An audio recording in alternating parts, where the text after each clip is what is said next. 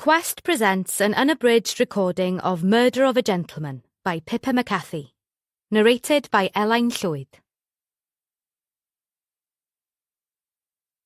Prologue. It was the howling of the dogs that first attracted his attention on that bleak Friday morning in April. It was as he parked his motorbike and took off his helmet that he first heard them, but he couldn't see them. He looked around. Where the hell were they? The house loomed before him, built of imposing grey granite for some Victorian magnate. It was tucked away on the road from Pontygwyn to Abergavenny, and overshadowed by tall, imposing pines to one side, bending slightly away from the prevailing wind. It was as if they were protecting it. The howling continued. He thought he could tell now where the two Dobermans were. It was definitely both Chester and Jasper. He made his way quickly round, his boots crunching on the gravel as he ran. An ancient apple tree stood a few feet from the house, its topmost branches almost touching a narrow balcony with ceiling-to-floor windows behind it. The windows were wide open. At the base of the tree he noticed what looked like a pile of clothes crumpled up below its branches. But a hand, palm up, protruded from them. A foot away the dogs stood side by side, their heads lifted as they howled their distress. He rushed over, heart beating fast, and they both looked round at him. The howling stopped. "Okay, boys. Chester, Jasper, it's okay, it's okay." He soothed as he approached them. He knew them both well, but it would be sensible to be wary of them when they were in such a state. Neither of them moved, nor did they start their howling again. They watched, dark brown eyes pleading. He bent down by what he now knew was a body. He recognised the jacket and the black and white chamois scarf round the neck. The body was lying on its side, one arm awkwardly twisted and outflung, the other underneath. On the back of the head was a large, indented wound. "Are you all right, sir?" he said. Stupid. Of course he wasn't. There was no movement, not a stir except from the dogs who'd come up close behind him, watching and wary. He thought back to that first aid course he'd done and remembered where to feel for a pulse. Pulling off his driving gloves, he picked up the flaccid wrist and, as he did so, noticed a large sprig of rosemary clasped in the fingers. Strange. There was no rosemary in this part of the garden. When he drew his hand away, he saw that it was stained with blood. Shit! He bent closer. The eyes were half open, but there was no sign of life. He looked up at the window guarded by the decorative wrought iron. Did he fall from there? He wondered. If he had, surely he would have been lying, well, more untidily. But there was no point in speculating. What should he do? Go into the house? But no. There'd been no small white Fiat on the gravel. She must be out. What would I do now if I was actually in the police? He wondered. He'd been thinking of applying to join the Gwent force. But this was wasting time. He took out his mobile from the back pocket of his jeans and pressed in the 3 digits. Chapter 1. "What do you mean you can't come?" Fabia Havard exclaimed, glaring at her partner, Matt Lambert's reflection in the bathroom mirror. She turned to face him, her toothbrush held like a weapon in her hand. Matt stood in the doorway and ran a hand through his dark hair, making it look even more untidy than it usually did. "I'm sorry, really sorry, but it's a 3-line whip. I got a text from Dilys while you were in the shower. The new chief's calling a meeting of all the staff while it's supposedly quiet at the station. Everyone's got to be on parade." "And that's more important than the antenatal class?" "No. Yes, no. Phoebe, darling, you should know what it's like. You've been there, done that. But I haven't given birth before, Phoebe snapped, pushing aside his reasonable comment. She wasn't in any mood to be reasonable. This class is important, Matt. Apart from anything else, I think it's when they tell you what to expect when I'm in labour. I know, but I'm afraid it can't be helped.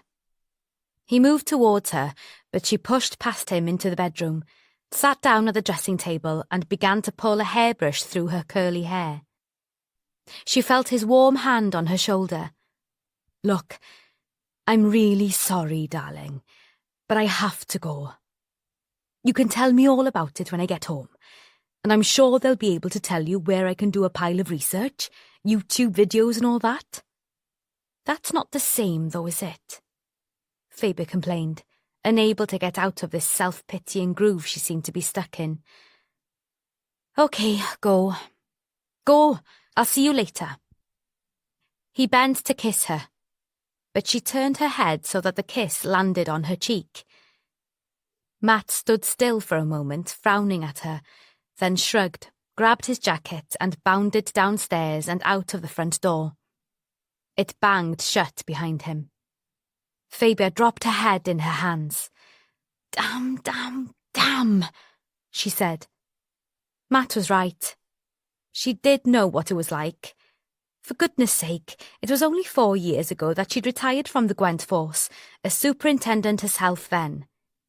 The arrival of a new chief always concentrated minds and loomed large. Matt, as the local chief inspector, would be very much on parade, as he'd put it, as would the rest of his team. Since his previous boss's retirement, which had been a relief to all concerned, including Phoebe, they looked forward to the arrival of his replacement.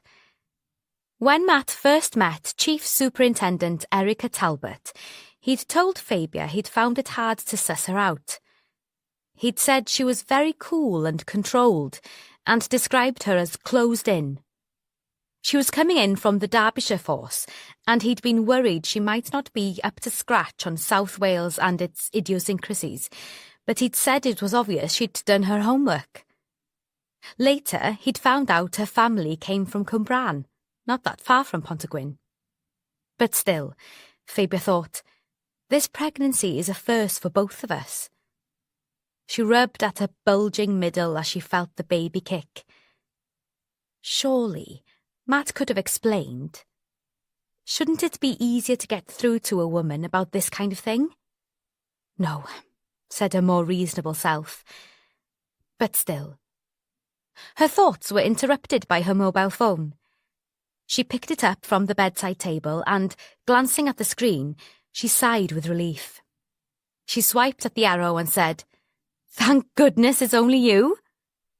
"Only me, thanks a bunch," said her close friend, Kath Temple, vicar of St. Cubby's Church. "Sorry," Phoebe said. "It's just that I'm in a foul mood. At least I don't have to pretend with you, love." "Oh dear, what's up?" "Matt's new boss, Erica Talbot. You know, I told you about her? She's called a meeting of all staff, which he says he can't miss." Phoebe gave a gusty sigh. "Trouble is, he should be coming with me to my antenatal class this morning. It's the one where they go through what labour entails and what Matt should expect." "And he's gone off to meet his new boss?" "Exactly. He said it was a 3-line whip." "Well, it would be, I suppose." "I know, but still." "I'm sure there's plenty of research he can do online, Phoebe. You told me he's pretty keen to know exactly what goes on." "That's what he said. It's just that I'm a bit scared and wanted him there to hold my hand." "Scared of what?" Phoebe chewed at her bottom lip for a moment, then burst out, "Of finding out what happens." She could hear Kath give a muffled snort and protested, "What are you laughing at?" "Oh, Phoebe, you are such a strange mixture. Ex-senior police officer, promoted way beyond what most women achieve in the police force, and now you're a talented, sought-after artist, a career change that very few people could manage, and here you are getting yourself into a stew about something that squillions of women do all over the world. Anyway, you've done plenty of reading and stuff, haven't you? Fabia chose not to answer this question. That doesn't mean it isn't bloody scary, particularly at my age, she protested. When she'd found out she was expecting, it had come as a shock to Fabia. She and Matt had never been particularly careful about contraception, thinking that at 42 she was hardly likely to get pregnant. But a few months ago, after several weeks of feeling queasy and exhausted, Fabia had done the test. Matt's delight at the news had surprised her, and once she'd persuaded him that he didn't have to treat her as if she was an invalid, they'd got on with their life.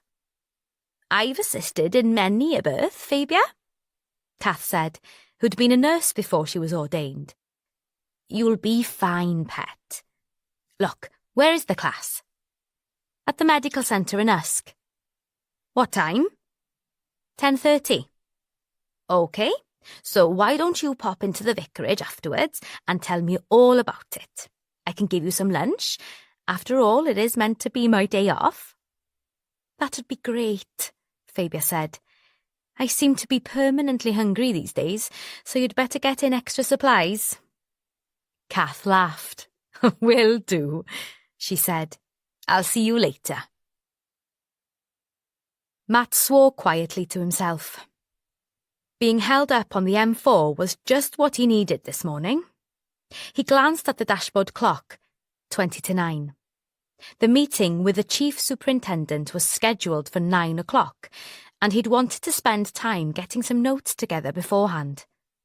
At this rate, if the traffic didn't clear, he'd be lucky if he made it in time for the meeting itself, let alone in time to do any preparation. He called his sergeant, Dilys Bevan, on the hands-free. "I'm snarled up in traffic, Dilys. Probably an accident up ahead. I might be late. Can you make excuses?" "No problem, sir. Will do." As always, Dilys was calm and unflustered. But only a few minutes later, she was calling him back. She sounded worried. "Sir, we've had a call in from a PC Emrys Barton. He answered a 999 call up to Carrick Lloyd House. Says the gardener, Craig Evans, found a body in the grounds." Matt went cold. "Has it been identified?" he snapped. "I'm afraid so, sir. It's Geraint Denby, and it looks as if he fell from a window on the first floor. He's dead, and Barton and the medics that were called aren't happy with what they found. It seems Craig Evans told them they should contact you, as you're a friend of his, or Fabia is." "More Fabia than me," Matt said. "Oh, shit. This is going to be a nightmare on so many different fronts. Have you told the chief super?" "Not yet." "Right," Matt said. "Hang on till I get in. I'm nearly there." Matt swore colourfully. Geraint Denby. That was a name to conjure with. He was to Pontygwyn what Anthony Hopkins was to Port Talbot. Fabia had been rummaging around in the attic a few weeks ago, and she'd found a wooden box, about the size of a large shoebox, tucked behind the cradle she'd been looking for. There had been a roughly carved love spoon stuck to the top, and inside were loads of letters. All but one had been from the writer and film director, Geraint Denby, to Fabia's Auntie Meg. And there had been photos too, some just of him, some of the two of them together. He was unmistakable. That face like a benevolent satyr, the jutting nose and hooded eyes. Her aunt had written on the back of some of the photos, things like, "Darling Geraint and me at Barry Island, April 1963. And another said, "Walking along the Brecon Canal 2 days before Geraint left for London." That had been dated June 1963. Fabia had taken the box to Geraint. She said he should have them. At first he'd been wary, thinking that she wanted something from him, or that she'd kept some back to sell to the tabloids. But once she'd convinced him that she had no such intention, they'd become firm friends. He'd apologised for doubting her and told her about the autobiography he was writing.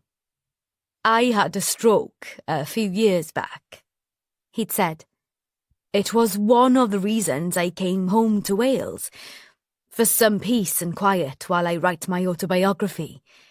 And that, my dear, is going to open up a hell of a can of worms. It's going to make the #MeToo campaign look like a walk in the park for some.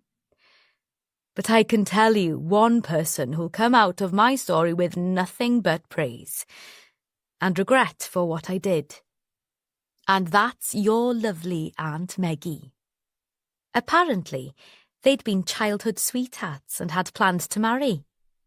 But Geraint's father had chucked him out and he'd made his way to London to find work. He'd told Meggie he'd be sending for her when he'd get a job and somewhere to live, but she hadn't been able to go. She'd had too many family commitments back in Pontygwyn. More recently, Geraint had asked to speak to Matt. Recently, he'd been plagued by unpleasant emails and phone calls. All had mentioned the autobiography that he was writing and threatened retribution if he published. Geraint had put it all down to the plague of the paparazzi, but Matt had his doubts. And now Geraint was dead. How on earth were they going to keep the lid on that? Geraint's high profile would have the paparazzi buzzing round like hornets. He must warn his team to keep things to themselves, even more than they usually did. Matt swore again and drummed an irritated tattoo on the steering wheel as he negotiated the roundabout that led into the centre of Newport. He drove on past the Steel Wave, an enormous red circular sculpture which commemorated the importance of the steel industry to the area, and past a newer addition to the banks of the River Usk, an elegant new footbridge which spanned the river. He saw none of it. He was too busy wondering what on earth had happened. He had a bad feeling about this, but speculation was pointless. That didn't stop him turning it over and over in his mind. Chapter 2. Later that morning, Geraint's sister, Glenda Armitage, and her daughter, Mary Reynolds, were being shown to a table in a small restaurant in the Royal Arcade in Cardiff. Glenda was a small, thin woman who looked as if a gust of wind could blow her away. A slight stoop gave her a bird-like air, but she was immaculately dressed as usual. Her grey hair glossy and rigidly styled, her makeup perfect. She straightened her Hobbs jacket and carefully placed her Burberry handbag by her feet. Mary watched her as she did so, and wished she could afford clothes as expensive as her mother's. Not going to happen, though, is it? She thought, resentfully. "Why did you choose this place?" Glenda asked, looking round the room at the bare wood floor, the scrubbed oak tables and a mixture of chairs. "It's a bit rough and ready, isn't it?" "No, Mother. It's one of the most popular vegetarian restaurants in Cardiff." "Vegetarian? Ah," Glenda said with a lift of a mocking eyebrow. "Still on that kick, are you?" "Yep. Still caring about animals and the way they're slaughtered," Mary said, knowing she was rising to the bait. "Bless you, darling. You always have been a softie." From Glenda, this didn't sound like a compliment. "That's me," Mary said, giving her mother a defiant smile. "Shall we have a look at the menu? Their food is delicious." Yet again that mocking eyebrow was raised, but there was no further comment as her mother bent to take a pair of slim glasses from her handbag and put them on. For a moment there was silence as they read through the menus. A waitress came up to them, asked what they'd like to drink and if they were ready to order. "Mineral water for me," Glenda said. "I don't suppose you have any Tynant spring water?"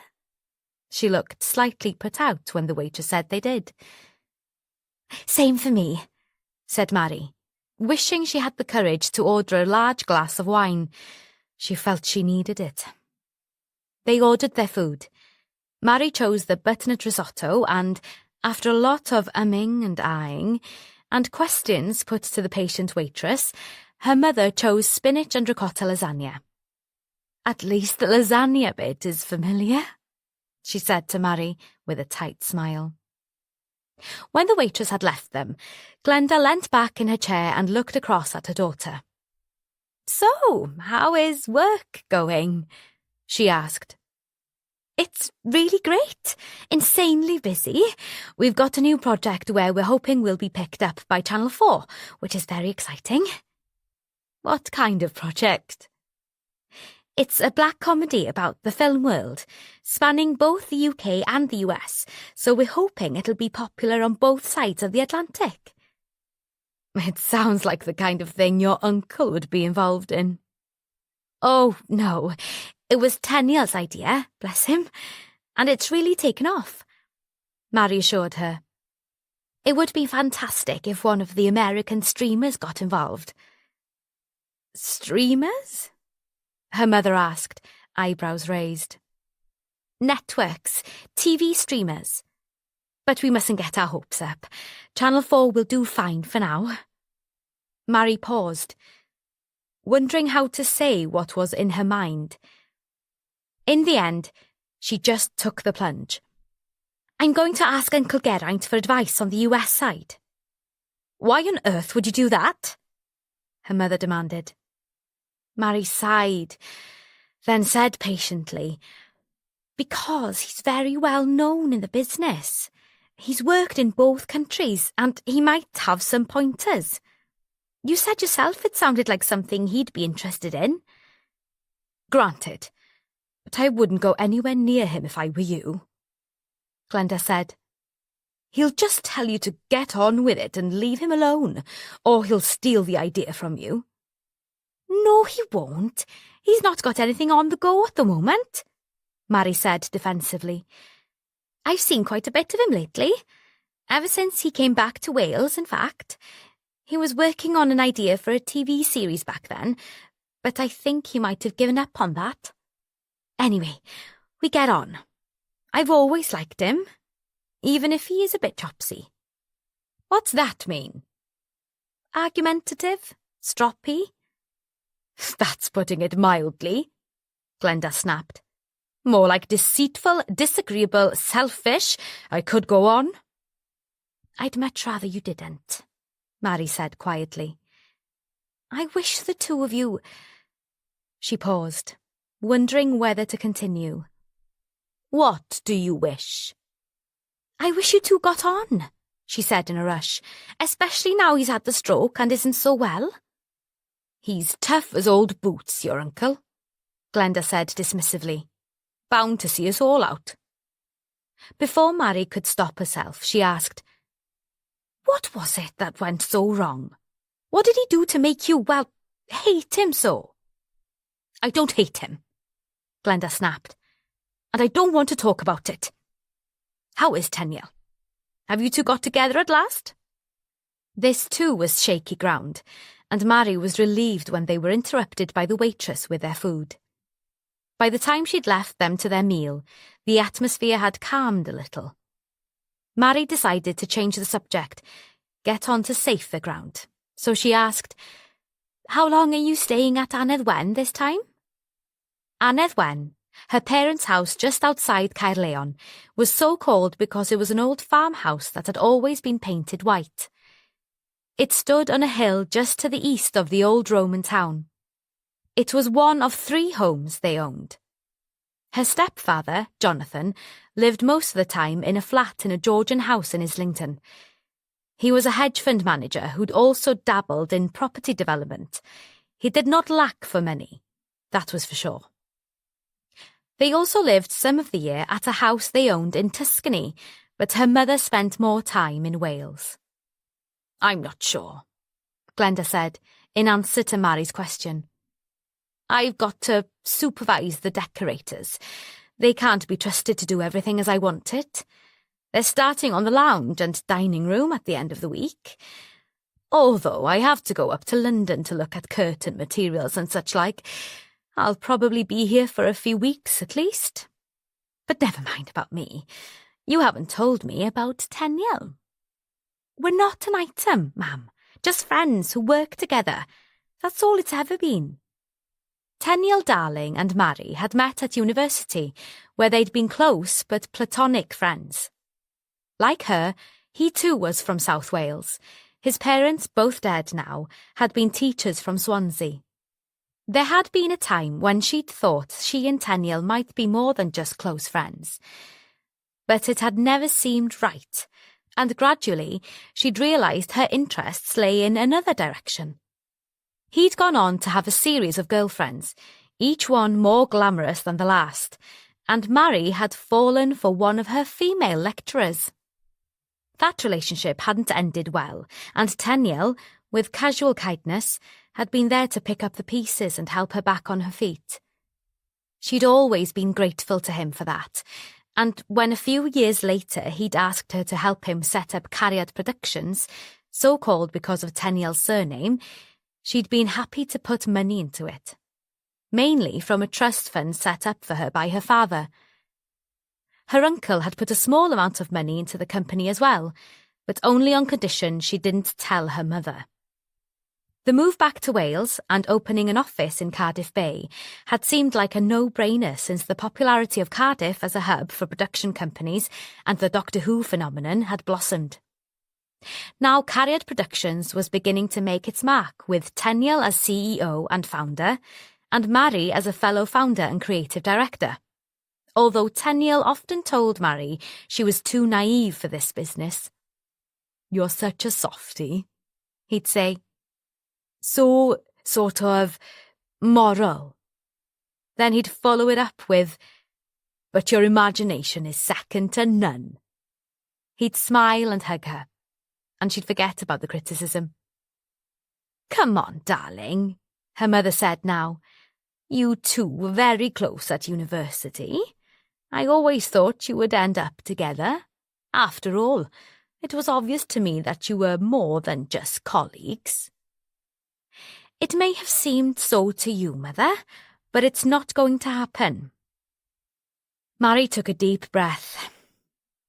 She'd always known a time would come when she'd have to tell her mother that she wasn't interested in men, and now that she was in a serious relationship, there was no escaping telling her the truth.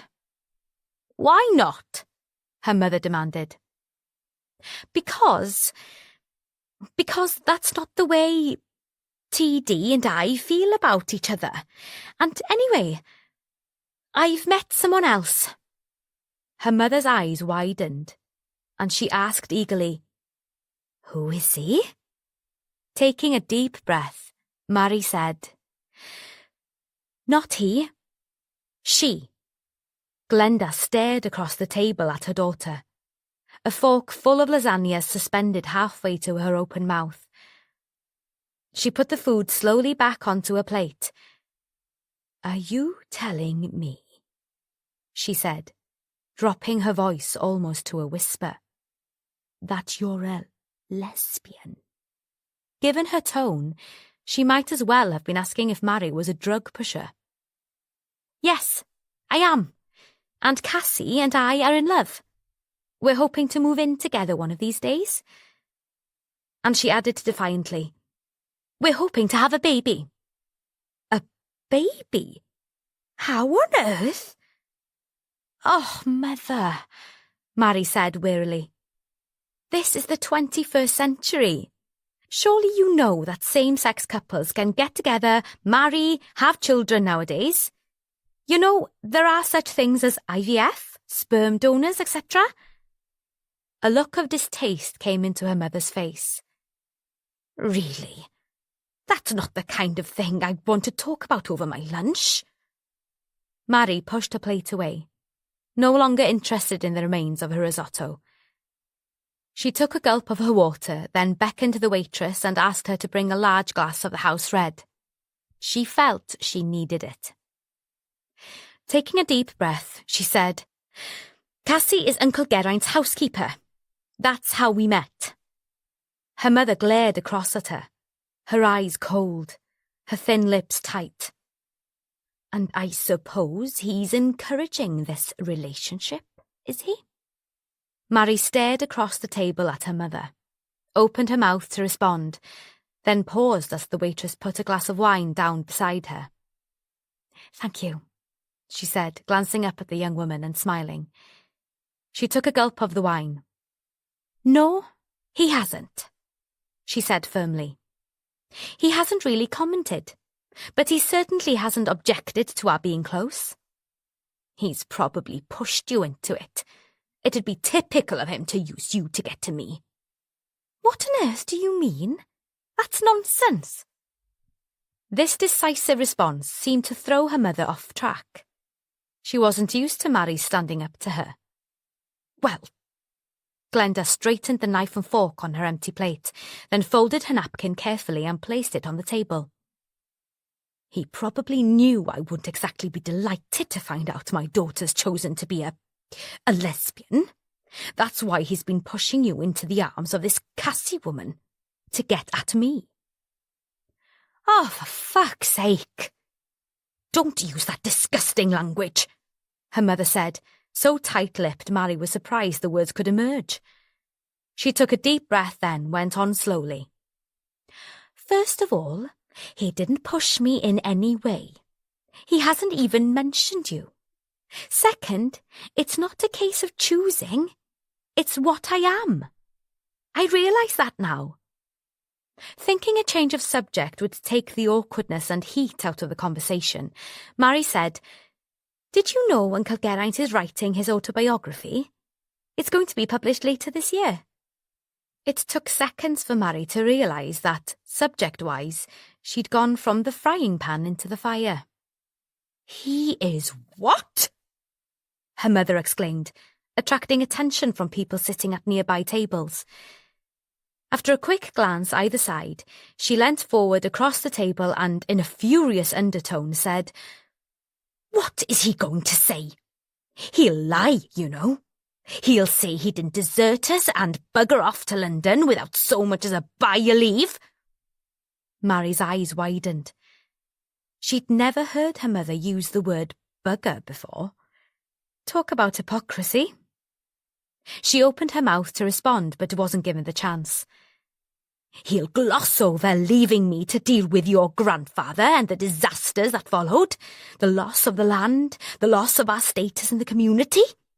No. She waggled a finger in front of Mary. "None of that will be mentioned. Selfish, that's all he is. That's all he ever was. And I had to pick up the pieces and deal with everything until your grandfather died." Her voice shook slightly, accentuating how upset she was. Mary finally managed to interrupt the flow. "But, Ma'am, the land was sold long before he left. And anyway, you had my father to look after you. It's not my uncle's fault that Tad Key drank and sold everything off. Geraint was a teenager then, and he told me he was thrown out and told never to come back." Her mother gave a snort of derision. "He's done a good job on you. I might have known he'd turn you against me as well. I'm not listening to any more of this." She grabbed her handbag, rummaged in the depths, brought out a wallet and pulled out some notes. "Here you are. I don't suppose you mind me paying for your lunch?" She slapped the money down on the table and, straightening up, strode out of the restaurant without another word. Mary sank back in her chair, knowing that other customers were turning curious eyes on her. After a moment, she straightened and looked around. Several people pretended they hadn't been staring as she held up a hand to the waitress and, as quickly as she could, downed the rest of her wine, paid the bill, and escaped. Once outside, she strode along, dodging other pedestrians, barely aware that they were there. Turning into the haze, she walked quickly along towards Cardiff Museum and, a few minutes later, arrived at Cariad Productions. Desperately hoping that everyone else would still be out at lunch, she aimed to head straight for her desk and bury herself in work. But her luck was out. As she walked in, Tenniel came out of his office and headed towards the coffee machine. Tenniel was a good-looking man in his late 30s, dark-haired and blue-eyed, with a ready smile.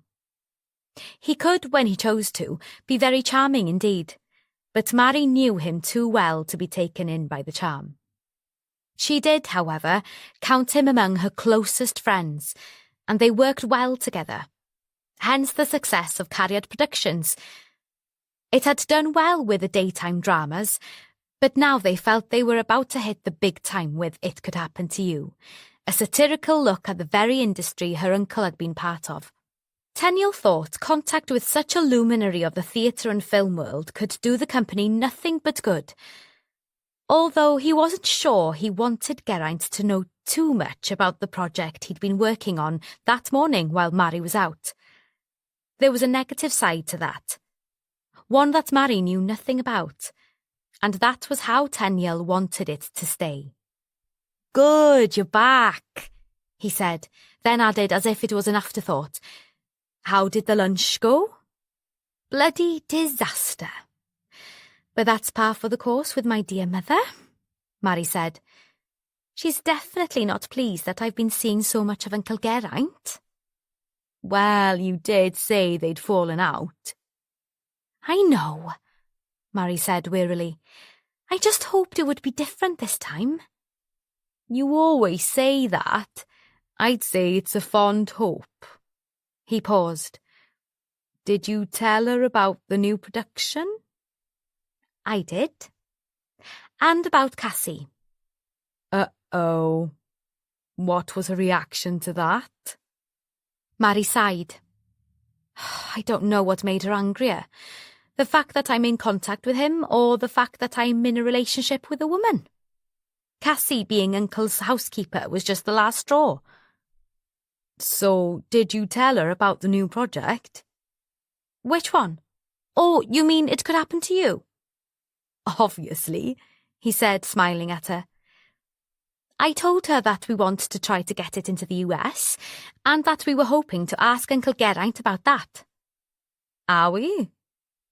"Absolutely. Why wouldn't we?" she asked. "No reason. I just thought we should keep it to ourselves for a little longer." "But not from my uncle, surely. I know it's your idea, but his input could be really useful." "True," said Tenniel, giving her a sideways, slightly anxious glance, but she hardly noticed. She was still too preoccupied with thoughts of the lunch with her mother. Tenniel decided to drop the subject. Chapter 3. Matt and Dilys stood to one side with Craig, who had insisted on staying to look after the dogs. He had them both on a lead, while they watched the white-suited Sockos do their job.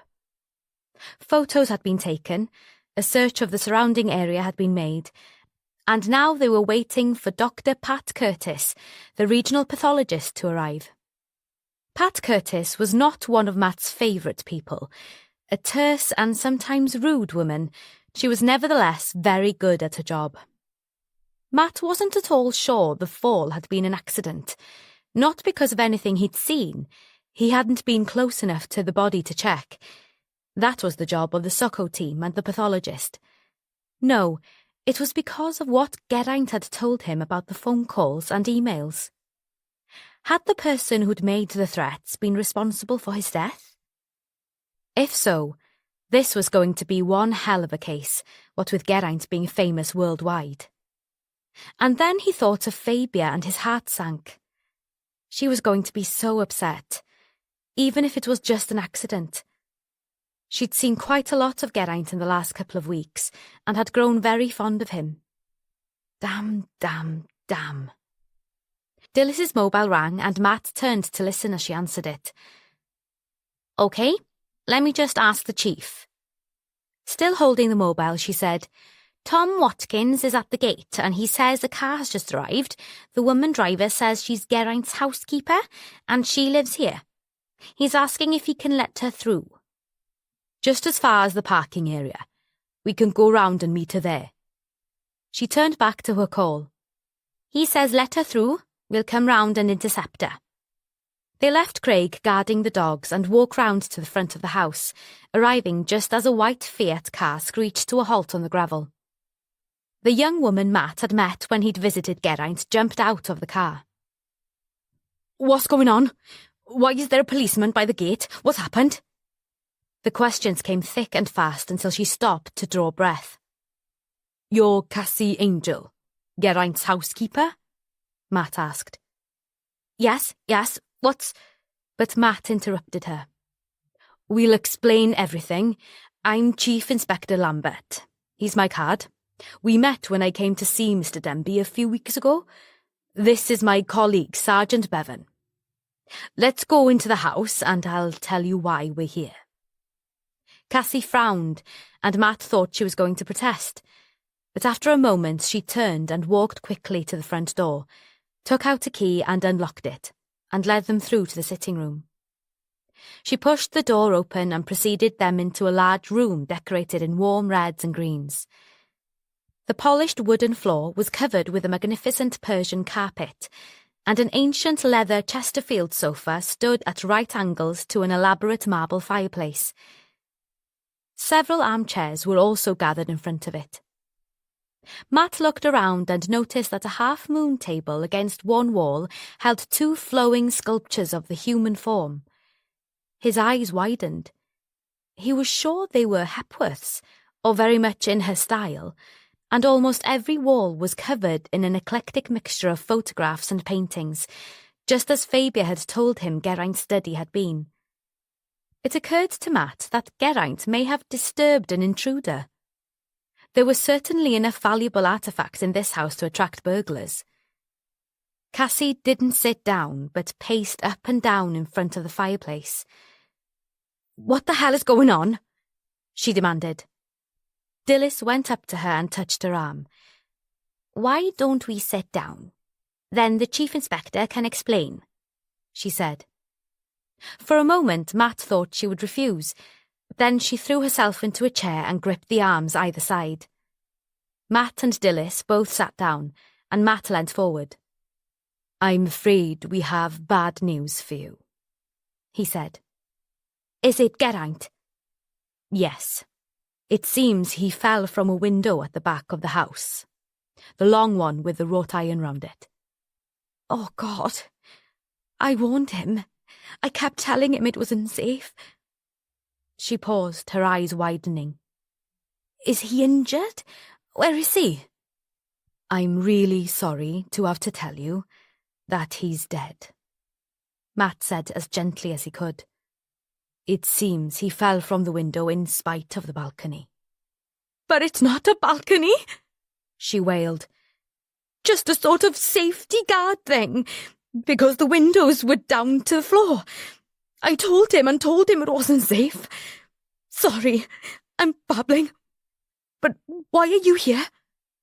"In a situation like this, the police become involved until the exact cause of death can be established." She stared at him for a moment, as if she didn't understand what he'd said. Then she jumped up. "I must tell Mary. She must know." "Who is Mary?" "My partner, Geraint's niece." She rummaged in one pocket, then another. "Where's my phone? It must be in the car." "I'll come and help you look for it," Dilys said, and followed her out of the room. Matt stayed where he was, thinking about Geraint and the fact that he'd have to break the news to Fabia. And what if it was murder? That would make it even worse. It wasn't until later that Cassie finally managed to contact Mary. When the call came through, Mary was sitting at her desk concentrating on a storyboard on her computer screen. She glanced at her phone, saw who it was and smiled. A call from Cassie was always welcome. "Hello, my love," she said. "How's things?" "Oh, Mary," Cassie said, and immediately Mary knew that something was seriously wrong. "What's up?" "It's just so awful," Cassie said, a sob in her voice. "It's Geraint. He's dead." "Oh, God, no." Mary exclaimed. "He can't be. He was fine when I saw him a couple of days ago. What happened? Has he had another stroke?" "I don't know. They haven't let me see him. The gardener, Craig, found him early this morning." "Where was he?" "Out the back, under the apple tree," Cassie told her. "He always used to go for a wander round with the dogs after breakfast. I went to Cardiff first thing and he seemed fine when I left. But by the time I got back, the ambulance was here and the police. It looks as if he fell from the balcony in his bedroom.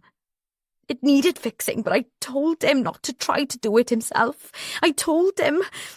I'm so sorry, Mary." Is he still at the house?"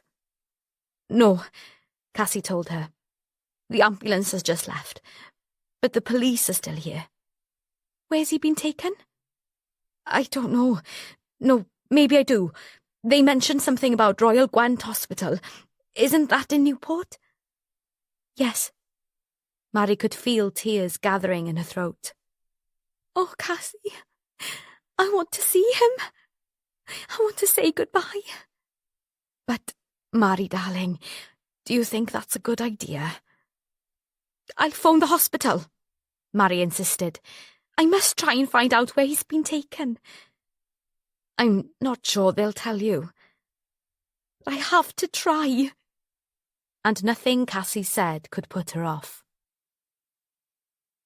"Mother, it's Mary. I've got some bad news. It's Uncle Geraint." "What's he done now?" Glenda asked dismissively. Mary took a deep breath, tried to stay calm. He's dead." Her voice shook as she said it. There was a moment of silence on the other end of the line. Then her mother said, "I see. When did this happen? What happened?" "Cassie just phoned me. He was found this morning just below the balcony in his bedroom." Mary didn't say anything about the police presence, but she wasn't quite sure why. She took a deep, steadying breath. "Mum, as his next of kin, I need you to contact the hospital. Find out where they've taken him. They won't tell me. They said it had to be the next of kin, and that's you." "But why do you want to know, Mary?" I just want to make sure it's true." "Darling," her mother said, her voice more gentle now. "Isn't that a bit ghoulish?" "Mother, don't you care?" Mary demanded. "He was your brother, for God's sake." "I realise that, dear, and I'm very sorry, but you know we haven't been close." "Is that all you have to say? How can you be so heartless?" Again there was a moment of silence, and then Glenda said, sounding resigned, "What hospital has he been taken to?" "The Royal Gwent in Newport." "I'll contact them. And, Mary, I am sorry. I know how fond you were of your uncle." "Thank you." Mary cut off the call and dropped her head in her hands, unable to stop the tears from coming. She had been alone in the office, but Tenniel arrived back at that moment. He took one glance at her and hurried over, put a hand on her shoulder. "Mary, what's wrong?" he asked, sounding concerned. She blew her nose, scrubbed at her eyes and looked up at him. "It's Uncle Geraint. He's had another stroke and he's dead." An expression that was hard to interpret flashed across Tenniel's face, then was gone, so quickly that Mary hardly noticed. "How awful," he said. "When did it happen?" "He was found this morning," Mary told him. "I've persuaded my mother to contact the hospital. I can't believe how cold she was about it, as if I was telling her about a stranger." "But she's always been a bit like that about Geraint, hasn't she?" Tenniel said gently. "Not everyone gets on with their family members. Look at my father and me." Tenniel had fallen out with his father as a teenager and hardly ever saw him. I suppose. Do you want to take the rest of the day off? Would you mind? I want to go out and see Cassie. She's all on her own in that big house and she must be feeling lost. Off you go then. I'll hold the fort. He smiled at her and patted her shoulder. She gathered up her coat and bag, gave him a quick hug and left the office. Once the door had closed, Tenniel stood staring across the empty office, an expression that was a mixture of anxiety and relief on his face. Chapter 4. Dr. Curtis's report on Geraint Denby has just come in, sir, Dilys said as she came into Matt's office on Monday morning. Matt sighed. Here we go then. Let's have a look. I printed it out for you, Dilys said. She passed some sheets of paper across his desk. Quickly, he ran his eyes down the first page, then glanced up at Dilys, who was standing looking worried and chewing at her bottom lip. He read on to the end. Matt frowned at his sergeant. She seems sure about it, doesn't she? I haven't read it right through yet, just the first bit. She seems to have gone into a lot of detail, but then she usually does. She says here that the nature of the injuries to the upper torso make it look as if he was crushed against the wrought iron Juliet balcony, guardrail, whatever, before he fell. Apparently it's in need of repair, and he could have been inspecting it. This, he pointed to a particular part of the report, about the nature of the head injury not being consistent with a fall. That's pretty conclusive. He was hit with something heavy and wedge-shaped. She thinks he might have been conscious after he fell, and that the body was moved somehow. Moved? But why? The Sokos didn't find any object of that description in the vicinity. But then, if he was murdered, whoever did it would have taken the weapon away. Stupid of me, Dilys said, tapping her hand to her forehead. Had you noticed this bit here? The bruising on the ankles? If he was leaning over the barrier, it wouldn't take much to grab him round the ankles and tip him over. I suppose, said Dilys. And there's that bit about his being drugged. She says she's not sure what with, but she thinks he'd taken some kind of barbiturate. She's doing some more tests on that. Matt glanced down at the report again. Yes, you're right. And if anyone can identify a drug, Dr. Curtis can.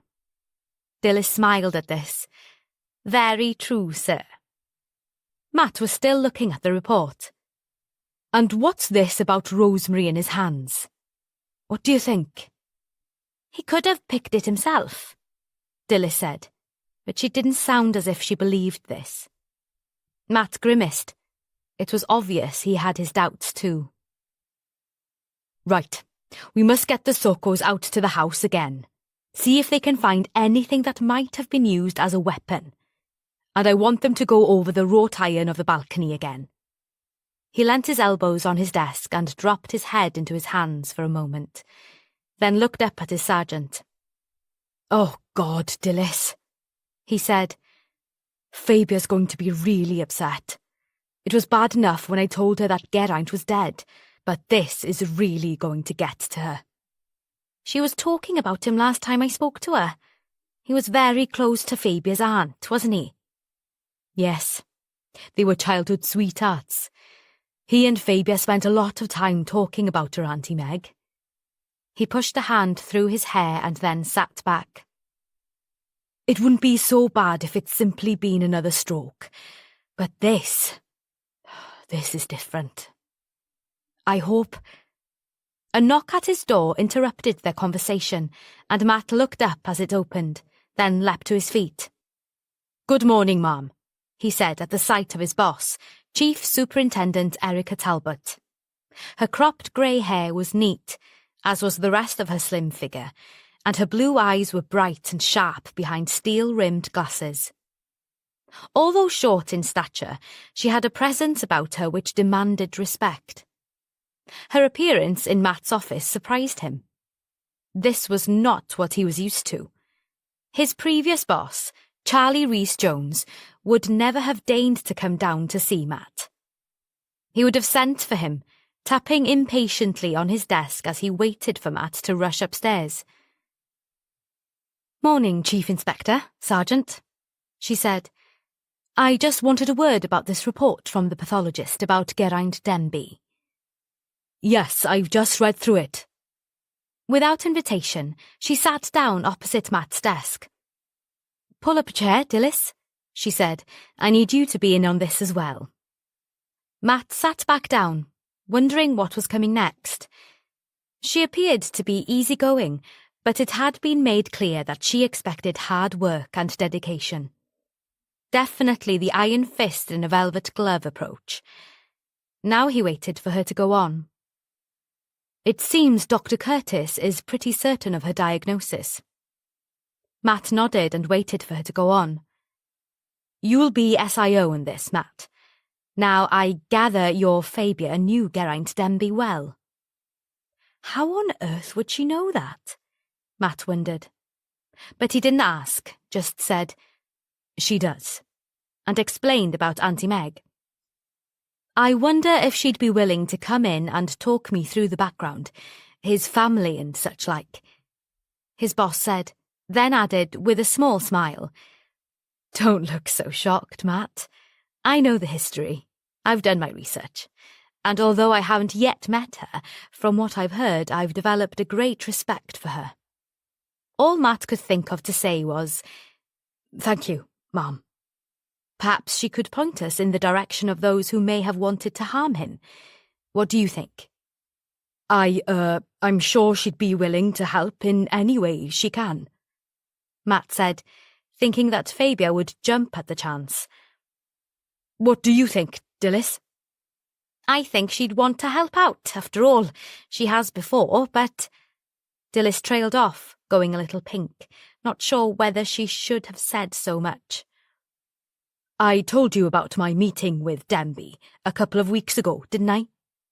Matt said. His boss nodded. "You did, and you said he'd sent you some further information." "Quite a lot of it, actually." "Splendid. Well, perhaps you could have a word with Fabia and let me know what she says. We'll have to work quickly on this one, given his high profile. The media don't seem to have got wind of his death yet. The family seem to have kept it under wraps, or maybe the news of that cabinet minister caught with his kid's nanny kept them occupied." She gave them a cynical smile. "These people do come in useful sometimes." Matt didn't comment. He hardly knew what to say. The chief went on. "But now we know it is definitely murder we're dealing with. It's bound to get out. They'll have an absolute field day. Every hack in the book is sure to land up on our doorstep as soon as the news gets out. Let's get a press conference set up as soon as possible. Tomorrow morning, I think. You and I can give them some tidbits to be going on with and hope it keeps them under control." "I'll get that organised," Dilys said, then reddened. "If that's okay with you, ma'am." "Absolutely, Dilys. I'm sure you know what to do. So, best to get going, don't you think?" "Will do, ma'am," Matt said. What else could he say? "I'm looking forward to meeting Fabia. I'd like to get to know her." "I'm sure she'd, be pleased to hear that."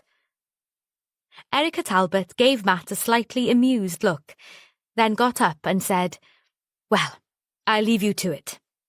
She strode out of his office. Matt sat back and stared across at Dilys. "Well, that's a turn-up for the books." "I'll say. Do you think she's got some ulterior motive?" "Who, the chief?" "Yes. No, probably not." But Dilys was looking rather worried. "To be honest, I wonder if Fabia will be that keen." "What, on meeting up with a new boss?" "No, not so much that, but helping with the investigation. Won't she be too upset?"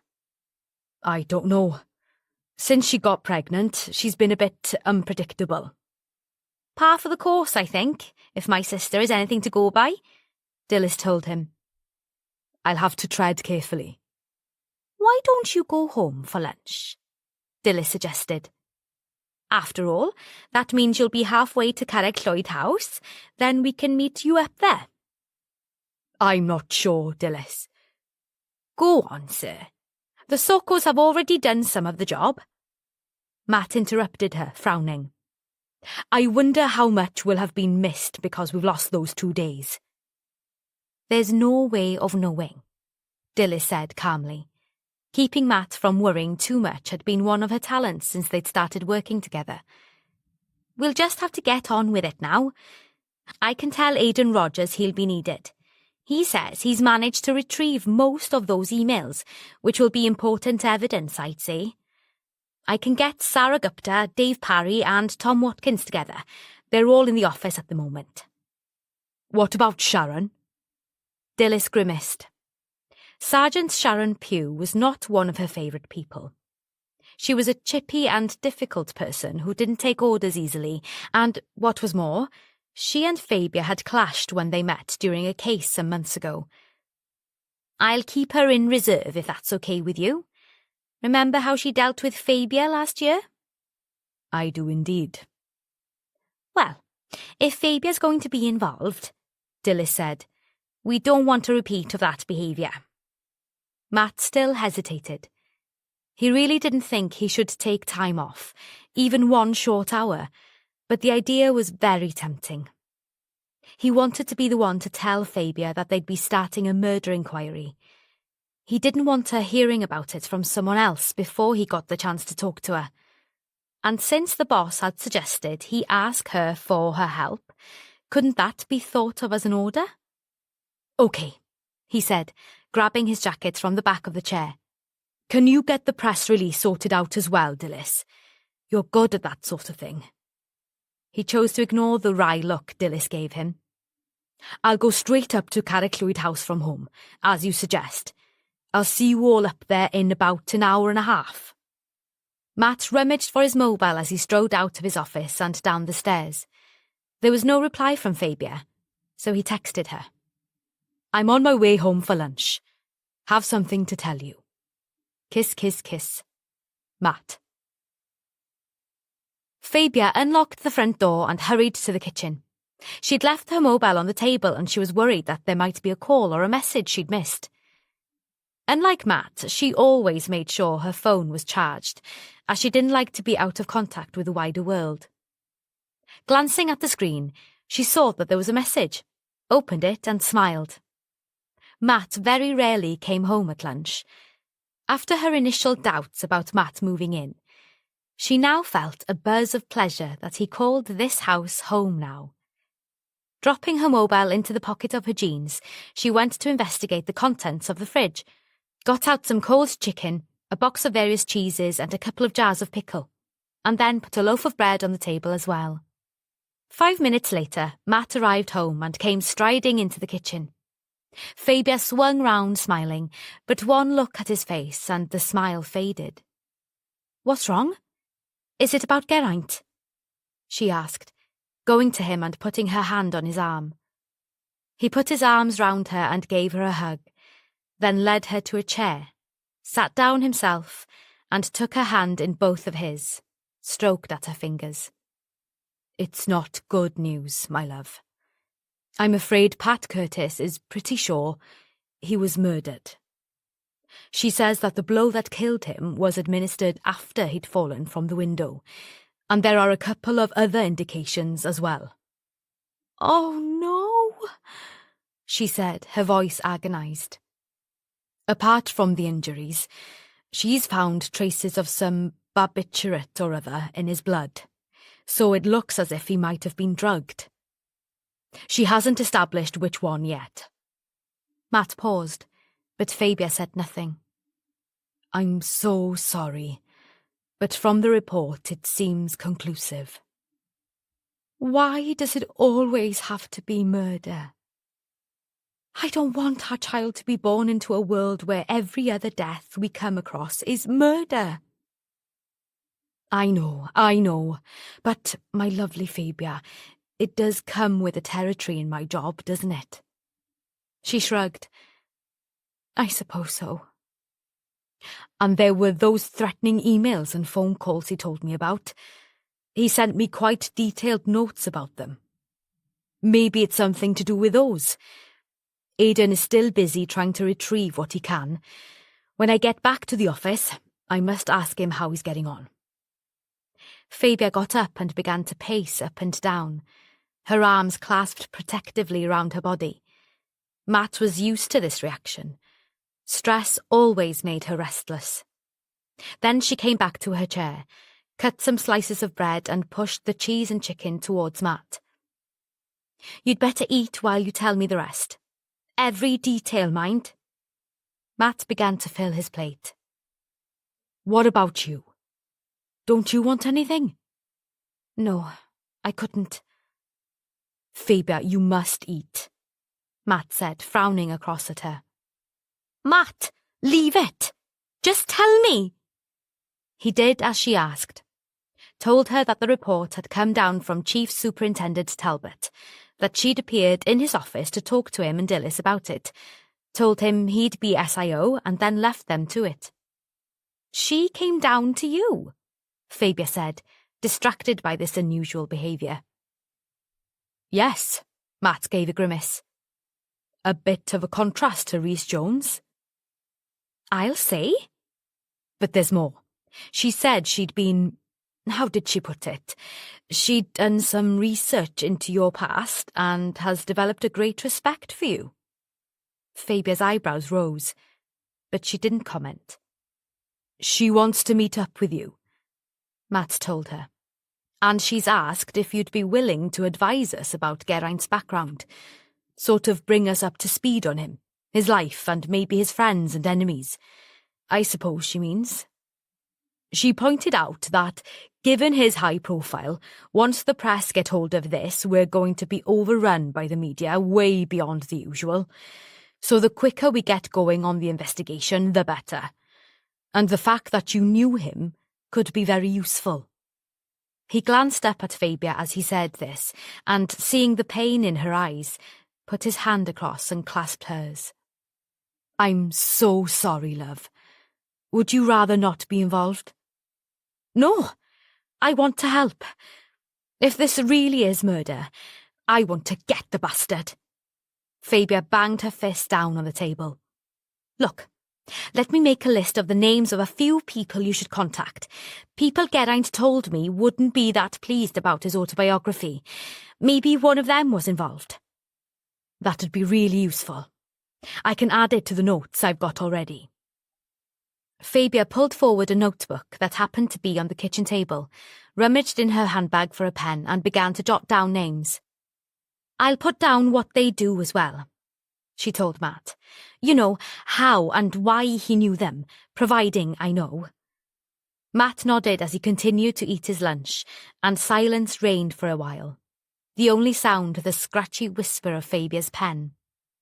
After a few minutes of concentrated scribbling, Fabia looked up. "There you are. 3 or 4 of the worst offenders Geraint mentioned when it comes to shitty behaviour of various sorts." Fabia pushed the notebook across the table. "For someone who is a bit of a recluse, he seems to have talked to you quite openly," Matt said. "I suppose he did," Fabia replied, biting at her bottom lip. "We got on well. He was such a dear man." She frowned across at him. "Matt," there was pleading in her voice, "do you really think it was murder?" "I'm afraid so. Pat Curtis is usually right. Yes, I think we have a case." "And it wouldn't have been self-administered," Fabia said firmly. "Not a drug like that. But that's not what killed him, although it might have made him less steady on his feet," Matt said as he laid down his knife and fork and glanced at his watch. "I'm afraid I've got to get back to work. Dilys has been getting the team together, and then we must meet the Sorkos up at the house." He came around the table and bent to kiss her. "Will you be okay?" "Of course I will," Fabia said with more confidence than she felt. Apart from that list I've given you, you'll need to have a look through what he's written so far. In his autobiography, I mean. It's going to be pretty revealing when it comes to people who may wish him harm. And another thing, Matt, you should get hold of Helen Tudor. The actress? Matt said, recognising the name. Yes, they were very close friends, and she may well have plenty of useful information. He told me he'd spoken to her quite recently. I'll add her to the list. And I expect Cassie, the housekeeper, will have plenty to tell you. She glanced at Matt's face and gave a rueful smile. Of course, you would have thought of all that. Fabia went with him to the front door and waved as Matt drove off, then closed the door and sagged against it as tears began to creep slowly down her cheeks. Then she pulled herself upright and dashed the back of her hand across her eyes. She'd become such a watering pot since she'd got pregnant. She told herself not to be such a wimp and strode back to the kitchen to put away the remains of Matt's lunch. Chapter 5. Directly Matt got into his car, he phoned Dilys, and she quickly brought him up to date. The Sokos are on their way, and so are we. We'll probably get there about the same time as you. How was Fabia? Upset, obviously, but very keen to get the bastard, as she put it. And she's already given me a list of people to watch out for. She's also suggested we interview Helen Tudor. Have you heard of her? I have indeed, Dilys said. She was magnificent in the BBC Wales series about Owain Glyndŵr. She played his wife, Margaret. Did you see it? No, but I've seen her in several films. Fabia says she was a close friend of Geraint's. There's a portrait of her in his hallway. But she's not a suspect? It sounded as if Dilys would be deeply shocked at the idea. No, Matt told her. At least not so far. And I got hold of Craig Evans, the gardener. He says he'll be at his parents' pub at 4:30, so we can see him there. When Matt got to the house, there were a few people with cameras and recording equipment beginning to gather at the gate. He was followed very soon after by Dilys and the team. They parked on the gravel and Matt got out of the car and looked up at the grey granite house. Dilys came around to stand beside him. Impressive, isn't it? She said, but not exactly homely. No, but then it's more welcoming inside. Matt pointed to the corner of the house. There are a few of those discreet cameras about the place. I noticed them when I came to see Denby a couple of weeks ago. I hope there's a good record kept of activities outside the house. It could be really useful. Definitely, Dilys agreed. Matt turned to the others. Let me know when the Sokos arrive. Meanwhile, keep an eye. As they stood there, the front door opened to reveal the dark-haired young woman they'd met 2 days before. Matt walked forward.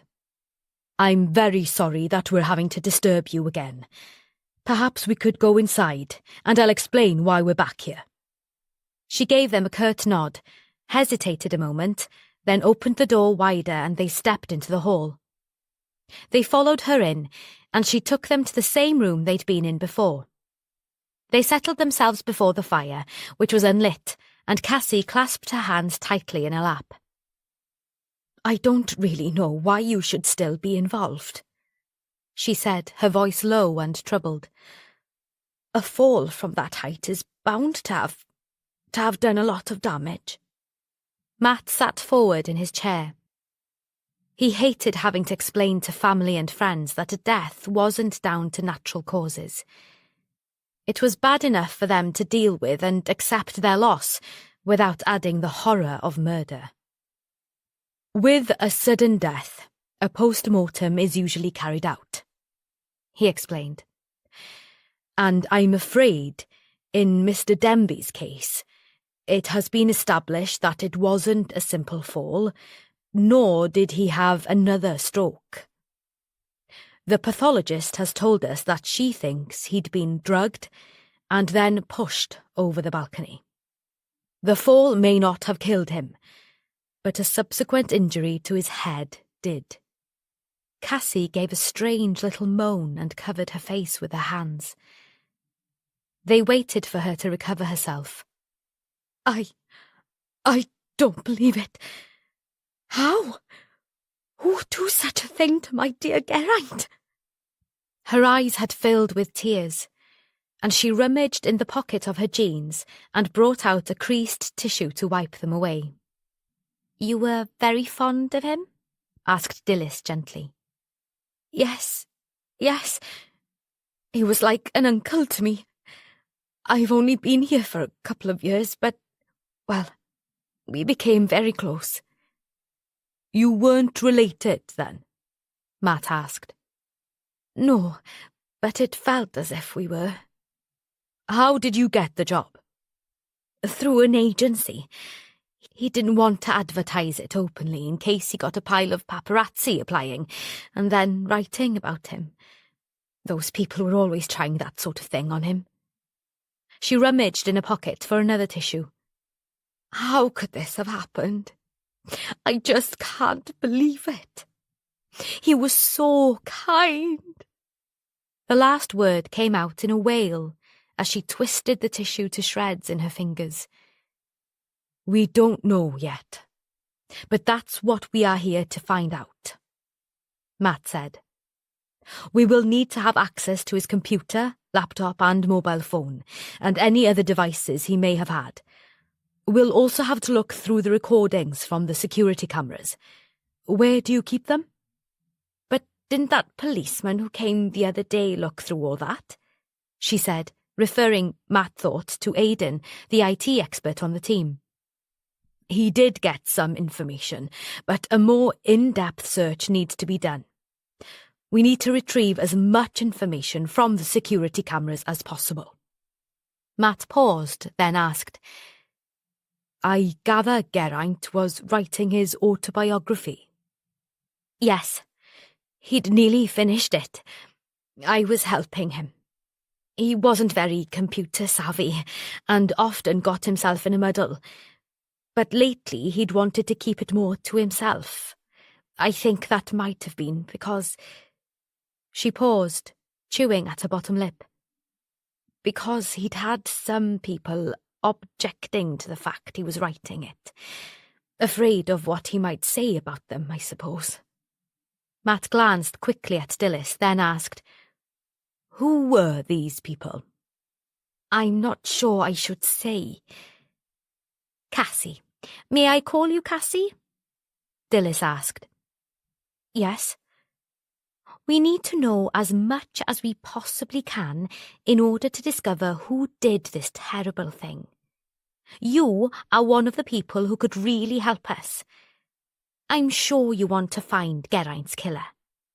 Of course I do. I'm sorry. Cassie looked from one to the other of them, her eyes anxious and pleading as she continued to twist her hands in her lap. Please, ask me anything you need to. This was more like it. Mat sat forward in his chair. Do you know of anyone who might wish to harm him? He asked. Cassie grimaced. Several people. Geraint didn't suffer fools gladly, and he was inclined to let it be known when he disapproved of someone. I think there are probably quite a few people who are wondering what will come out in his autobiography, and, well, wondering probably isn't the right word. Dreading, more like. Why do you say that? From what I've seen of it, parts of the autobiography are something of an exposé of certain people Geraint came up against in the film and television industry. She grimaced. In a way, I think he was using it to pay some people back for what he saw as past wrongs. With some of them, he certainly had reason. Can you think of anyone in particular? Mat was watching her carefully as he asked the question, wondering as he did so if these people would be on Fabia's list. Well, 2 men come to mind immediately, and they've both been to visit Geraint recently. They might have been more than once, I don't know. The first is an agent that Geraint had dealings with years ago, a man called Brandon Gaunt. I think they fell out over a woman. And the other is a director called Stephen Lowe. Geraint said something to me about the hashtag #MeToo movement being interested in both of them. Matt could tell from her tone of voice that she disliked both men. He gave no sign whether or not the names were familiar to him. Instead, he homed in on one particular thing she'd said. "And you say both of these men came to see him recently?" "Yes, I could look up the exact dates in Geraint's diary. He was always meticulous about noting down who visited, providing he knew in advance. Sometimes he made a note of it anyway." "Why do you think that was?" Dilys asked. "I think it was because he found it difficult to trust anyone and wanted proof that they'd been here in case they passed anything to the media and he needed to tackle them," Cassie said. "He was obsessed with trying to control the media's interest in him, which is hardly surprising. He said they were always telling lies about him. He probably wasn't far wrong." "We'll have to take the diary for checking." "Yes, I suppose you will," she said, frowning. Using the gentle tone she'd used before, Dilys said, "As part of our investigation into his death, we'll have to look through all Mr. Denby's private papers. It's standard procedure in a case of this nature." The blood drained from Cassie's face, and Matt thought it was the first time she'd truly faced the fact that this was a murder inquiry. He felt sorry for her. All alone in this rambling house with no one to support her. Although his team would be on site for some time, it was hardly the same as having someone you knew around to keep you company. "Do you have anyone we can call to be with you?" Dilys asked. She'd obviously had the same thought. "This must be very difficult for you. It would be good to have a friend or relative with you." "I've got no relatives close by. But I do have a girlfriend. It's Mary Reynolds, Geraint's niece. She'll be coming round later, but I think I'll probably be doing the supporting. We'll look after each other. She means a lot to me." She gave them a sad little smile. Then her expression changed to one of alarm. "The day he died, I phoned her and told her, but I don't think she knows about you being here, that you think he was killed by someone. She'll be at work." "Where does she work?" Matt asked. "In Cardiff. She has a production company. I'd better phone her." "We can send someone round to inform her. We'll obviously have to speak to his family and close friends during the course of the investigation." Matt paused, then asked, "Do you know of anyone who has visited lately who may wish Mr. Denby harm?" Cassie frowned and chewed at a thumbnail, then said, "Other than the two I've already mentioned, no, not really. Although Helen Tudor was here a few days ago." She gave them a quick glance under her brows, then added diffidently, "I think she and Geraint had a bit of a row." "A row?" Matt said. "Do you know what it was about?" "No, I just heard raised voices, and soon after that she left. She looked a bit mad." "Mad?" Matt asked. "Sorry, cross," Cassie grimaced. "I watch too much American TV." Matt stored away what she'd said about Helen Tudor and resolved to speak to her as soon as he could. At this moment, they were interrupted by a knock at the door. It opened, and DC Sarah Gupta came into the room. "Excuse me, sir, but I thought you ought to know that the Socko team is here, and Aidan Rogers is on his way." "Thank you, Sarah. I'll be out in a minute." He turned back to Cassie. "Could you give us the address for Miss Reynolds and her mobile number, please?" Cassie pushed herself forward and got up. "But I'd prefer to..." Dilys and Matt both stood up. I think it would be best if one of our team spoke to her first, Matt said firmly. He turned to Dilys. Would you take care of that, please? Then he turned back to Cassie. I'm sure she'll contact you once we've done so. We might want to speak to you again, but we must get to work now.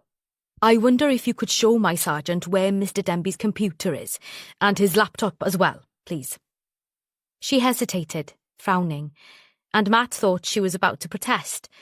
Then her shoulders sagged and she said to Dilys, They're in the study. I'll show you. And perhaps you could show her where the security camera records are kept. Cassie simply nodded and Dilys followed her out, while Matt crossed the hall and left the house by the front door. There were 2 Socco vans parked in the driveway, and several white-suited personnel were in evidence. Matt looked around for the team leader and spotted her standing by one of the vans.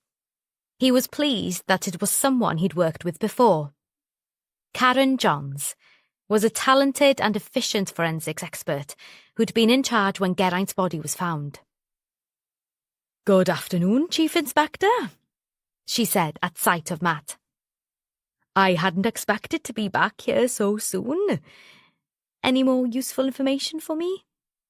It's a great shame that we didn't have the pathologist report before, but that's expecting rather too much, even of Pat Curtis.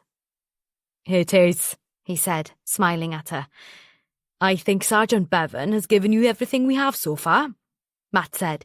Mr. Denby's housekeeper, Cassie Angel, is at home. Could you let your team know that? Will do, she said, then turned to one of her colleagues. Matt watched as they disappeared round the back of the house, followed by other members of the team. As he stood there, a shaven-headed giant of a man levered himself out of a small car that had just arrived. Matt wondered why Aidan Rogers hadn't thought to buy himself a larger vehicle, given his height and girth. Afternoon, sir, he said as he approached. What have you got for me? The computer is where it was when you last had a look at it, so start with that. You need to have another look at his laptop. And there's his phone, of course. That was retrieved from the body after it was found. Matt nodded towards Sarah, who was standing waiting for instructions. Sarah will tell you where everything is. I've never dealt with someone famous before. There's no difference to anyone else, Aidan, Matt said repressively. Aidan nodded, unabashed. OK, sir, I'll get going. He followed Sarah into the house. Matt grimaced. They were going to have a lot of that curiosity about Geraint. He'd have to watch out for it amongst his staff. As he and Dilys drove back down the drive, they passed an outside broadcast van, a television crew, and the small crowd of men and women, cameras in hand, faces sharp and inquiring, who'd been gathered at the gate when they arrived. They all craned to look, eager to find out who was in the car. Dilys took out her mobile and keyed in Tom's number. Just to warn you, Tom, the press are gathering, and we'll need more from uniform. Could you arrange that? Bloody nuisance, Matt muttered as they turned into the road and headed for Pontegwyn and the Oaks pub to interview Craig Evans. I asked Sarah to go and keep Miss Angel company, sir. She's done her family liaison training, so it'll be good practice for her. You're right. I'd forgotten that. He glanced at Dilys. Feels like going back 4 years when we thought Craig might have been involved in the Morgan case. It does, said Dilys. There's been a lot of water under the bridge since then. I'll say. And since then I've changed my mind about the boy. He's a hard worker, is Craig. Does a great job on Fabia's, our garden. That reminds me, I must try to get home at a reasonable time this evening. I've been late so often recently that Fabia says she'd beginning to forget what I look like. Are you still in trouble over missing the antenatal class? Dilys asked. Matt smiled. No, I don't think so. I made it up to her. It's no good giving Fabia flowers. She says they should be in the garden, not in a vase. So I went and bought her a clematis plant from that garden centre between Usk and Llangybbi. She's been wanting one for ages. Nice thought. Well done. Next time Susan and I have a row, I hope she does the same. I'll drop some hints. Chapter 6. At the Armitage's house near Caerleon, Glenda was waiting impatiently for her husband, Jonathan, to arrive home. He'd sent her a text to say he was on his way, and given that it was Monday, the traffic shouldn't be too bad.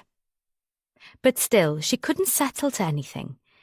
He'd flown back from a meeting in Geneva to stay at the London flat the night before, and had told her that everything was fine. The meeting had gone well, but Glenda was still worried. When they'd spoken, he'd sounded preoccupied and was curt, which wasn't like him. Although he wasn't the warmest of people, he was always polite. Yet again she looked out of the sitting-room window to the driveway, and the road beyond, and relief flowed through her as this time she saw his Mercedes turn in at the gate and park on the neatly paved driveway. Putting a hand up to her chest, she took a few deep breaths. She knew from experience she mustn't show John how worried she'd been. He hated to see her stressed. But she couldn't stop herself from going to the front door to open it before he'd even had the chance to drag his small suitcase from the boot of the car. "Hello, darling," Glenda said, keeping her voice light and unconcerned. She hadn't told him that she thought Geraint might have been murdered. She'd told herself she didn't want to burden him while he was busy, and even now she was still inclined to put it off. "How was the drive? Lots of traffic?" "Not that bad," he said as he bent to kiss her cheek, but it was an absent-minded gesture. Glenda felt tension rising inside her again. John was 10 years her junior, and, sensitive to his every mood, she worried constantly that she would lose him to a younger woman, someone he could easily meet on one of his frequent business trips to Europe or the USA. As he walked past her into the hall and put his suitcase down, she could tell he was not his usual self. He turned and asked, "Is there any more news about Geraint?" She felt a churning in her stomach at the thought of what she suspected. He was probably just worried about Geraint's death and how it would affect her. After all, he, unlike her, had got on quite well with her brother and had always questioned her attitude, implying that it would be better to stay on good terms given Geraint's high profile. "Never mind your suitcase, we can take it up later," Glenda said.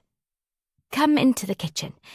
I'll make us some tea and bring you up to date on what's been happening. I'm afraid there's some rather worrying news." He didn't seem to have taken this in as he followed her into the light and airy kitchen at the back of the house, with its gleaming stainless steel double-doored fridge, its top-of-the-range cooker and expensive labour-saving gadgets. The granite worktops gleamed, and a large vase of lilies filled the room with their heavy scent. Glenda reached into a cupboard for mugs, switched on the kettle, and then turned to John, who had hoisted himself up onto a tall stool at the kitchen island. "Actually, darling," John said, running a hand over his neat grey hair, "could you pour me a gin and tonic rather than tea? I feel in need of one." "Oh?" Her worries swept back. This was unusual for John. "Isn't it a bit early?" "Come on, Glenda. I'll fix it if you don't want to." No, I'm happy to do it." She went to the fridge and got out a bottle of tonic, put a glass under the ice dispenser, then reached for the gin. A tense silence reigned until she'd put his drink in front of him and made herself some tea. Finally, she took a stool opposite him and said, "I've got a lot to tell you." "Okay. You said on the phone that there was news, and it didn't sound good to me." "It isn't. The police want to come and talk to us." "The police?" His hand jerked, and some of the contents of his glass slopped onto the granite top of the island. He didn't seem to notice, just snapped, Why on earth? They didn't say exactly, but they'll be here later. A post-mortem was done, on Geraint, I mean, but I don't know if that's got anything to do with it. He stared across at her, but she looked quickly away. Glenda, what are you implying? She didn't give him a direct answer.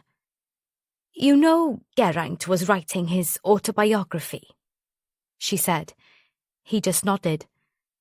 Well, there are plenty of people who'd want to stop him doing that, afraid of what he might say about them. And I was wondering if one of them decided to actually stop him. You mean do him harm? Why on earth would you think that? Glenda looked up at him and was shocked that he had paled, and for a second she thought there was fear in his eyes. Why? What was he afraid of? Then she remembered a conversation they'd had a couple of weeks ago. John had told her that they were having a few money problems. He'd made light of it, insisted it was purely temporary, putting it down to some investments going through troubled times. She mustn't worry, he would sort it all out. But he'd asked her to try to keep their expenses down for a while, just until he'd worked out how serious the situation was. And she also remembered that he'd said he was going to speak to Geraint to find out if he could give them some temporary help. She'd protested, told him her brother wouldn't consider it, but John had insisted. Before she could stop herself, she blurted out, "John, did you speak to Geraint about those investments?" What investments? But she was sure he knew what she was talking about. You said we had to be careful for a while. Glenda had never been involved in their finances. She'd always had an aversion to dabbling, as she called it, in money, although she'd never been averse to spending it. As a consequence, she knew little about John's life in the finance industry or how exactly he made his money. You told me you were going to ask him for help, she said. Did you? Did he refuse? John glanced at her, then away again, drained his glass and went to mix himself a refill. He didn't sit down again, but went and stood looking out of the window at the neat garden outside, his back to her. I did go and see him, just before I went back up to London. He refused point blank to help in any way at all. He was particularly brisk about it. But what else did you expect? I thought he just might give me a temporary loan, for the sake of the family. Glenda made a derisive noise. You have to be joking. Not my brother. John turned to look at her. I've never had the same view of him as you, not until now. And since he's so fond of Mary, I thought he might stump up, since he gave her so much help. Mary? What help? Did she not tell you? John smiled, but there was a mocking edge to it. You really should learn to communicate with your daughter, even if you couldn't do so with your brother. A flush rose in Glenda's face. That's not fair, John, and you haven't answered my question. Mary told me quite a while ago, when I offered to help with the finances for Carrier Productions, that because Geraint had invested some money in the company, she didn't need my help. Turned me down flat, very politely. This time his smile had a sardonic twist to it. She's always very polite to me. Glenda ignored this comment and stuck to the subject uppermost in her mind. How long ago was it that you went to see him? Oh, about 4 weeks ago. Things have been bad for that long? Glenda exclaimed, a note of panic in her voice. What is happening, John? I wish you'd explain to me why we've got money problems. You never tell me anything. Because you don't really want to know, do you? I do if we're in trouble. For a few moments there was silence. Then John gave his wife a sharp glance, took a deep breath and said quietly, Anyway, the problem may not exist for very much longer. What do you mean? Glenda held her breath. Relief rose inside her. When I went to see Geraint about the money, he said we'd have to wait until he died before we got our hands on his money. He told me that in spite of the fact you hated his guts, his words, he was leaving virtually everything to you and Mary between you. Other than a few bequests to close friends and to Cassie. You, my darling, will be a very rich woman once probate is through. I'd say that's our problem sorted. He didn't get the reaction he was expecting. All the blood drained from Glenda's already pale face as she stared across at him. But John, she said, her voice a thread of its usual sharp tone.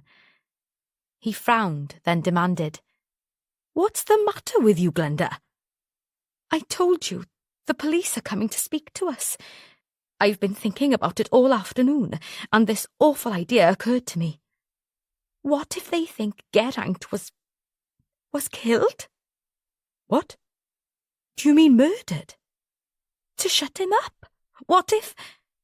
For Christ's sake, Glenda, you have to be joking. He gave a bark of derisive laughter, but there was no humour in it. Dusk was falling as Matt and Dilys parked outside the Armitage's house. I'd say there's a tidy bit of money being put into this place, Dilys remarked as they got out of the car. I remember coming by here with my mum when I was a kid.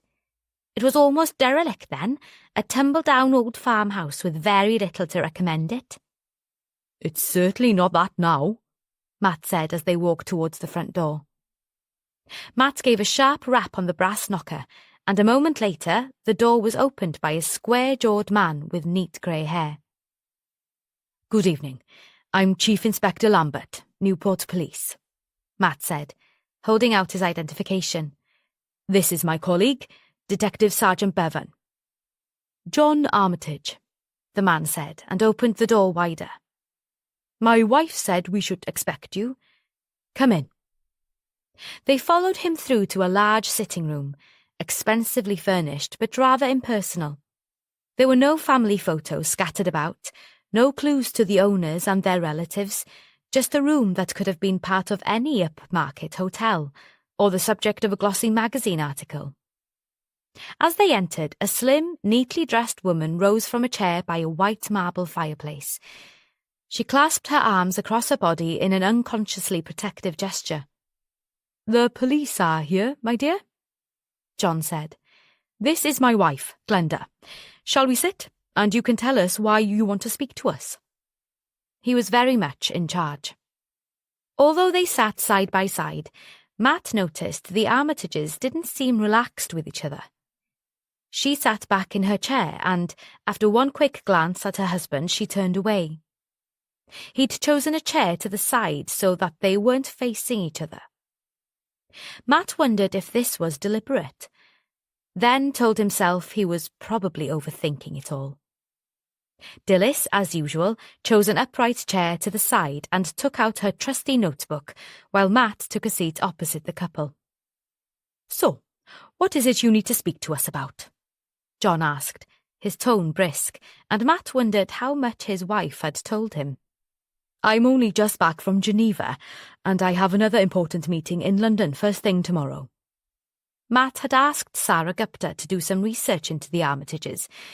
She'd discovered that John Armitage worked for a hedge fund company called Apudo Holdings, which was based in the City of London, with offices in Kenya and the Cayman Islands. She had also discovered that the Financial Conduct Authority was looking into some of their activities. Insider dealing and tax evasion had been mentioned. Given how busy I am, John continued briskly, I'd be grateful if we could get things cleared up as speedily as possible. Matt gave Dilys a quick glance, then decided to deal with this assertive man in his own way. For a moment, no one spoke. Matt let the silence drag out a little. Glenda Armitage sat with her hands clasped tight in her lap, and Matt was sure she was clenching her teeth. Her husband was much cooler, but Matt thought a lot of effort was going into maintaining the calm facade. Matt looked straight at him. "The speed at which we can deal with the situation, sir, is dependent on various factors," he said firmly. "I'm afraid I have some bad news for you." There was a tightening of Glenda Armitage's hands, but her husband merely raised an eyebrow. Matt went on. "With a sudden death, as is the case with your brother, Mrs. Armitage, we ask for a post-mortem. This has been done, and the pathologist has established that your brother did not die of natural causes. He was murdered." Glenda Armitage gave a small choking sound and put a hand up to her mouth, but said nothing, just gave her husband a look that was full of fear. John Armitage put out a hand and clasped hers. Matt could tell it was not a gentle gesture. "Are you sure of this?" he asked. "Yes, we are," Matt told him. His wife opened her mouth to speak, but John got in first. "But who on earth would do such a thing? Do you think theft was involved? He's got a lot of valuable artwork in that house.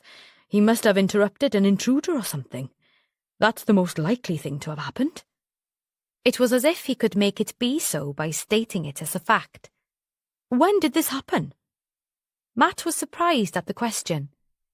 Surely his wife had already told him, but he answered without revealing his thoughts.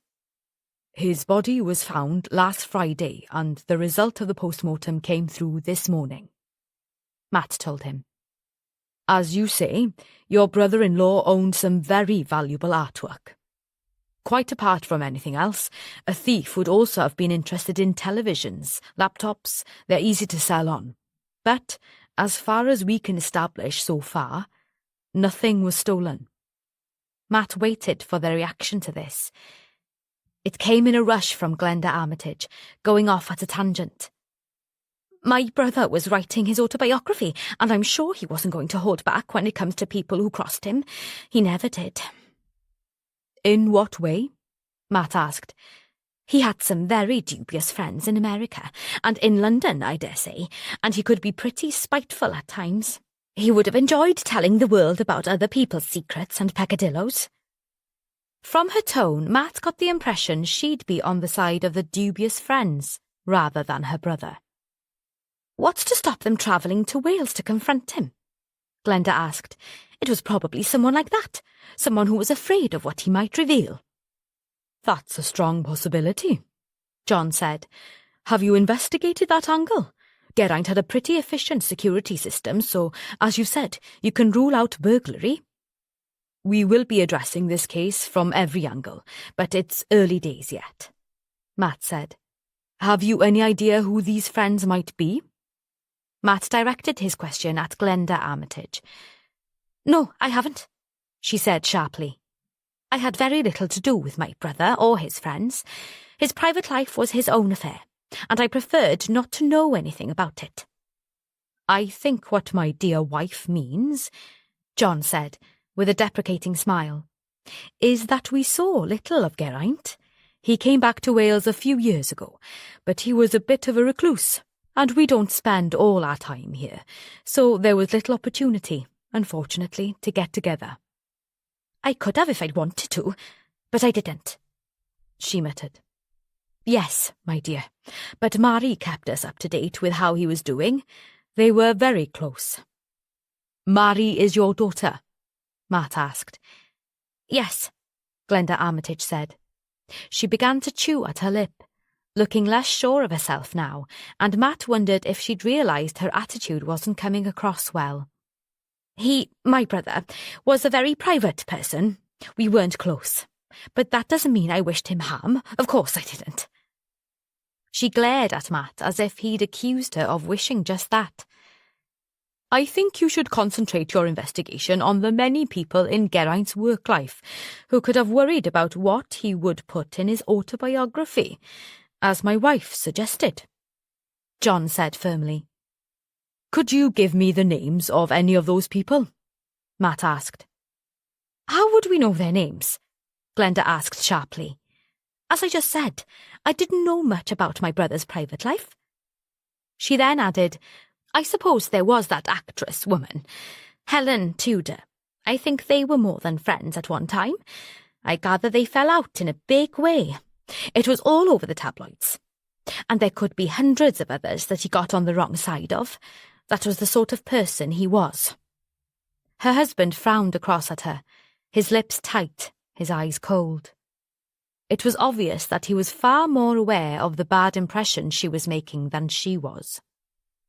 I'm sure you understand that my wife is very upset. This has been a terrible shock to all of us. Mary, my stepdaughter, was particularly close to Geraint, and Glenda has been trying to comfort her. As you can imagine, that has added to the burden of grief. We understand, sir, Matt said smoothly. We'll leave you in peace now. Thank you for your cooperation. We will probably need to speak to you again as the investigation progresses. Why? Asked Glenda Armitage sharply as she rose from her chair, arms clasped tight across her chest. Because, Matt said patiently, you may remember something that you feel is relevant, that will help us with our inquiries. I think I know what that means, she said with a tight little smile. Glenda, her husband said, a warning tone in his voice, you must let the Chief Inspector do his job. Surely you want to know who did this dreadful thing? Yes, of course. She put a hand up to her mouth and gazed at Matt over her fingers, her eyes full of fear. Then she took a deep breath and said, I'm sorry, Chief Inspector. As my husband says, this is all so very upsetting. John escorted them to the front door and said quietly as they stood on the doorstep, I'm sure you understand what a shock this has been for my wife. Of course, sir, Matt assured him. We'll make sure we keep you both informed of our progress. Matt turned to make his way down the steps, but before he did so, he turned back. John was still standing in the doorway as if to make sure they left. Keeping his voice conversational, Matt said, One more thing, sir. Am I right in thinking that you work for Apudo Holdings? The man frowned and a wary expression came into his face. Yes, I'm the director in charge in London. Some information has come through to us from the FCA that there is an ongoing investigation into the company. Is that correct? Something to do with insider dealing and possibly tax evasion. Your information is correct in that there is an investigation, John said, his voice cold as steel. If you had done a little more research, you would have discovered that it's a case of a disenchanted employee we were forced to let go. He started this rat running, but it will come to nothing. Thank you, Mr. Armitage. I will do as you suggest and carry out further research. Good evening to you. But John wasn't finished. Hold on a moment, Chief Inspector. Tell me again, when was Geraint, killed? Last Friday. That's what I thought you said. In order to help you with your inquiries and eliminate possible suspects, he gave Matt a slightly twisted, humourless smile. I was in Geneva for the whole of last week. I only got back yesterday and stayed in our London flat last night as I was meeting a friend for dinner. I can give you his name and address if you wish. That won't be necessary at the moment, sir. Perhaps you could tell us which hotel you were staying at and what your business was in Geneva. Armitage rattled off the information and Dillis jotted it down. Thank you, sir, Matt said. As they drove away, Dillis turned to Matt. You put the cat among the pigeons there, sir, but I think he felt he'd got the better of us in the end. He probably did, arrogant bugger, Matt said. Let him stew, though. When it comes to his financial dealings, it could have no relevance to the case, but people like him irritate me. I think I could tell that, Dillis said with a smile. Then she changed the subject. That is a very frightened woman. You're not wrong, but why? What is it called when you kill a sibling?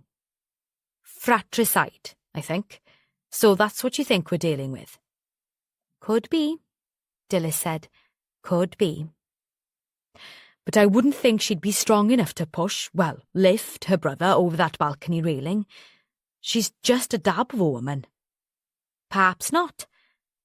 But she could have had help. Matt frowned. He hadn't thought of that. Chapter 7. Several miles away at Carreg Llwyd House, Cassie and Mary sat close together in Cassie's small sitting room on the first floor. It was cosy and warm, and they'd retreated up there to get away from the police activity downstairs. Chester and Jasper, the two Dobermans, sat on a rug in front of the fireplace, both awake and alert but obedient to Cassie's order to stay quiet. Cassie's arm was round Mary's shoulders, and she stroked at her neck with soft fingers. "It's so awful," Mary said. "It'd be bad enough if he'd had another stroke, but murder? I really don't think the police can be right. Quite apart from anything else, who could have got into the house while you were out? Geraint probably would have ignored the bell if it had rung, and the dogs would have set up a racket." "I know what you mean," Cassie agreed. "They seemed pretty sure of it. Did they tell you what the post-mortem report said exactly?" "No, just that they were treating it as a suspicious death, and that there'd be an inquest where we'd find out more. They also said they'd keep me informed of their progress." Mary put her hands up to her face. "Oh God, Cassie," she said, her voice muffled behind her fingers. "I'm going to miss him so much." I know, Cassie said softly. "The thing is, Geraint had mentioned that he was going to try to fix the railing, and they said not to," Mary said. "I told him to ask the gardener bloke, what's his name? Craig. To ask him to do the repair, but you know what my uncle was like. Always wanted things done now, if not sooner." "Didn't he just?" Cassie said, smiling. "I told him the same, and he did say he wouldn't attempt it without help, but we both know what he was like." "And if he tried to do it himself, he might have overbalanced and fallen, mightn't he?" Cassie's eyes widened. "You could be right." "I think I'd better mention it to that chief inspector, because they might not have thought of that, and it may make a difference to how they approach it all. I'd rather he wasn't dead at all. But murder seems so much worse than an accident, doesn't it?" Cassie put both her arms round Mary and hugged her tight. "Yes, it does." She sat back. "Now I'm going to go and fix us something to eat. Are you going to stay here tonight? I'd so love your company." "Of course I will. And I'll come and give you a hand. I need something to do." Matt got home at 8:30, tired and hungry. As he opened the front door, the rich smell of a chicken casserole wafted down the hallway, and throwing his coat onto a chair in the hall, he strode through to the kitchen to find Fabia. She was sitting at the table sketching on a pad, and, as was often the case when she was concentrating on a drawing, she didn't notice him come in.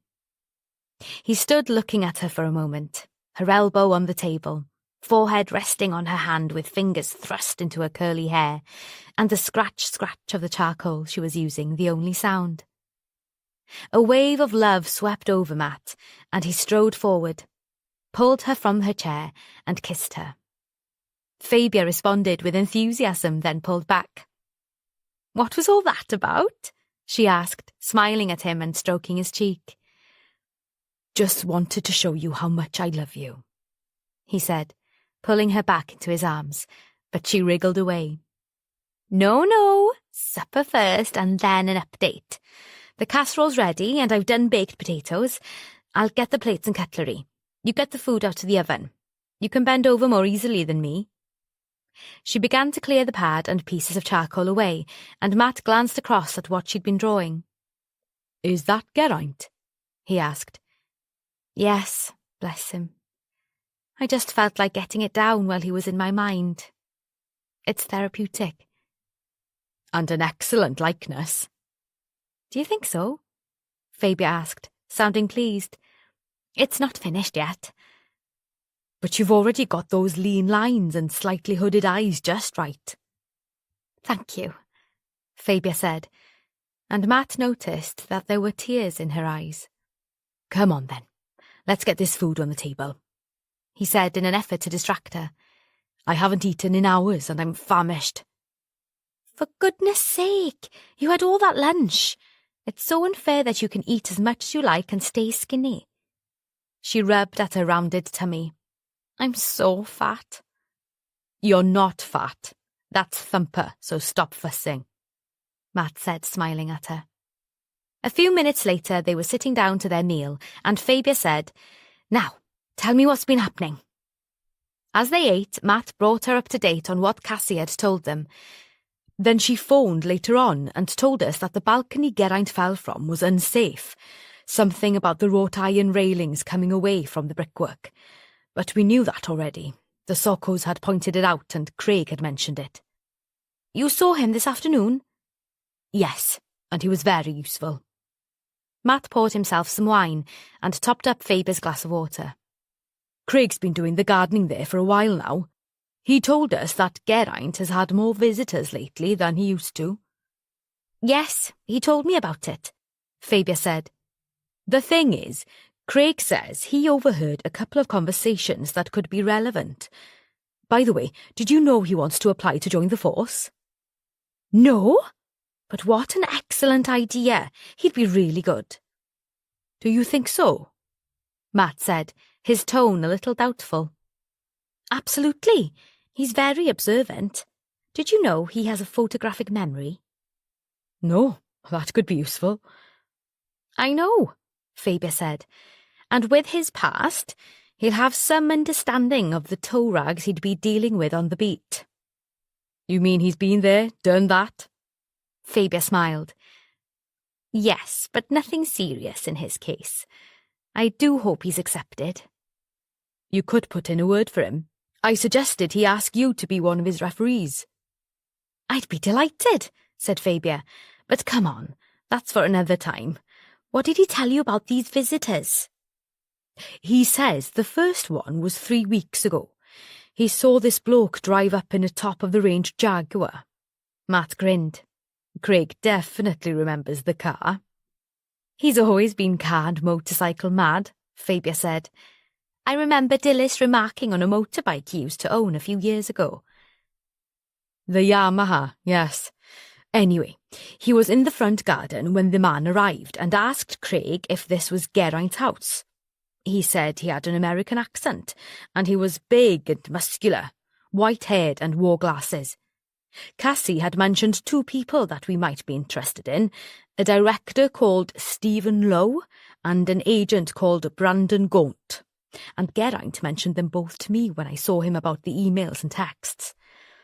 Craig said the other visitor was only last week, and described him as Italian-looking, dark receding hair and very posh clothes. He said he was so smooth he was surprised the clothes didn't slither off him, which I thought was a great description. Did you download photos of Gaunt and Lowe after you spoke to Geraint? Fabia asked. Yep, and Craig identified both of them. Good for him. The first one, the American, was Brandon Gaunt, a film and theatrical agent. And the second visitor was Stephen Lowe, who's a British director who's worked over in the US but does most of his work in the UK. So, how much did Craig overhear? Fabia asked, impatient for more information. What were the arguments about? Matt didn't give her a direct answer.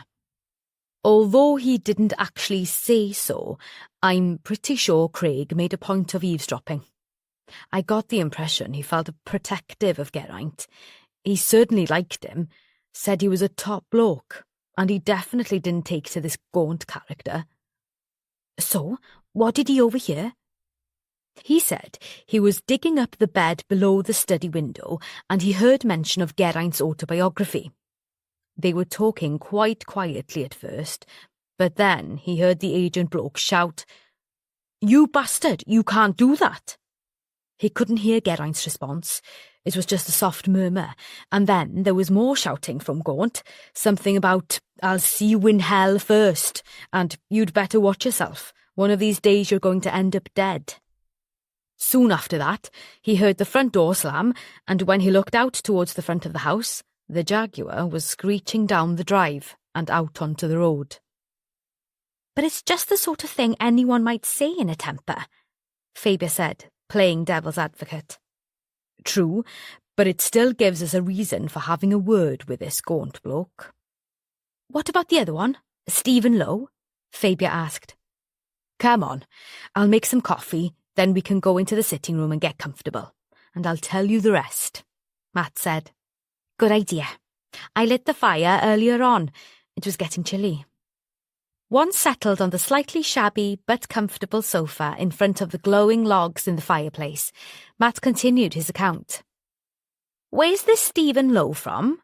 Fabia asked. "London, I think, though it seems he has a house in Newmarket. He's into horses, owns a couple apparently," Matt told her. "I know someone in the Suffolk police. We worked on a drugs bust together. I think it was around 2010. With any luck, she might still be there. I could have a quiet word. It'd probably be quicker than going through the usual channels." Matt laughed. "I don't think there's any force where you don't have some kind of contact somehow." "It's called networking, Matt," Fabia said, raising a mocking eyebrow. He didn't rise to the bait. "And you're very good at it." Craig said Lowe looked like some rich gangster. This time the car was a Rolls. I was given a detailed description of it, a pale grey Rolls-Royce Phantom. He told me how much it would have cost. It's top speed, everything. Like you said, Craig is really into cars. Fabia grinned, but didn't comment. Craig remembers that it was exactly a week before he found Geraint's body, because that was the day he was earthing up his new potatoes, Matt said. Very precise is Craig. Keeps a gardening notebook with the jobs he does listed in it. I know, he's methodical and organised, bless him. Anyway, when Lowe knocked, there was no response, and Cassie was out. So Craig said he'd go and find out if Geraint was in.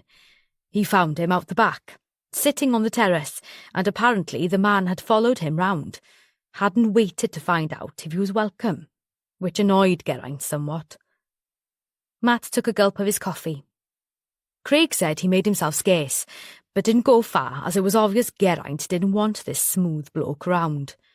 He said he could hear a little of the conversation at first, but, as with Gaunt, it got a bit heated. There was mention of Brandon Gaunt and of Helen Tudor, and whatever he said about her, Craig didn't catch it. Made Geraint pretty angry. He was thumping, was how Craig put it. He didn't actually hear any direct reference to the autobiography this time, but he did hear Geraint say, "I'll include anything I like that I know to be the truth, and if you don't like it, well, I'll see you in court." That was the point at which Lowe got up to go, but before he did, he said something that Craig found quite disturbing at the time, just before he strode back to his car. "And what was it?" Fabia said impatiently. He said, "You're an old man, Geraint, and you've already had a stroke. I could always arrange for you to have another one. There are ways, and I'm more than capable of using them." Fabia frowned. Nasty. And I'm afraid he's right. There are several hard-to-detect poisons that can mimic a stroke or a heart attack, quite apart from anything else. You definitely need to have a word with this shit. I'm planning to, but Geraint wasn't poisoned. I know, but you told me he was drugged before he was pushed. If he was pushed. I'm pretty sure he was, but I must have another word with Pat Curtis to clarify things. Matt leant his head back against the sofa cushions. After seeing Craig, Dilys and I went and had a word with Geraint's sister and her husband, Glenda and John Armitage. They've got this plush, restored farmhouse just outside Caerleon. What was she like? Fabia asked. Geraint told me they didn't get on. Well, she certainly didn't give the impression of being grief-stricken, that's for sure. Matt grimaced. She came across as under extreme strain, though. Dilys said she was sure she was frightened. But isn't that to be expected in the circumstances? Yes, but I felt as if there was more to it than that. She certainly didn't hold back when it came to her feelings about her brother, and you would have thought she'd be careful what she said, but she wasn't. At one point, she said she could have seen more of him, but she didn't want to. She was extremely tense, and the self-control could have slipped pretty easily if her husband hadn't been there. He's a smooth city gent type, and very much in charge. He kept a very close eye on her the whole time we were there.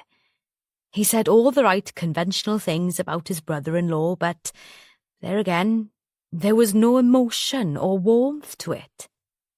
But he was definitely more guarded than she was. And what about his financial problems?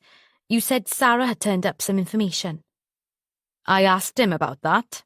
He implied it was caused by a disgruntled employee they had to sack. We'll have to dig a bit deeper on that. Matt rose and banked down the fire, then turned and pulled Fabia to her feet. But that's all for now, my darling. Time for us three to go to bed. This is the time that Thumper wakes up, Fabia complained. I know, but I'll rub your back. Maybe that'll calm her down. Let's hope so. Chapter 8. Matt had been in the office by 7:30 on Tuesday to prepare for the press conference. It had gone smoothly enough, and he was impressed by the way Chief Superintendent Talbot handled it. She almost gave the impression she liked the press, but, as she said to Matt afterwards, they can be useful if you handle them right. He'd wanted to say, I'll take your word for it, Ma'am, but he thought better of it. They were back in the office by 10 o'clock, and she told him she was meeting up with Fabia for a coffee. Matt was a little put out that Fabia hadn't told him this, and his boss seemed to sense his reaction and explained that she'd had a meeting cancelled and taken the opportunity to call Fabia first thing. Cassie Angel contacted them to say that the crowd of outside broadcast fans and other media gathered at the gates of Carreg Llwyd House had increased, and she was having trouble with knocks on the door every few minutes from people asking for interviews, strangers coming into the grounds and wandering around, and constant phone calls. Matt arranged for a block to be put on the phone line and for 2 more of his team to go to the house to control the paparazzi, but he knew there was no way he could get rid of them completely, much as he would have liked to. Next had been a meeting with Pat Curtis, who'd confirmed that there had been evidence of a barbiturate, probably Nembutol, in Geraint's body and that he had probably still been alive for a while after the fall. I believe he might have been inspecting some damage to the connection with the bricks, maybe leant out too far, Matt had suggested. But the fall wouldn't account for the injury to the back of his head, Dr. Curtis had said. He may well have been trying to sort out the balcony, if you can call it that, although I would have thought he'd have used a ladder.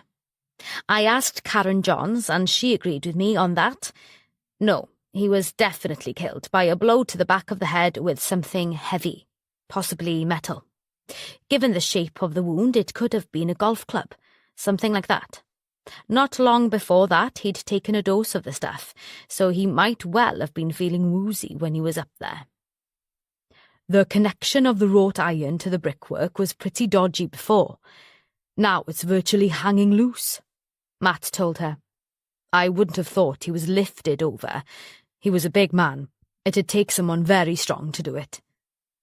No, it wouldn't, she'd said briskly, her tone sounding as if she was talking to a rather dim-witted pupil. I inspected the scene for myself. Those railings are low, and there was bruising on the front of the torso as well. I think he must have fallen against them. Then someone lifted him over, and gravity did the rest. His injuries also indicated that he fell onto his back, but when he was found, he was face down. I definitely think he was killed. Well, finished off, so to speak, after he hit the ground. She turned as she got to the door. Oh, and there was one other thing. He had some threads of yarn under the nails of his right hand.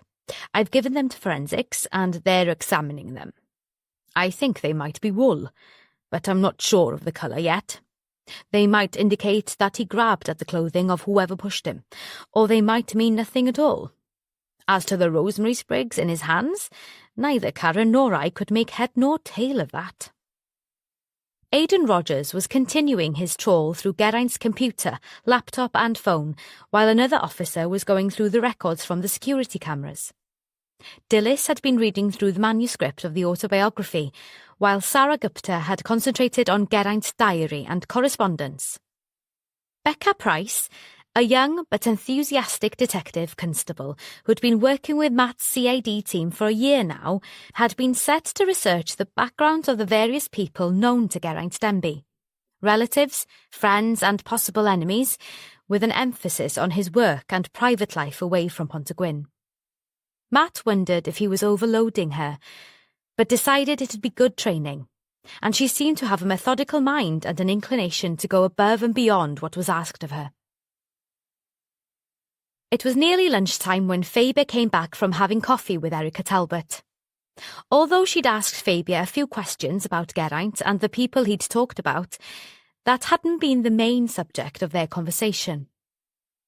Erica said she'd wanted to use that as a pretext as she wanted to approach Fabia before she spoke to Matt. Now Fabia's mind was so full of what Erica had talked about that she hardly noticed the post scattered on the doormat and had to go back from the kitchen to pick it up. She wished she'd texted Matt and told him they were meeting up. She wasn't quite sure why she hadn't. Keeping things from each other was not a usual part of their relationship. Her mind in a daze, she only came to when the landline started ringing. Dumping her handbag on the kitchen table, she picked up the handset. Hello? Is that Fabia Havard? Although the slightly husky voice sounded familiar, Fabia couldn't quite place it.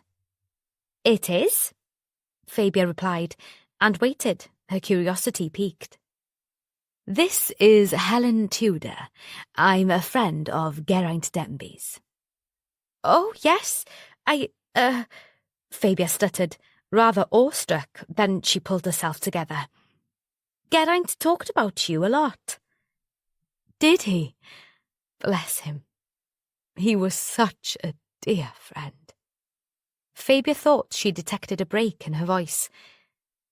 He told me about your aunt's letters and photographs. That was a sweet thing you did, giving them to him. Well, I suppose they were his, really. And I think Auntie Meg would have wanted him to have them. And now this awful news. Helen went on.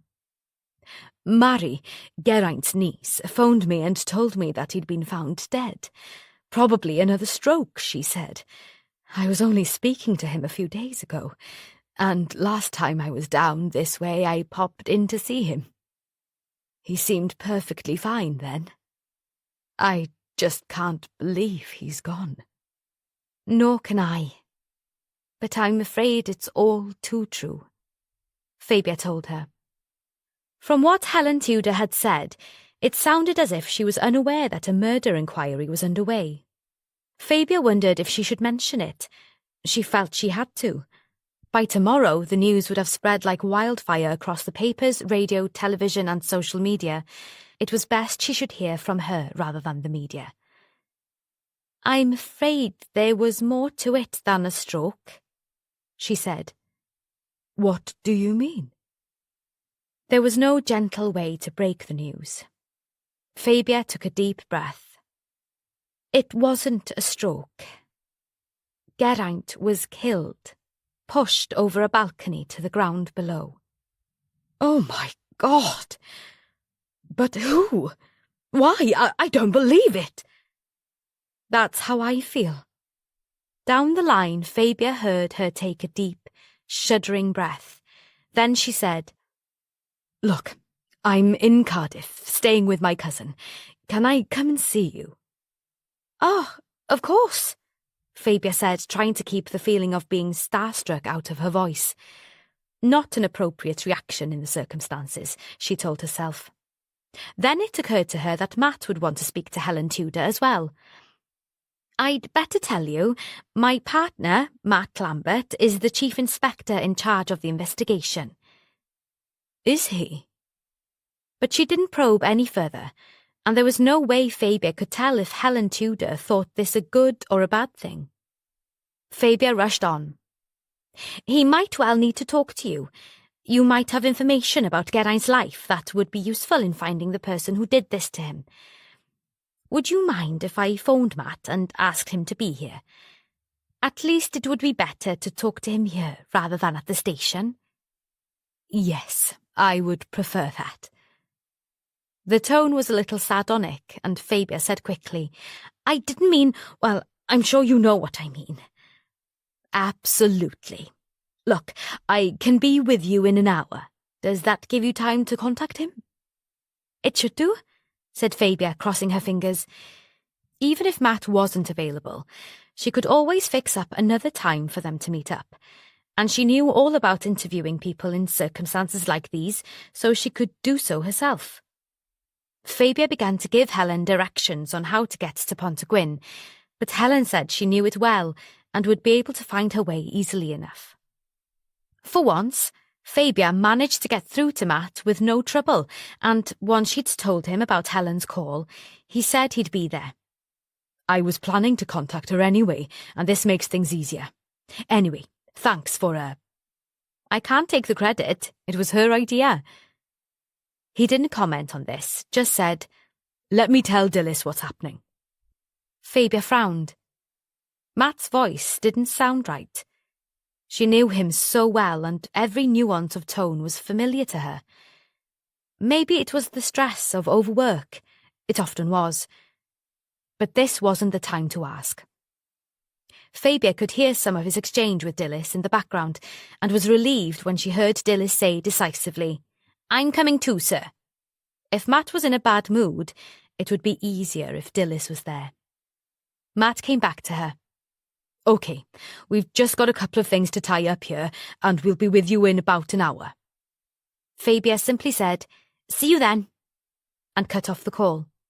She pushed thoughts of what may be up with Matt to the back of her mind. There was no point in dwelling on it now. She decided to keep busy by getting the house tidied. It'd be best to use the sitting room rather than the kitchen, so she lit the fire in preparation, plumped up the cushions and tidied away several books and magazines, her laptop and some drawing materials, then had a quick dust of all the surfaces. Next, she got out a tray, gave it a quick wipe and set out everything needed, changing her mind twice about what mugs to use. She grimaced as she thought how Matt would laugh if he could see her going to such lengths, but she told herself it would be best to put Helen Tudor at her ease. If she had been as close to Geraint as it was rumoured, this news must be very difficult for her. What's more, she could be a valuable source of information. She could, of course, be a suspect too. No, Fabia thought. Surely not. Chapter 9. Helen arrived before Matt and Dilys. She was taller than Fabia expected, of a similar height to her. Her ash-blonde hair was gathered at the back of her head with a tortoiseshell clip, and her makeup was immaculate. She studied Fabia for a moment with curiosity in her brown eyes, then smiled. You're just as Geraint described you, she said. He told me you looked like your aunt. Did he? Fabia said, pleased at the description. Come in and sit down. It's cold out, so I've got a fire going. Matt and his sergeant should be here any minute. Would you like some coffee, or tea perhaps? Thank you. Coffee would be lovely. But before Fabia had the chance to show her into the sitting room, the front door opened and Matt and Dilys walked in. She studied his face carefully, but, other than glancing at her briefly and away again, nothing showed her what was bothering him so, Once again, she pushed it aside. She was bound to find out at some point. Introductions were made, then Fabia disappeared to the kitchen to make the coffee, and once they were settled, she waited for Matt to begin. "Thank you for coming to talk to us, Miss Tudor," Matt said. "Please, call me Helen." Matt nodded in acknowledgement. "I hope you don't mind if I record our conversation. We would usually do so in these circumstances." Helen frowned, and for a moment Fabia thought she was going to protest. Then she sighed and said, "I suppose so, if it'll help." "It will," Matt said, and put his phone on the table between them. He tapped away at it, gave the date and the names of those present, and then sat back.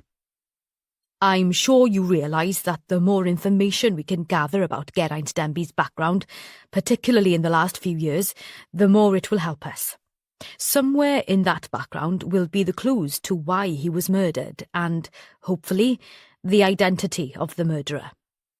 Helen winced at the word. "Are you sure it was murder?" "Yes, I'm afraid so," Matt said. "At first we thought it was an accident, but the pathologist has ruled that out." He paused. "Perhaps you could begin by telling me when you last had contact with Geraint." "I suppose the most relevant conversation I had with him was a couple of weeks ago." She smiled briefly at Fabia. "That's when he told me about you and your aunt." Fabia returned the smile, but didn't comment. She didn't want to interrupt the flow, and Matt didn't say anything either, didn't even glance at her. Helen took a deep breath, looking from one to the other with an expression which was a mixture of anxiety and sadness. "Geraint also told me that he'd been having some really unpleasant emails and phone calls. I told him to contact you, the police. He promised he would. Did he?" "Yes," said Matt. "I spoke to him about 10 days ago." "Oh," she seemed surprised and a little put out. "He didn't mention it to me, but then I've been busy rehearsing, so he might have tried at some point." "Or perhaps he found it difficult to talk about," Fabia said, unable to resist the intervening. "Men sometimes don't want to admit they've been targeted. He may have thought talking to the police was somehow a sign of weakness." Helen gave a rueful little smile. "That follows, knowing Geraint. Silly man." As she said this, Fabia noticed that her eyes filled with tears. Without saying anything, Fabia pushed a box of tissues across the coffee table. Helen took one, dabbed at her eyes, then screwed the tissue up in her hand. She took a deep, shuddering breath, but before she could go on, Matt steered the conversation into what he felt were more useful channels. "Can you think of anyone who might have been responsible for the phone calls and emails?" "Several people," she said. "Have you read through his manuscript yet? His autobiography, I mean." "My sergeant, Dilys," Matt turned to where Dilys sat, "has been going through the manuscript and she's highlighted several names. It's become obvious that some people would prefer the autobiography never saw the light of day." "He doesn't hold back when it comes to those he disapproved of or who had let him down," Dilys said. "I'm sure he didn't," Helen said. "He certainly had some scores to settle." "Who with, exactly?" Matt asked. Although Matt had a pretty good idea, having read Dilys's notes, he wanted to know whether Helen would point out the same people. Helen didn't respond immediately, just chewed at her lip and gazed across at Matt. Fabia was sure she was considering how much to tell him, as if she was sorting through a mental list, picking and choosing as she went. "It's really important that we, Matt, should know who could have been a threat to him," Fabia said, once more unable to resist. Matt flashed her a look of irritation. What was the matter with him? She sat back with a slightly apologetic smile. Helen sighed. I realise that it's important, but I don't want to drop anyone in it. You won't, Matt assured her. We'll be very thorough with our investigation. We'll not make a move until we're absolutely sure of our information, which will be gleaned from several quarters, not just from you. The silence in the room stretched out again. In the corner, Auntie Meg's grandfather clock ticked away to itself, and from the kitchen there was a faint beeping. The dishwasher had finished its cycle. There was a whisper of pen on paper as Dilys sat taking notes. She always liked to jot down her impressions, even if a recording was being made. At last Helen responded. There are several people who might have wished him harm, Helen said, and named a few.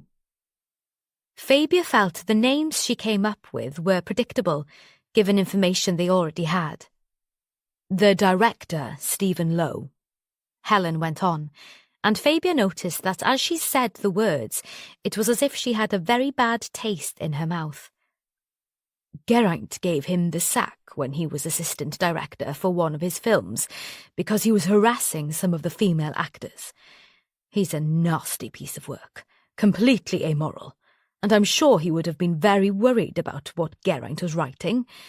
And the agent I mentioned, Brandon Gaunt, he's a sleazy bugger. He went in for that old-fashioned idea of the casting couch. Got a couple of young female actors jobs they were completely unqualified for. Geraint and I were both pretty sure that they'd given in to Brandon's bribery. Geraint told me both these men had been to see him in the last few weeks, urging him to be careful what he put into the autobiography, and both of them threatened him in one way or another. She took a deep breath, then added in a rush, I'd say they're both capable of deciding to get rid of him. Matt nodded, but didn't mention that they were aware of the threats. Just said, We're planning to speak to them, both. Good. I can give you their details, address and email, etc. But I'd be grateful if you didn't tell either of them where you got the information. Don't worry, said Matt. Thank you for the offer, but I believe we've managed to get their addresses and other details. Good, she said, then took a deep breath. And then there's Al Paver. This was a name they weren't so familiar with. Fabia glanced at Matt, eyebrows raised, but he didn't react. Dilys sat forward and said, He's mentioned in the manuscript, but only briefly. Wasn't he married to Selina Spencer before she married Geraint? She asked. Yes, Helen said, tight-lipped. He's an absolute shit, and I believe he was partly responsible for Selina's suicide. When she and Geraint split up, he started making trouble, and then he accused Geraint of pushing her into killing herself, probably trying to deflect attention from himself. Al and Selina had a daughter, who must have been about 10 at the time, a skinny little thing with a lazy eye. Do you think any of these men could have been responsible for the emails and phone calls? Matt asked. Oh, yes, I wouldn't be at all surprised. And is there anyone else you can think of who might have intended to harm him? Once again, Helen sat in frowning silence, looking from Fabia to Matt and back again. Then Fabia noticed that her frown cleared. She'd obviously thought of something. Well, there are people nearer to home. His sister, Glenda, for instance. They were definitely not on good terms. He told me she'd accused him of deserting her, leaving her to cope with their father and being responsible for what she called the disaster that was the loss of their land and status in the community. That sort of thing is very important to her. The thing is, most of that happened before Geraint left home, but he told me she still persisted in blaming him. It made me really angry, particularly as she's married to this mega-rich bloke. They have 3 homes, would you believe? So we've gathered, Matt said. You've spoken to them, her and her husband.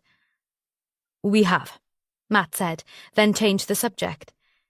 Is there anyone else you can think of who might have meant him harm? No, not really, although he did mention that someone had plagiarized one of his projects, but he didn't tell me who. He said he was looking into it, but he hadn't decided what to do about it yet. He said it was awkward, as there was more than one person involved, and he didn't want to rock the boat. Unusual for Geraint. On the whole, he enjoyed rocking boats. You have no idea who this person was? Not really, though his niece, Mary, is in the same business, so perhaps it was her. Helen frowned. Although I doubt it, she was very fond of Geraint. I think she was closer to him than she was to her parents. Well, her mother and stepfather. And he was fond of her as well. He used to talk about her a lot. Perhaps it was someone she knew, which could explain Geraint holding back on it. We'll look into that, Matt said. In your opinion, would someone who'd done that go so far as to murder the person they'd stolen from? No, not really, Helen told them. As you listen, remember that rest is also part of the experience. Enjoy this break as a small gift for your mind, and thank you for choosing this free audiobook.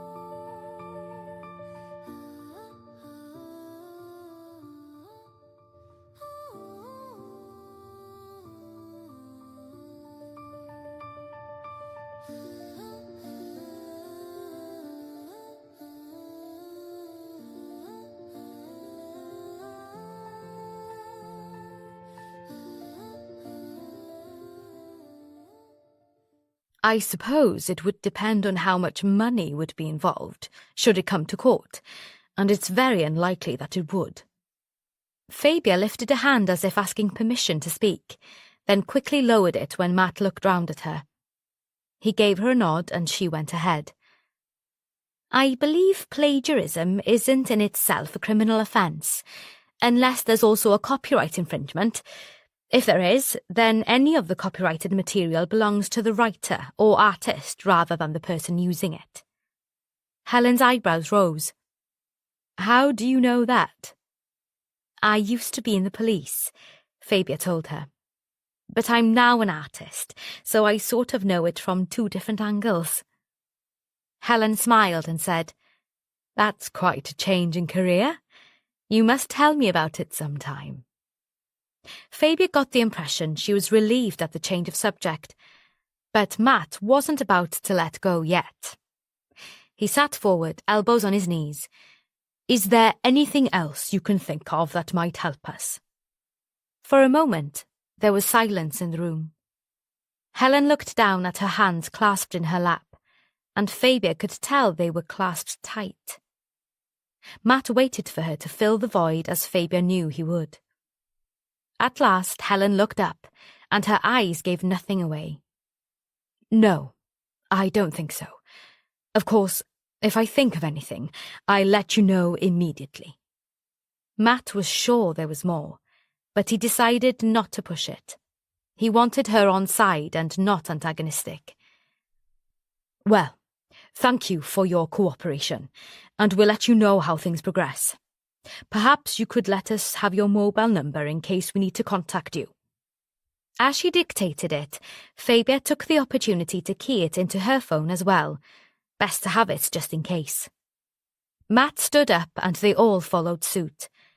Goodbyes were said, and Fabia accompanied Helen to the door and watched as she walked down the path without looking back until she got to her car when she lifted a hand and, with a half smile, got in and manoeuvred out of her parking space. Fabia turned back into the sitting room to see Matt putting his phone back into his pocket and Dilys closing her notebook. "So, what did you think of that?" she asked. "Useful," Matt said curtly, "although it didn't tell us much we didn't know already." "I think there was more," said Dilys, "but she wasn't going to fess up. A bit of a closed book, she is." "I think you're right," said Fabia. "Maybe I should keep in touch. She might come up with more if she doesn't think it's too official." "I'd leave it to us, if I were you," Matt said. Fabia shot him a glance, hurt and puzzled, and she noticed that Dilys looked a bit surprised. What was up with him? "Okay," she said carefully, but she couldn't resist adding, "Your boss did say I might be able to help, and in the past you've asked me for my help. What's changed?" "Nothing," Matt said. "Anyway, we must get going. I'll see you later. Probably a lot later." Fabia followed the two of them to the door.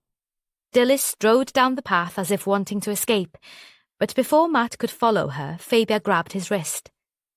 "What's up, Matt?" "Nothing." "Oh, don't give me that.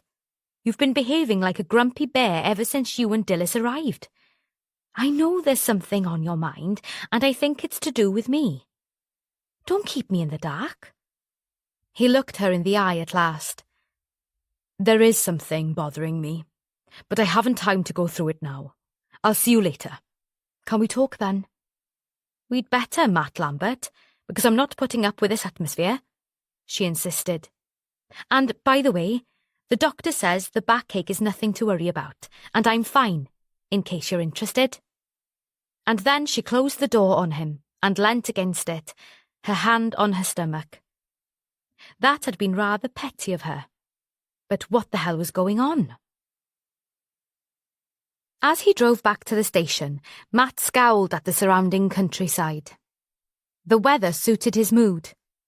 Glowering grey clouds threatened heavy rain, and as they came to the centre of Newport, large penny-sized drops started to splash down on the windscreen. Dilys, beside him, sat quietly.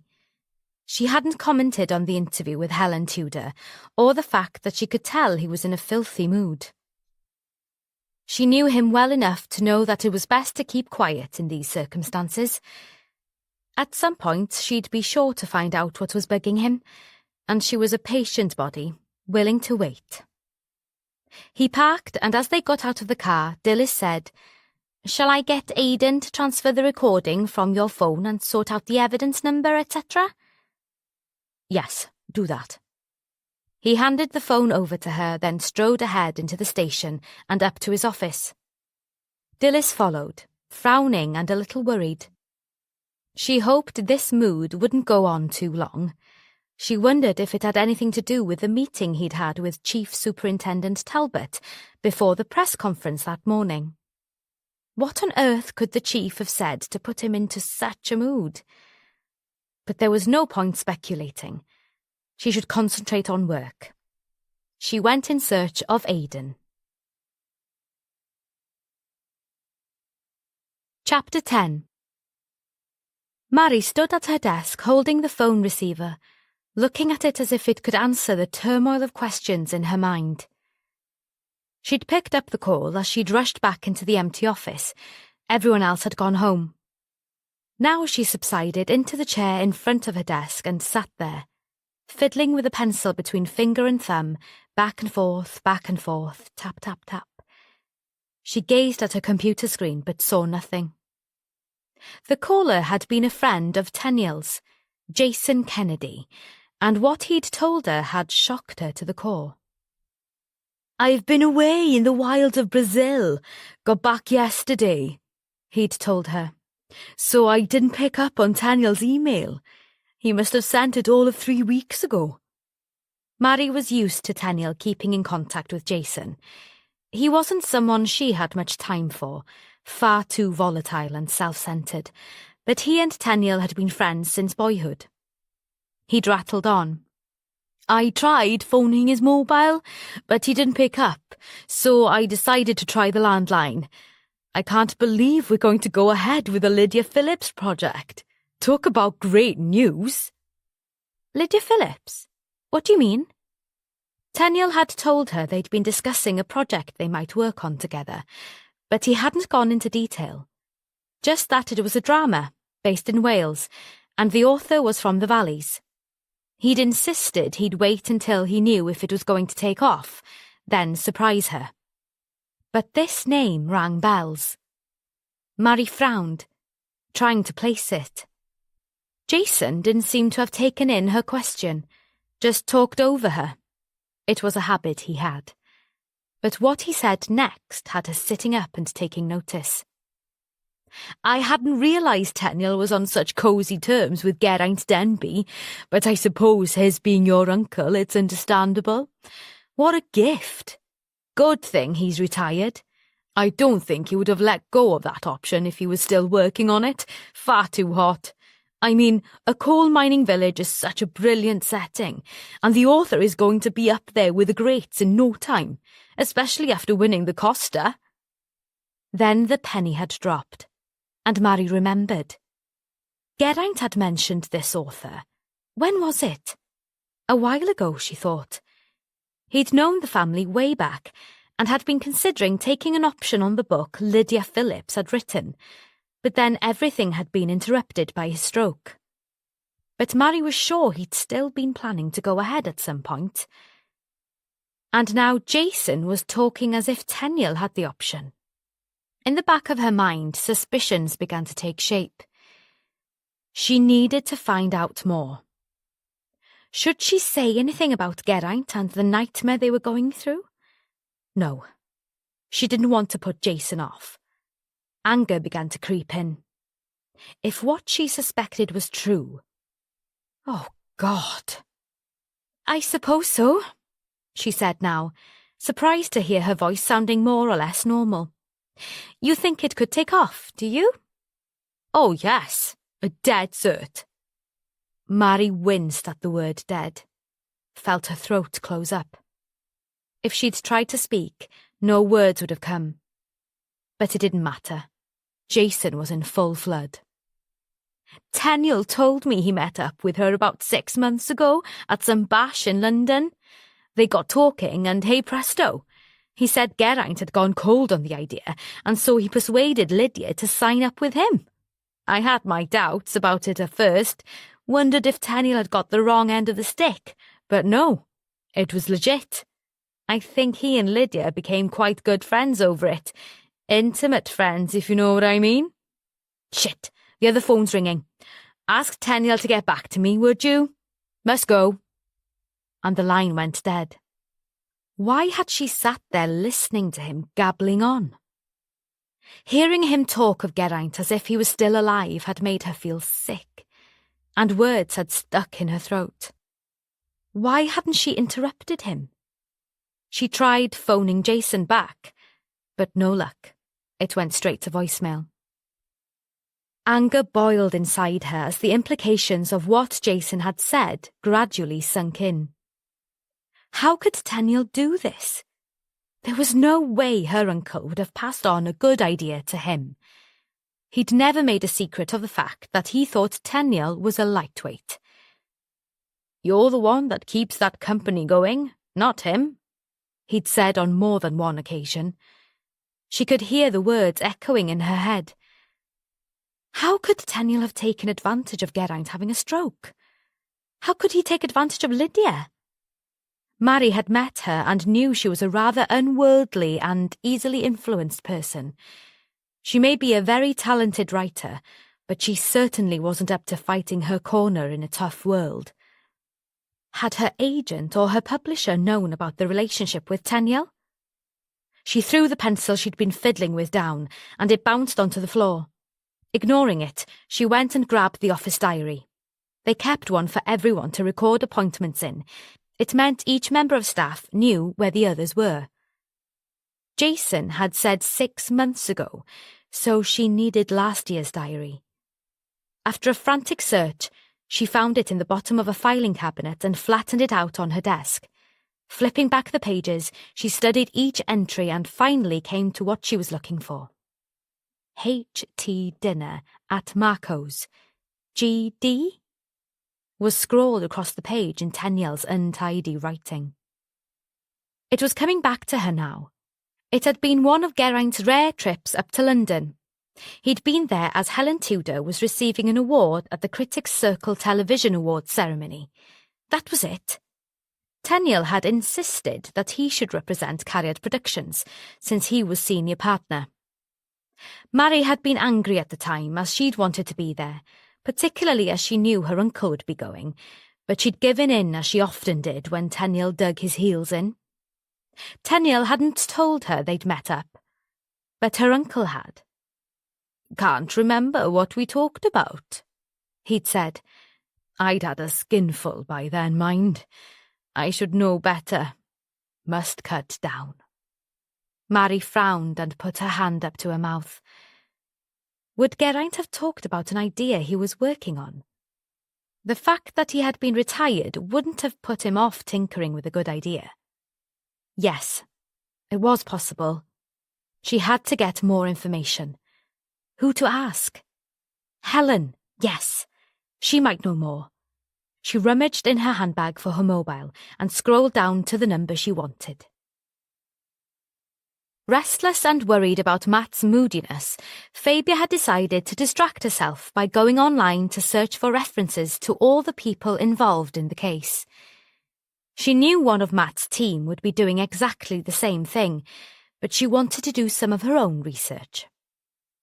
With Matt in such a foul mood, she doubted he'd take kindly to what he would see as interfering on her part, so she wouldn't tell him unless she came across something useful.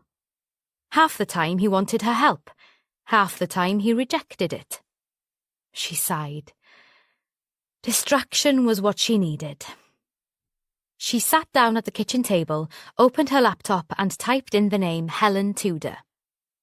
After half an hour of trawling through Facebook, Wikipedia, IMDb, and various media websites, the only useful things she'd come up with were references to Geraint and Helen's relationship, which had begun when he was directing a film she starred in 2001. There were photos of them together at the premiere, and at various other events up until 2003. Then a lurid account in one of the tabloids, with a blurred photo of an argument they had in a restaurant, and various other bits and pieces of gossip about their breakup, all of which could have been fabricated by imaginative reporters desperate for a news story. But, thought Fabia, they could be based on truth, although she could find nothing that would indicate any reason for Helen to want to harm Geraint. Fabia was inclined to take the stories with a large pinch of salt. She'd suffered enough at the hands of the tabloids to know how far from the truth their coverage could be. For the next hour, she went through link after link, photo after photo, studying them all with her artist's eye, trying to get an idea from features and expressions what these people were like. But without animation and movement, it was hard to gather anything useful about them. She went through a few tabloid newspaper websites and found this a bit more useful, and her eyes widened as she came up with something interesting at last. Leaning forward, she studied the screen of her laptop, then searched for a magnifying glass and gave it deeper scrutiny. Yes, this could be useful. She considered phoning Matt, or maybe Dilys, to tell them what she'd found, but quickly decided against it. She'd wait till Matt got home.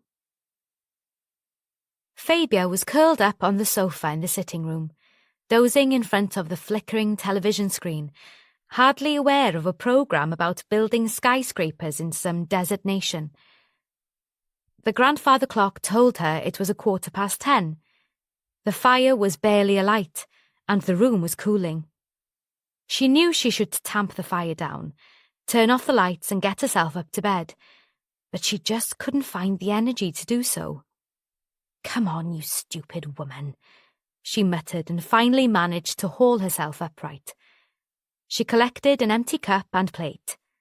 She'd taken to having cocoa and a snack before bed, and took them out to the kitchen. She was just about to mount the stairs when she heard Matt's key in the lock. She swung round, her hand on the newel post, and waited. Matt didn't see her at first, and while he was unaware of her presence, she had time to notice how tired he looked as he shrugged off his overcoat and hung it up. Her irritation from earlier in the day evaporated, and she went to him and put her arms round his waist. "My poor dear," she said, "you look absolutely knackered." They stood there in silent mutual comfort for a moment. Then Fabia leant back. "A hot drink? Wine? Something to eat?" Matt pushed his hair back from his forehead. "Some of your bara brith and a glass of whiskey. That would be perfect." "Coming right up," Fabia said, as he followed her into the kitchen.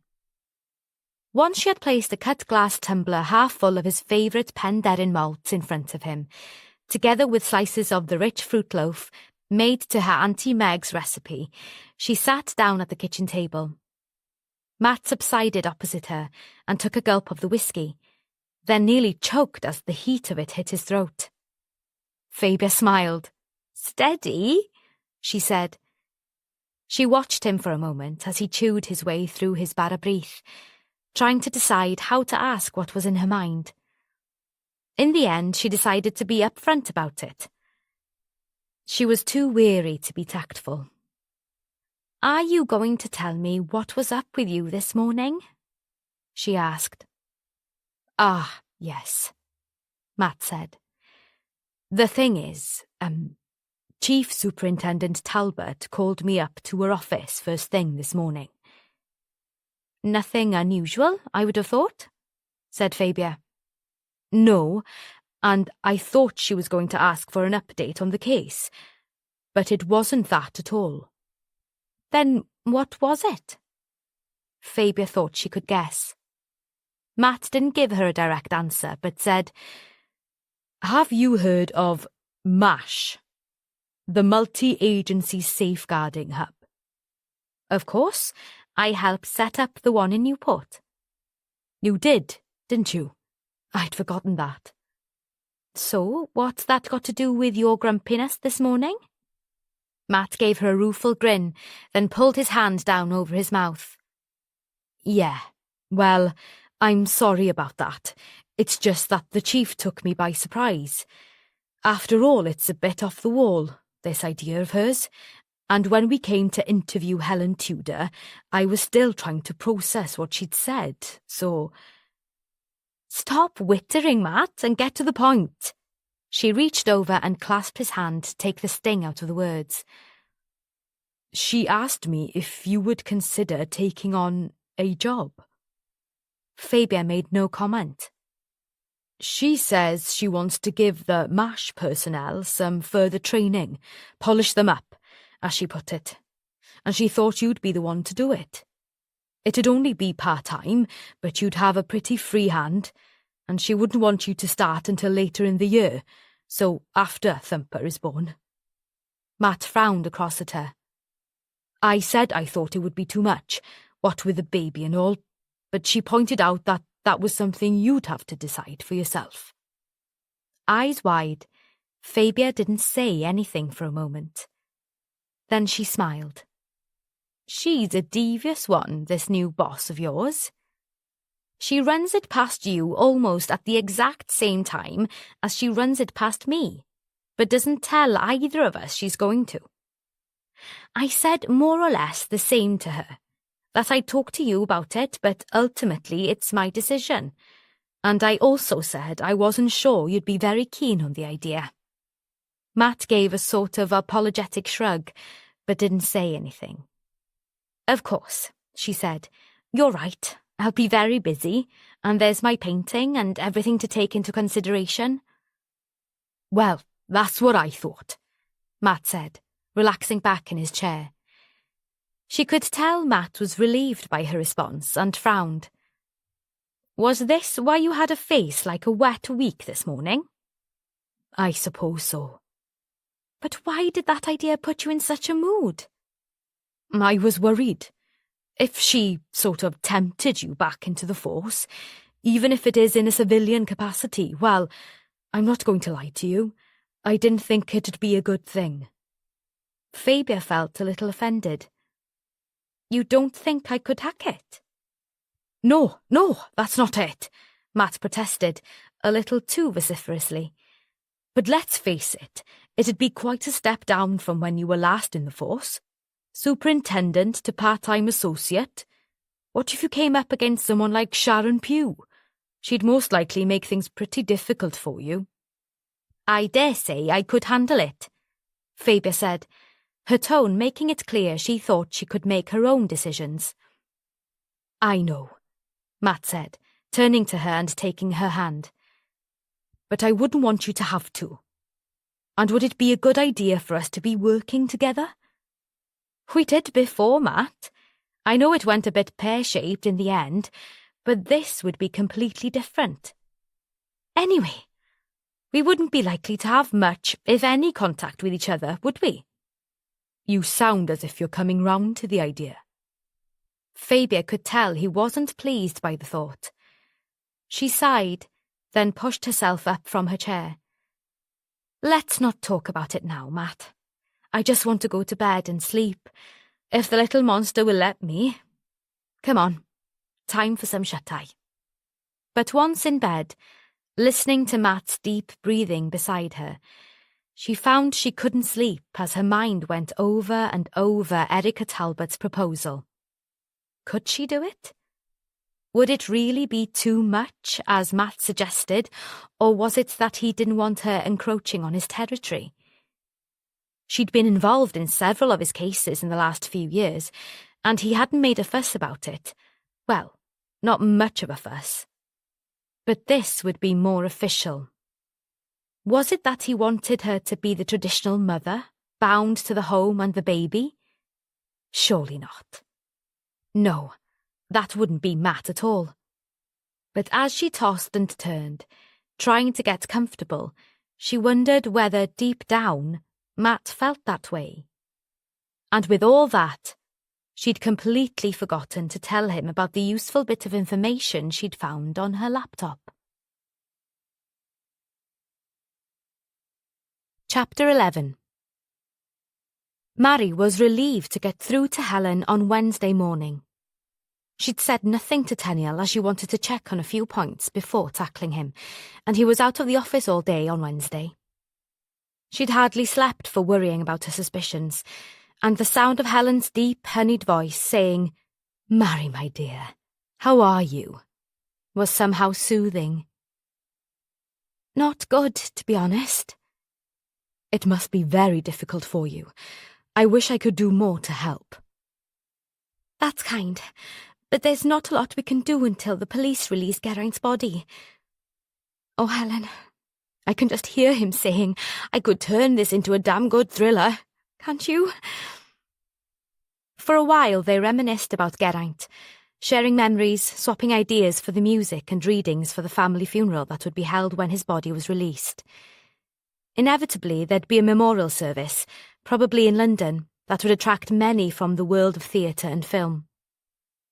But this wasn't what Mary had phoned for, and she brought Helen back to what was most important at that moment. "Helen, there was something I wanted to ask you. Do you remember getting that award from the Critics' Circle?" "I do. Geraint came up especially for it, bless him." "And Tenniel was there too?" "Yes, he was. I'd forgotten that." "Well, it's just that... It's difficult to explain, but did you see them together?" There was silence on the other end of the line for a few moments. Then Helen said, "I think I did. In the bar after the presentation. They looked as if they were in it for the long haul." "Yes, that's sort of what Geraint said." "Why do you ask?" Mary didn't give her a direct answer. "Round about then, did Geraint mention an option he was taking out on a book?" "He was always running ideas past me, but I don't remember anything in particular around then." There was a pause. No, hang on a minute. I do remember something. He wanted to base a TV series in Wales around the mining valleys. Said it was about time after the success of Gavin and Stacey, but he wanted it to be something serious. More like those Scandi noir dramas. I think he'd found someone he was interested in.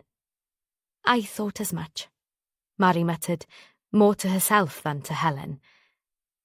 You thought what? Asked Helen. Oh, never mind.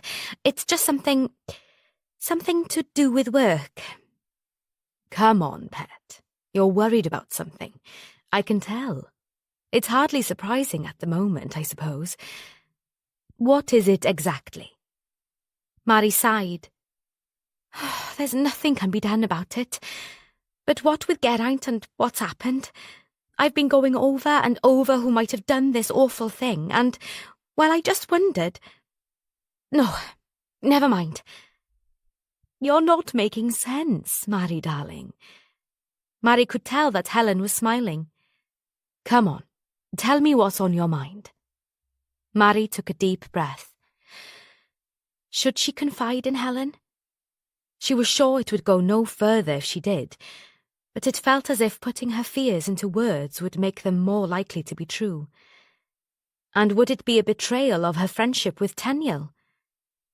But if he had done what she suspected, wasn't that a betrayal of her and Geraint? Before she could change her mind, she launched into a rapid account of the phone call from Jason Kennedy. So do you see? She stumbled to a halt, and before she could go on, Helen interrupted her. Let me get this clear. You mean to say that this project that Tenniel and this Jason person are so excited about is an idea they pinched off Geraint? Yes, I suppose that is what I'm suggesting, Mary said slowly, still reluctant to admit it. Something like that came up when I was interviewed by the police and Fabia Havard. And you think Tenniel might be responsible for Geraint's death, in order that all this doesn't come to light? Yes, no, oh, Helen, I don't know. The thing is, I don't think it's the first time he's done something like this. What? Pinched someone else's work? Yes. Oh, I've been such a fool. Tenniel is always telling me I'm not tough enough for this business. Maybe he's right. Mary could feel tears threatening and swallowed hard. I don't think being tough means you steal other people's ideas, Helen said briskly. I suppose not, Mary said. Everything is so completely awful and weird at the moment. I just don't know what to believe. I have to say, it does seem a bit far-fetched, Mary, as a motive, I mean, Helen said. Maybe you should contact this Lydia Phillips person. The name's familiar somehow. Her first book won the Costa. Oh, yes, I remember now. After a pause, she added, it might be a good idea to run it past Chief Inspector Lambert to begin with. He seems an approachable sort of chap, and he could speak to Lydia and see if she has anything useful to say. But Mary wasn't at all sure she wanted to do that. By the time they ended the call, Helen still hadn't convinced her it was the best thing to do. She's done what? Dilys exclaimed as she stood by her desk, her mobile clamped to her ear. Matt, who had been crossing the main office, looked round, then went up to Dilys's desk. How many of them did you say? Dilys glanced at him, but said nothing while she waited for the person at the other end to answer her question. I suppose it's hardly surprising, she said, but we'll need to get it sorted. Enough is enough, especially if she's going to react like that. There was another pause, then Dilys said, Okay, we'll get some reinforcements to you now in a minute. She cut off the call. What's up? Matt asked. It's that Cassie woman, sir. It seems she's beaten up one of those paparazzi blokes. Matt couldn't resist a grin. He hated the press crowd that gathered around a tragedy, called them vultures, in spite of the fact that Fabia always pointed out to him that they were only doing their job. They're hovering around waiting to pick up any tidbits of news, sensational or not, took him back to a time he didn't want to remember when his sister, Bethan, had committed suicide by throwing herself off a bridge into the River Usk. But he mustn't think about that. He pushed the memories out of his mind. What exactly happened? There's one hell of a crowd of them up at the house, sir. I suppose it's to be expected. And we've already sent a few PCs in uniform up there to keep an eye, and 2 of the specials. But I think we'll need more. But what about Cassie? Apparently, one of the paps got around into the back garden, near where Geraint was found, and was taking photos. Cassie saw him there and went apeshit. David Howell says he heard this fracas and went round with one of the specials. They found this man streaming blood from a broken nose, and Cassie standing over him with his camera, which she'd trashed, in her hand. They think she was about to hit him with it. They managed to calm her down and get her back into the house, and took the photographer bloke to the van to clean him up. One of his mates is going to take him to the hospital to check on the damage, but it looks like we're going to have to go and check it over. It does, but I don't think we can stretch to any more personnel up there, Matt said, sounding exasperated. Then a gleam came into his eye. But wait, I'm thinking in Charlie Rhys-Jones terms. What's it got to do with our revered ex-chief? Dilys asked. It's possible Chief Superintendent Talbot may be more understanding about deployment of staff. I'll go and have a word.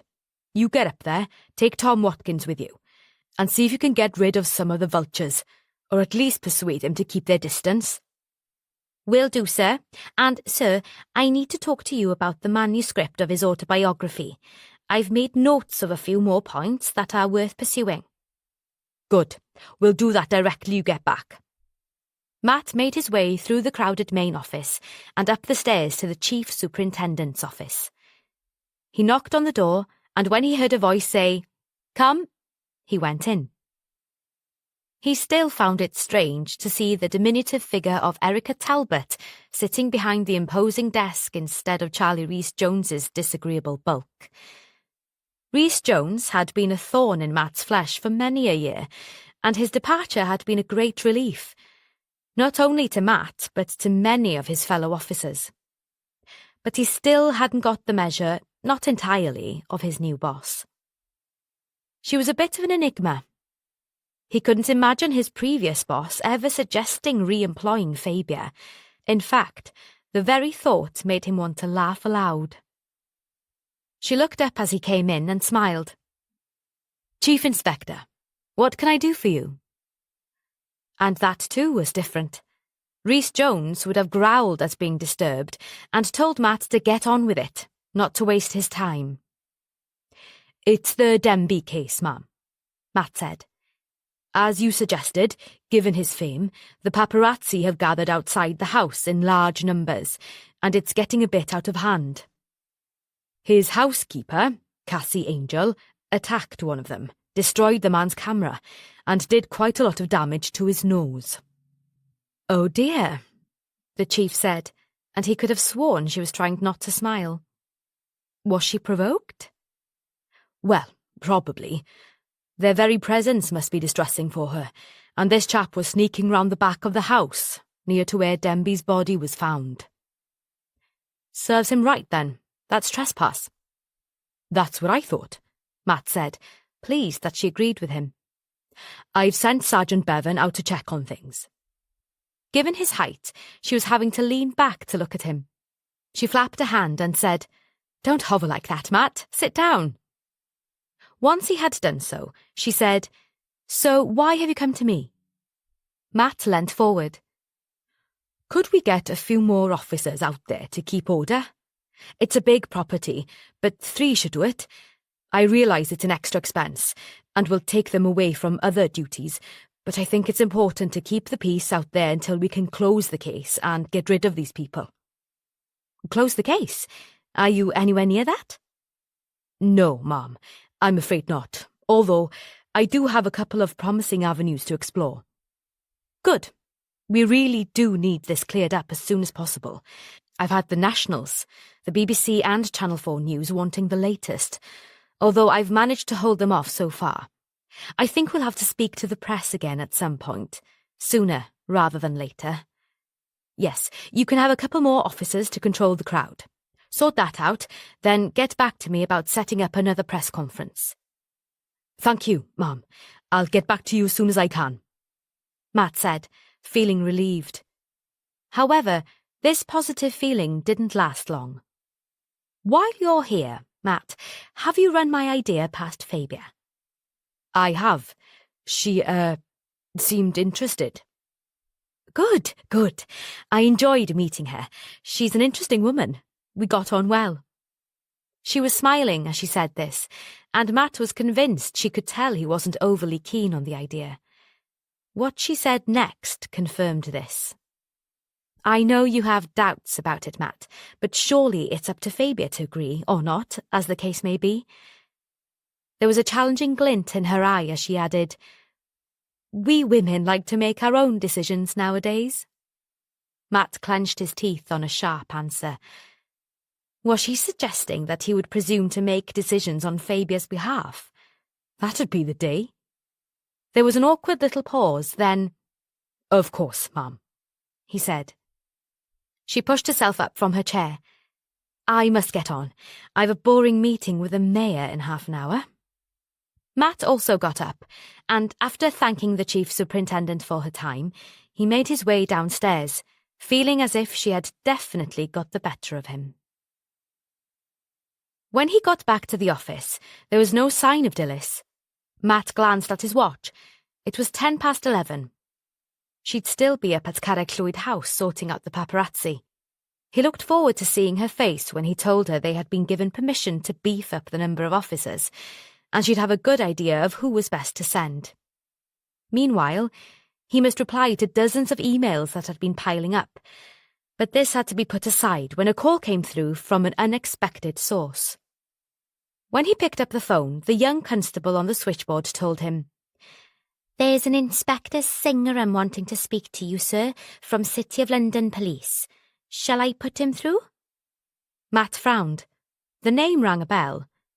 Oh yes, he'd met a David Singham when he'd been on a course some years ago. Matt remembered that David had talked about his Mauritian parents, who had emigrated to the UK before he was born. They'd compared notes about living on small islands, since Matt's mother was from Guernsey, and they'd talked about the French connection that both islands had. They'd got on well, and Matt had intended to keep in touch, but, as is so often the case, he'd not got around to doing so. Yes, I'll take the call, he said, and a minute later, Hello, David, how are you? It's been a long time. It has indeed, just over 4 years.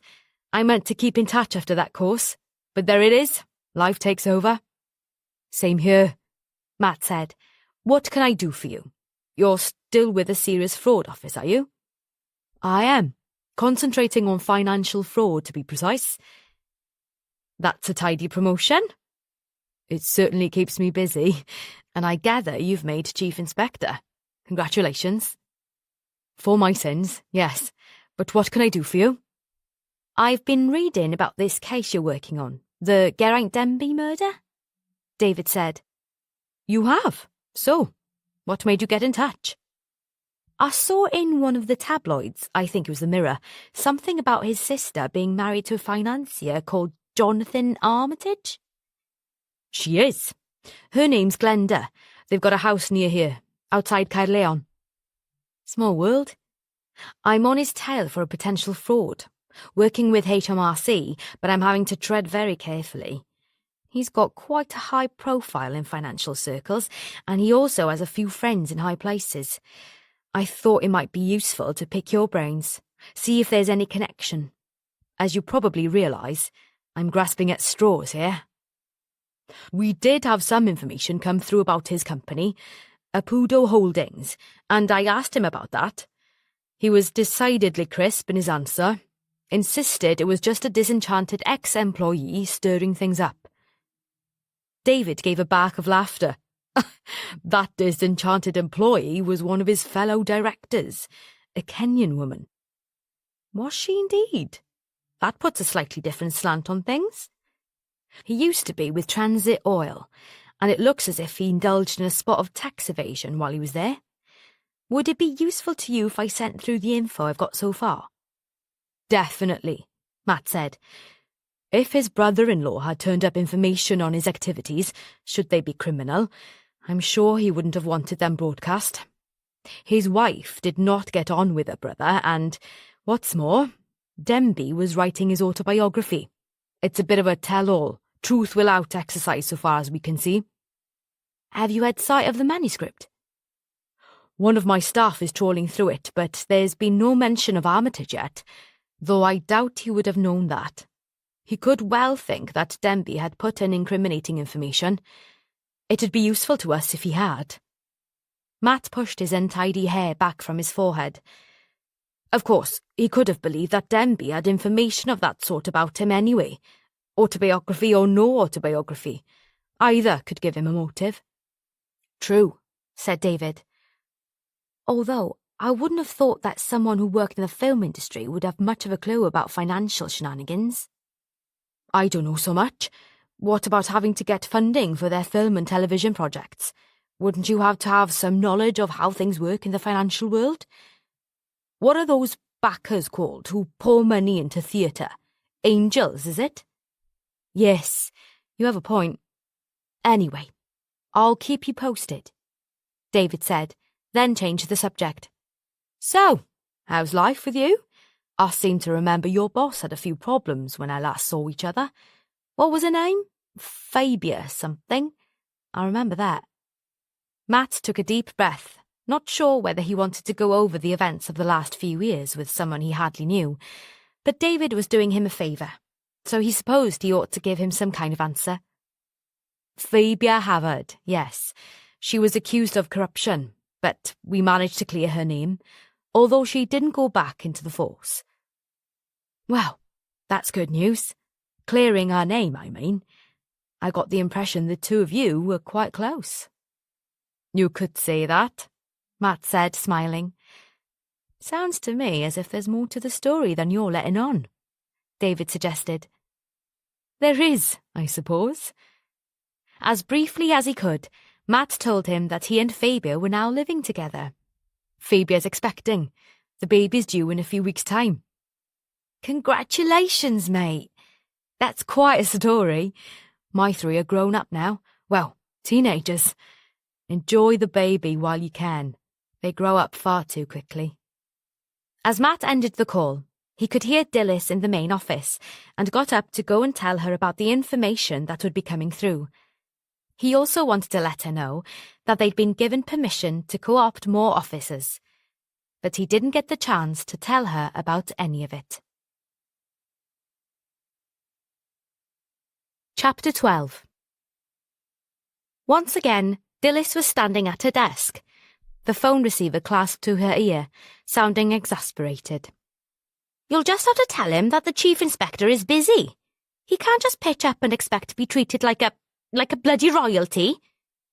When she saw Matt, she said, Hang on, Kareem, and put her hand over the receiver. It's Kareem Singh on reception, sir. They've got that Stephen Lowe down there demanding to see you. One of those do you realise who I am types, looks like. He says he's going to sit there until you agree to speak to him. I was going to have to interview him anyway, so now is as good a time as any.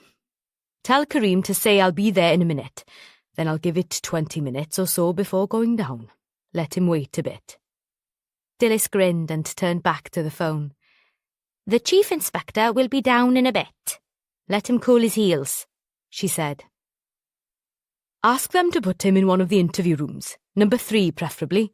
It's gloomier than the rest. It'll give him a taste of reality. Matt said. You'd better come too, Dilys. And can you get me a transcript of that interview with Craig Evans? The part where he mentioned Stephen Lowe and Geraint having a row? Will do, sir. But before you do that, Matt said, did you manage to calm things down at Carragclwyd House? Just about. Cassie's one angry woman. I swear I could see steam coming out of her ears. When it comes to the paparazzi, I'm with her all the way. Dilys gave a little nod. She knew the history and sympathised with her boss. Anyway, she said, I managed to calm her down, and I do feel sorry for her, but I pointed out that hitting out like that wasn't going to solve any problems. The bloke she thumped isn't going to press charges, not since I told him he was trespassing and could be prosecuted. I gave the crowd of them a little pep talk, have sympathy for the family, Cassie that is, and keep their distance. I hope it works. And the chief says we can deploy a few more up at the house, so that should help. Good. Well done, sir, Dilys said, giving him a cheeky grin. Matt responded with a slightly grim smile, but didn't comment. Before we go down to talk to this bloke, does he feature in the autobiography at all? Not significantly. He is mentioned. What was it Geraint called him? A minor director of dubious talents, and he mentions having to sack him at one time because he was touching up the female members of the cast and they were complaining. That comes across as something Geraint Denby thoroughly disapproved of. Good. That'll do for now. Half an hour later, he and Dilys made their way down to an interview room on the ground floor. It wasn't as bleak as the interrogation rooms, but it certainly wasn't homely. There was a small, highly placed window which looked out onto an alleyway to the side of the station, making the room rather dark, but the ceiling light had been turned on.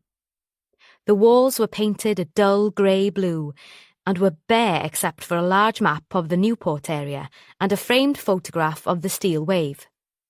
A table jutted out from the wall opposite with recording equipment at one end, and there were padded office chairs, one on one side and two on the other. A short, tanned man wearing what Dilys could tell was a very expensive suit was pacing up and down the room. He turned and glared at them, running an impatient hand over his sleek, dark hair as he did so. About time, he snapped. I haven't got all day. Good morning, sir. My apologies for keeping you waiting, Matt said calmly. Please, take a seat. He indicated the chair on the far side of the table, and he and Dilys sat down opposite him. I am Chief Detective Inspector Lambert. This is Detective Sergeant Bevan. We will be recording this interview, he said as Dilys began to set up the equipment and recorded the date and those present. Stephen Lowe ignored Dilys, but said to Matt, with a stretch of his lips, that was more sneer than smile, Going to put me through the 3rd degree, are you? Hardly seems appropriate when I've come here of my own free will to help you. Not at all, sir. As you say, you have come here voluntarily, so you are free to leave at any time, said Matt. The recording is standard procedure. Perhaps you could give us your full name and address. If I must. My name is Stephen George Lowe. You've probably heard of me, he said, his eyebrows raised as a condescending smile played at his lips. Neither Matt nor Dilys made any comment, and, after an awkward silence, he shrugged and gave them an address in North London. But while I'm in Cardiff, I'm staying at the Caldrecott Hotel. Matt sat forward in his chair. Could you give us your reason for asking to speak to us? I heard about Geraint Denby's death. An absolute tragedy, very upsetting. And now I hear that it's thought it wasn't another stroke, that, foul play is suspected. He looked at Matt, eyebrows raised in query. Yes, that is the case, Matt said without further explanation. I caught the tail end of a press conference you gave yesterday. Am I right in thinking you are in charge of the investigation into his death? I am, and my team, Matt said, with a nod towards Dilys. Well, he said, sitting back and folding his arms across his chest, since I was a friend and associate of his, I thought it was my duty to offer you my help. That's very public-spirited of you, sir, Matt said. I do my best, Lowe said smoothly. Can you tell me when you last saw Geraint Denby? Matt asked. It must have been about a month ago. I was in Cardiff on business, as I am now, and I decided to drop in on him as I had a bit of time on my hands. And would you say you were a close friend of his? Yes, I would. We worked together on several productions. And he was pleased to see you? Dilys asked, deciding it was time to make her presence felt, and remembering what Helen Tudor had said about Lo. His reaction was predictable. He didn't even acknowledge her, but answered as if Matt had asked the question. I believe so, he said. It's always good to meet up with old friends. Matt was puzzled. He couldn't work out why this man had made a point of coming to speak to them. Did he have anything valuable to tell them? Why had he appeared at the station with no warning? Did he realize he could be a suspect? So, Matt said slowly, the two of you were on good terms? I would say so, yes. Matt hadn't got time to waste, so he decided to cut to the chase. Dilys had laid a small pile of paperwork on the table in front of them, and now he pulled it forwards and leafed slowly through the pages. Having found the one he wanted, he looked up at Lo, who was sitting with one hand on the table in front of him, apparently relaxed except for his fingers tapping at the surface. That is not the impression we have, Mr. Lo. He glanced down at the piece of paper before him. We have a record here of what is probably your last visit to Geraint Denby. Of course, there may have been others after this one, which was... Matt glanced at the piece of paper in front of him. Exactly a week before he was killed. Stephen Lo showed little sign that he'd understood the implications of what Matt had said, except for the fact that his eyes narrowed a little. But he remained sitting back in his chair and let his hand drop to his lap. I think that's the last time I saw him, he said. He didn't ask them how they knew, but simply waited for Matt to go on. Matt glanced at Dilys, pushed the piece of paper towards her, and indicated one point on the page. Dilys looked at it and nodded. Lo looked from one to the other of them, not quite as cool now. He frowned and said, What's all this about? I think you should tell me what you're playing at. Playing at? Matt said. I'm definitely not playing, sir. We have a witness to what you say is your last visit to Geraint Denby. Witness? What do you mean, witness? There was nobody else there. He said his housekeeper was out. She was, but there was a gardener at the house. I believe he went to find Geraint and you followed him round to the back of the house. Oh, yes, of course. I'd forgotten. Well, this young gardener overheard your conversation with Geraint, and his account of it is not of an exchange between friends. Far from it. In fact, he says you threatened Geraint. Lo said nothing, just scowled across at Matt, who glanced at the piece of paper again, then continued. He heard Geraint state that he'd include anything he liked in his autobiography, and that if you didn't like it, he'd see you in court. Is that correct? There was no response, so Matt went on. He also told us that you threatened Geraint. You pointed out that he'd had one stroke, and you could arrange for him to have another one. Is that true? Lo put up a hand and dragged it down over his mouth, gazing at Matt speculatively over his fingers. What he'd been told hadn't dented his self-assurance nearly as much as Matt had hoped it would. Matt wondered what was going on, but he said nothing. Both he and Dilys waited, in silence, for him to respond. When he did, it seemed he'd decided to go on the attack and bluff it out. And you'd take the word of a scruffy young gardener rather than mine, would you? That depends entirely on what you have to tell me, Matt said. Geraint and I had a bit of a difference of opinion, but nothing as colourful or dramatic as this gardener chappie implies. We also discussed some others who may not be too happy about the publication of his autobiography. You've heard of an actress called Helen Tudor, I suppose? He didn't wait for Matt to respond. Anyway, she and Geraint were an item some time ago, and their affair ended rather messily. Then there's a chap called Brandon Gaunt, an agent. He and Geraint had a few run-ins at one time. And, of course, there's Al Paver, who used to be married to Geraint's ex-wife. Before he was, that is. Now, that would be a man you should interview. As to me... He paused, and Matt had a strong suspicion that they were about to get to the real reason for his being here. Matt waited, as did Dilys, sitting quite still and attentive beside him. Lowe leant forward, his elbows on the table, his hands clasped. "But you're not going to fit me up with a murder charge, Chief Inspector, as I was out of the country when Geraint was killed, and I can prove it." Matt was irritated by the man's attitude. He felt as if he was playing some game, and wasn't telling them the rules, but none of this showed when he simply said, "Perhaps you'd like to elaborate."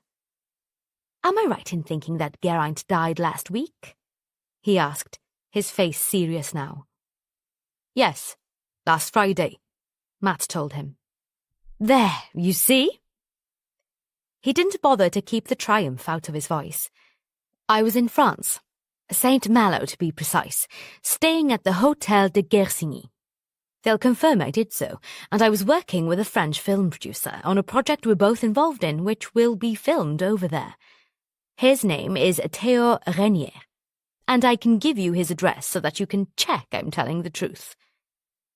With this, he sat back in his chair and crossed his arms, giving Matt a smug little smile. Silence reigned for a few moments, then Matt said, "Thank you, sir. Perhaps you would be so kind as to jot down Monsieur Renier's contact details for us." Matt pushed a piece of paper over the table, together with a pen, and Lowe wrote them down with a flourish, then slid the paper back across to Matt. When he'd done that, he pushed his chair away from the table. "Is there anything else I can do for you, Chief Inspector? I do have a meeting," he glanced at his wristwatch, "in half an hour." Matt turned to Dilys. "Are there any questions you'd like to ask Mr. Lowe?" he said. Dilys took the hint and said, "Yes, sir. Mr. Lowe, you mentioned Helen Tudor.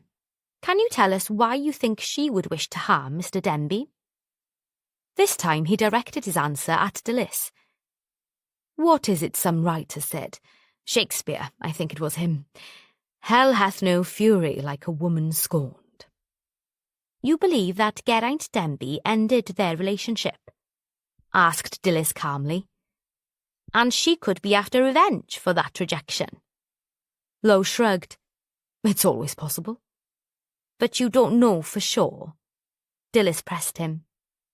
"No, I don't know for sure, as you so charmingly put it, but I do think it's worth some attention from your chief. Perhaps he'll be more detached about it." "You really are a very silly man," Dilys thought.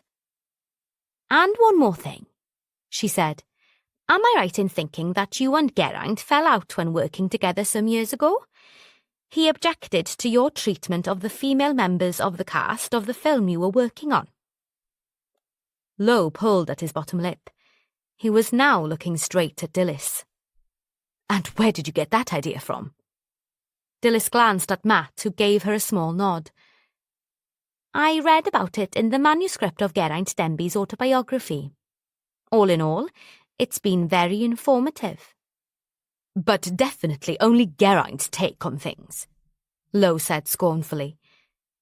"Yes, he did give me the push, but I think it was more because said female cast members preferred to spend time with me rather than him.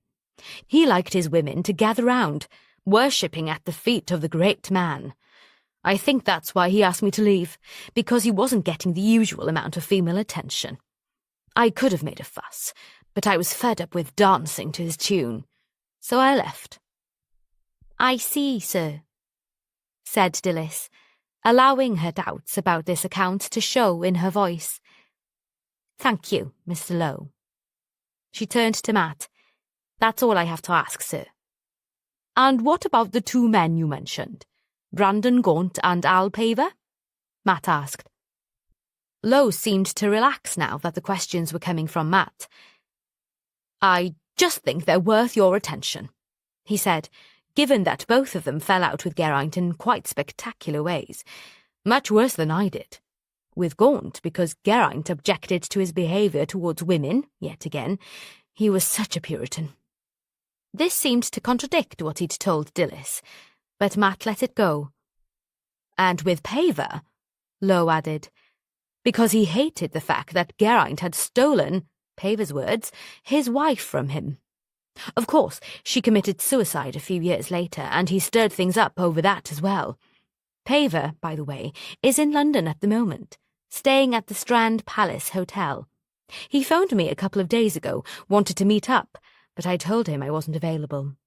He's not the kind of person I want to waste my time on. Anyway, it would be worth your while having a word while he's in the UK, and now I must get going. I hope I've helped with your investigation. That was my intention. Like hell it was, Matt thought. I'll see you out, he said. Chapter 13. When it comes to a blatant attempt to establish an alibi, that took some prizes, Matt said to Dilys when they were back in his office. We'll need to check the Hotel de Guersigny, and I'll get on to Jacques Huppert at the Commissariat Central in St. Malo. Ask him to do some digging. He's a good bloke. We used to go fishing together when the family went to France on holiday. Dilys didn't often get the chance to ask about Matt's past, so she risked taking the opportunity now. When was that, sir? She asked. When I was a teenager. We'd go to my mother's family in Guernsey for a week, then to France for a few days. We stayed in a pension, a sort of B&B owned by his parents. Jacques went into the French force about the same time I joined up. Dilys laughed. Is there any force where you don't have contact, sir? Plenty, Matt said, grinning. But where I don't have any, Fabia probably has. Quite a team. You could say that, he said, but Dilys noticed the grin fade rather quickly. She wondered why, but didn't ask, and decided to change the subject. As to that Al Paver bloke, do you want me to check up on him? Yes, do that, would you? Will do, Dilys said, turning to go, but then she turned back. I've all but finished reading through the manuscript. Have you got a moment now to go through the notes I've made? Absolutely, Matt said. Bring it in. Dilys was back with her laptop within moments. She put it down on Matt's desk and drew up a chair. Matt sat down beside her, and she opened up the laptop and made her way to the file she wanted. These are the notes I've made, she told Matt. They're in chronological order, so not exactly in order of importance, as I see it. I hope that's okay. I trust your judgment, Dilys. Right, who's first? I've gone right back to when he left Wales and moved to London. He did various jobs as a runner in production companies and theatres. They do all the donkey work. And he did that for 2 to 3 years, basically, learning his trade and writing in his spare time. He sent off several scripts and got lucky with his 4th. According to him, that's pretty quick, but he'd been doing a lot of networking, it seems. This play was picked up by a very rich American woman who owned and ran a theatre in North London. Dilys leant forward to read the name. The White Dragon Theatre, it was called. Pity wasn't the Red Dragon, Matt said. Yes, but maybe just the dragon bit was a sign of good luck for him. A tidy connection to home. Anyway, Dilys continued. Her name was Beverly Drake, and they got married in 1967, which was about the time his career took off. According to Geraint, he was her toy boy, since she was 15 years older than him, but it sounds as if it was a happy marriage. They moved to New York, but she was killed in a car crash in 1979. He seems to have been really cut up. Dilys paused. Sorry, sir, all that isn't exactly relevant to the case, but I really got into his autobiography. It's fascinating. It seems he inherited a fortune from his wife, and that enabled him to spread his wings a bit. Right, where am I? Dilys ran the cursor up and down her notes, then stopped. In 1985, he had a play going strong on Broadway, and one of the actors was Selina Spencer. To cut the story short, they got married within 3 months of meeting, but it was rocky right from the start. He says in the manuscript that he was in lust rather than in love with her. Apparently she was quite a looker, but it seems he had a good relationship with her daughter, Rose, who was 4 at the time they got married, but both the kids' birth father, that's Al Paver, and Selina herself seemed jealous of the fact he was close to the daughter. What happened to the kid? During the 4 years of their marriage, Selina had a drink problem and also suffered from bouts of depression, and Geraint was working all hours that God gave, travelling backwards and forwards between New York and London, so the child spent more time with Paver than with them.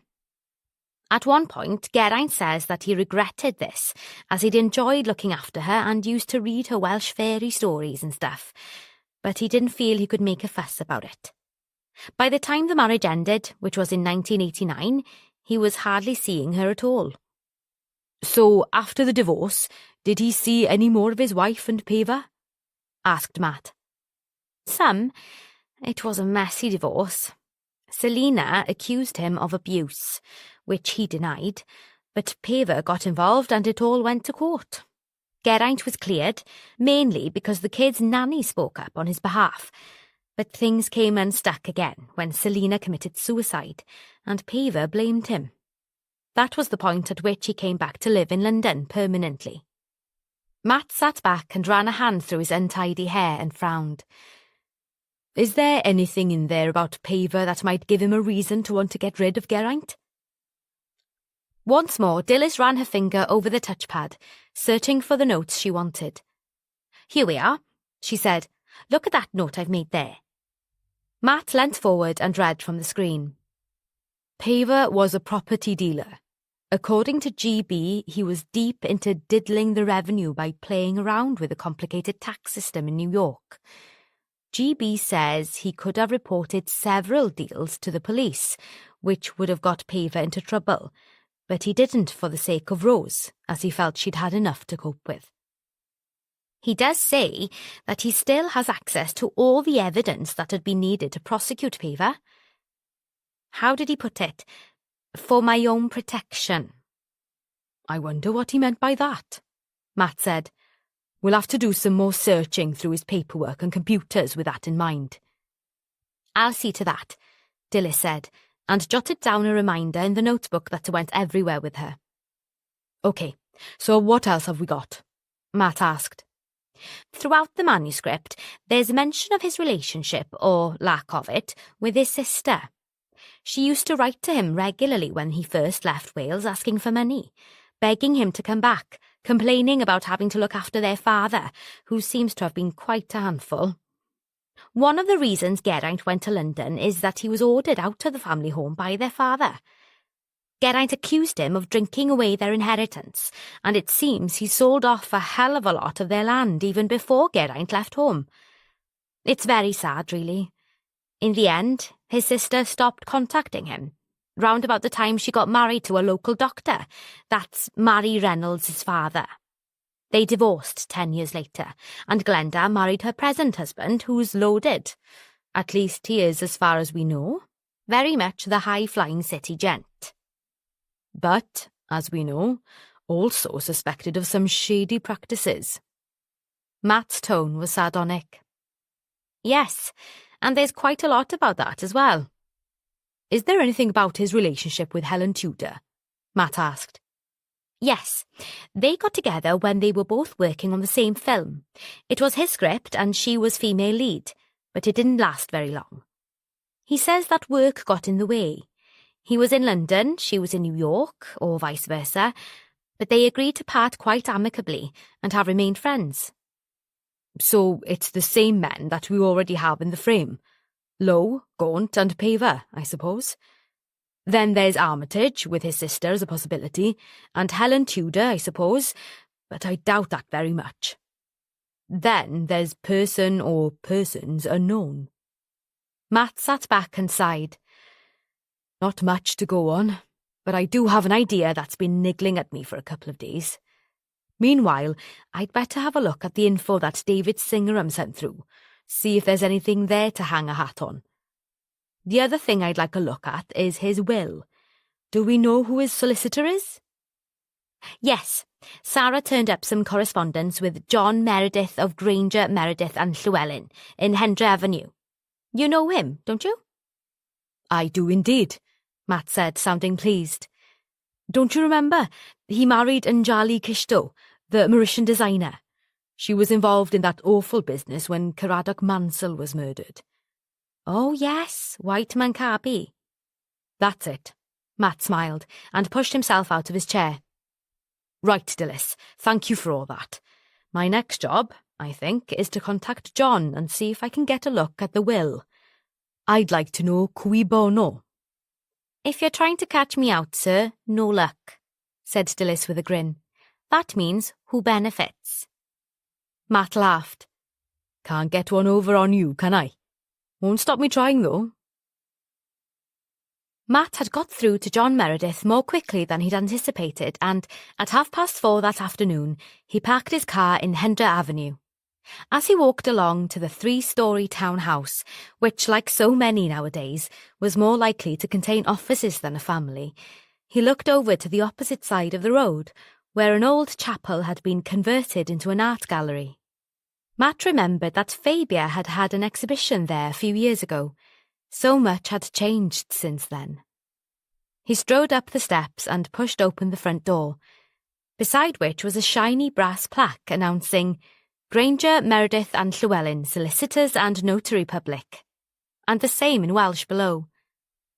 A door to his right led him into a reception area where a young man sat behind a desk. Can I help you? He asked Matt. Then he smiled. Ah, yes, Chief Inspector Lambert, isn't it? Yes, and you're Stephen Powell, John's assistant, aren't you? The man nodded. He's expecting you. Have a seat, Chief Inspector, and I'll go and tell him you're here. Matt wandered across to look at a couple of paintings on the wall and realised one of them, a watercolour of a sunset over Gwyddon Park in Pontygwyn, was by Fabia. He smiled as he remembered her telling him that John had bought it when she had the exhibition. He didn't have to wait long before John appeared. He was a slight, sandy-haired man with intelligent blue eyes. He held his hand out to shake Matt's. Good to see you, Matt. How's Fabia? Looking forward to when the baby's born. She says she feels like a whale. John laughed. And Charlie said something similar when Lisa was on the way. How are they both? Matt asked as he followed John into his office. Well, and Charlie's designs have really taken off, so much so that we've had to employ a childminder. But Lisa loves going there. She's 9 months going on 30, that child. Already nattering away. Some words are actually recognisable. When is your little one due? Just 4 weeks to go now. Good Lord, the time seems to have flashed past. But I doubt that's how it seems to Fabia. You could say that, Matt said with a rueful grin. The thought of being a father is pretty daunting, isn't it? It is, but take it from me, it's the most joyous and exhausting thing that could happen to anyone. It's the exhausting bit that Fabia and I have been thinking about. That won't last, John said breezily. Anyway, have a seat. John settled himself behind his desk and leant forward with his arms crossed. Well, what can I do for you? I suppose you've heard about Geraint Denby's death? Yes, I heard from his sister, Glenda Armitage. She wanted to know what was in the will. Actually, I was going to... Ah, said Matt. Did you tell her? I did. Since I'm his executor, I thought it was okay to give her a brief outline, but that was before I saw your press conference yesterday. Are you sure he was murdered? I'm afraid so. And there are definitely people round who would have liked to see the back of Geraint Denby. He was writing a tell-it-all type of autobiography and pointing the finger at quite a few people, quite apart from the fact that he and his family, well, his sister, had fallen out. It's a bit of a job trying to sort the wheat from the chaff. I'm sure you'll get there in the end, Matt. You usually do. Is Fabia involved this time? Matt grimaced. Would you believe her Auntie Meg, the one who left her the house, was an old flame of Geraint's? You couldn't make it up, could you? John gave him a wide-eyed but rueful grin. No, you couldn't. But I did know that, actually. Geraint mentioned it the last time I saw him. They'd got quite close. Matt grimaced. She's pretty cut up about his death. I'm sure she is, John said sympathetically. And it's yet another murder for her to contend with. Poor Fabia. Not the best thing to happen when she's so near giving birth. I guess her emotions are pretty near the surface, if you know what I mean. Yes, but she's determined to become involved, Matt sighed. But then she usually comes up with the goods, so I shouldn't complain. Enough of that. What about this will? Can you give me the bare bones? Well, the first thing I have to tell you, John said with a smile, is that he's left Fabia something in his will. What? Matt said, eyes wide in surprise. I'll get Stephen to bring in a copy, and some coffee as well. Let's sit over there. John indicated a couple of easy chairs on the other side of his office. It'll be more comfortable. 5 minutes later, John was sorting through the papers that Stephen had brought in for them, along with a tray holding 2 steaming mugs of coffee and a bowl of sugar. This is a copy, John said, handing Matt a couple of sheets of paper. If you want to make notes on it, feel free. The bit about the ring is a codicil that he signed when he came in. He's left Fabia his signet ring because Fabia's aunt gave it to him just before he left Wales. Oh, I see, Matt said, and silence reigned as he read through the documents while John sat back and sipped at his coffee. Occasionally, Matt made a note, underlined a sentence or highlighted something with a marker pen he'd rummaged for in his pocket. At last, he sat back, noticed his cooling coffee, took a gulp of it, then looked across at John. As to the rest, as I understand it, he leaves the house and all its contents to his niece, Mary. Then he leaves a hefty chunk of money to his sister, Glenda Armitage, which surprises me, since they seem to be at loggerheads. He picked the paper up again and glanced down it. Then there's a generous bequest to Helen Tudor, and he's left her the manuscript and all his researches for the book too. He says that is in case he doesn't live long enough to finish it. He asks that she should do so and get it published. There's another bequest to the Actors' Benevolent Fund, and a smaller but substantial one to Cassie Angel. After that, a few odds and ends to friends he names, but I haven't heard of any of them. I hope you have, he said, giving John a rueful smile. Then we come to the last one. To Rosemary Caroline Spencer, daughter of my ex-wife, Selina Spencer, my collection of books of Welsh fairy tales, legends and folklore, because she loved them when she was 4 years old. She had her mother's surname rather than her father's, it seems. Who was her father?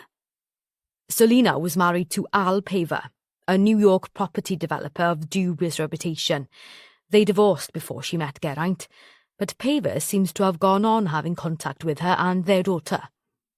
Selina committed suicide 6 months after she and Geraint broke up, and the kid had gone to live with her father by then. Paver accused Geraint of being the cause of her suicide. A thought occurred to Matt. Do you think his sister and her husband, and his niece, knew about these bequests? John shook his head.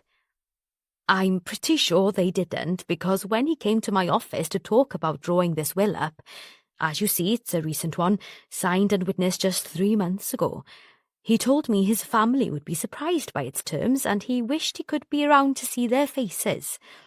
That indicates to me that he didn't expect them to know about it until after his death. It does, doesn't it? Reminds me of that business with Caradog Mansell. The thought had occurred to me, John said. Matt pushed himself up out of the comfortable armchair. I must get back to the station. Can I take this copy with me? And can I tell Fabia about the signet ring? Of course, to both, John said, smiling as he rose to show Matt out. I hope it helps her to feel less, well, deprived of a friend she's only just met. Give her my love. Will do. We must have you and Anjali round for a meal. Once this case is over, and I can draw breath, maybe. That'd be good, John said. Directly Matt got back to his car, he phoned Dilys. I'm on my way back now. Can you get the team together for a briefing? I think we need to gather all the loose ends together. Rightio, sir. Would 6 o'clock do? That's fine. See you in a minute. Just after 6 o'clock, back at the station, Matt's team were gathered around the main office. They perched on chairs or desks or leant against the wall. They were wary but attentive as Matt outlined what had been done so far, listening to contributions from those who had anything new to report. There wasn't that much, which was frustrating. Sarah, can you get the info on the Armitages together and match it up with what we got from David Singerham? You've got his report, have you? Yes, sir, Sarah said. OK, bring it to me first thing tomorrow. How are you doing, Aidan? I've nearly finished. Do you want me to come and go through it with you? Yes, please, Matt said. Dilys, could you join us? Dilys nodded her assent. The rest of you, keep going on what's been assigned to you. I know it's a big ask, but if you could all get in as early as possible tomorrow, it would help. Into Matt's mind came a saying that he always remembered. His first boss when he joined the force, who'd been an experienced and cynical old Londoner nearing retirement, used to say, "If you don't make an arrest within the first 4 days, you can usually whistle for it." Matt sincerely hoped that wasn't the case. It was now 5 days since Craig had discovered Geraint's body beneath the balcony. He tried to comfort himself with the fact that it was only 2 since Dr. Curtis's report had revealed it was murder. Chapter 14. Fabia was coming down the stairs just as Matt came in the front door a few minutes after 9 that evening. "There you are," she said, doing her best not to sound grumpy. She'd been looking forward to him coming home for hours now, although she was perfectly well aware that in the circumstances there was little chance of his doing so at a reasonable hour. She spent a lot of her time telling herself off for forgetting what it was like to be in the police force. She, of all people, should understand why Matt kept such long hours, particularly when there was a difficult case on, as this one was. She put a hand up to Matt's weary face. "You look tired, pet. Have you eaten?" "I had a sandwich with Dilys and Aidan, but I could do with a glass of wine." "Coming right up. Red or white?" "Some of that Rioja would be good." He followed her into the kitchen. "I saw John Meredith today. He's Geraint's solicitor. He sends his love." "How are Anjali and the baby?" "Fine," he said. "We were saying we must all get together for a meal sometime." "That'd be nice."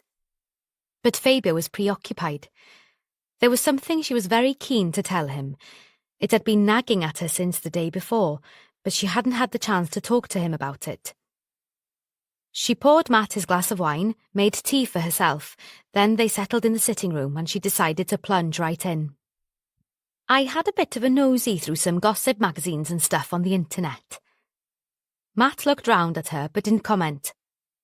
"And I think I found something interesting," Fabia told him.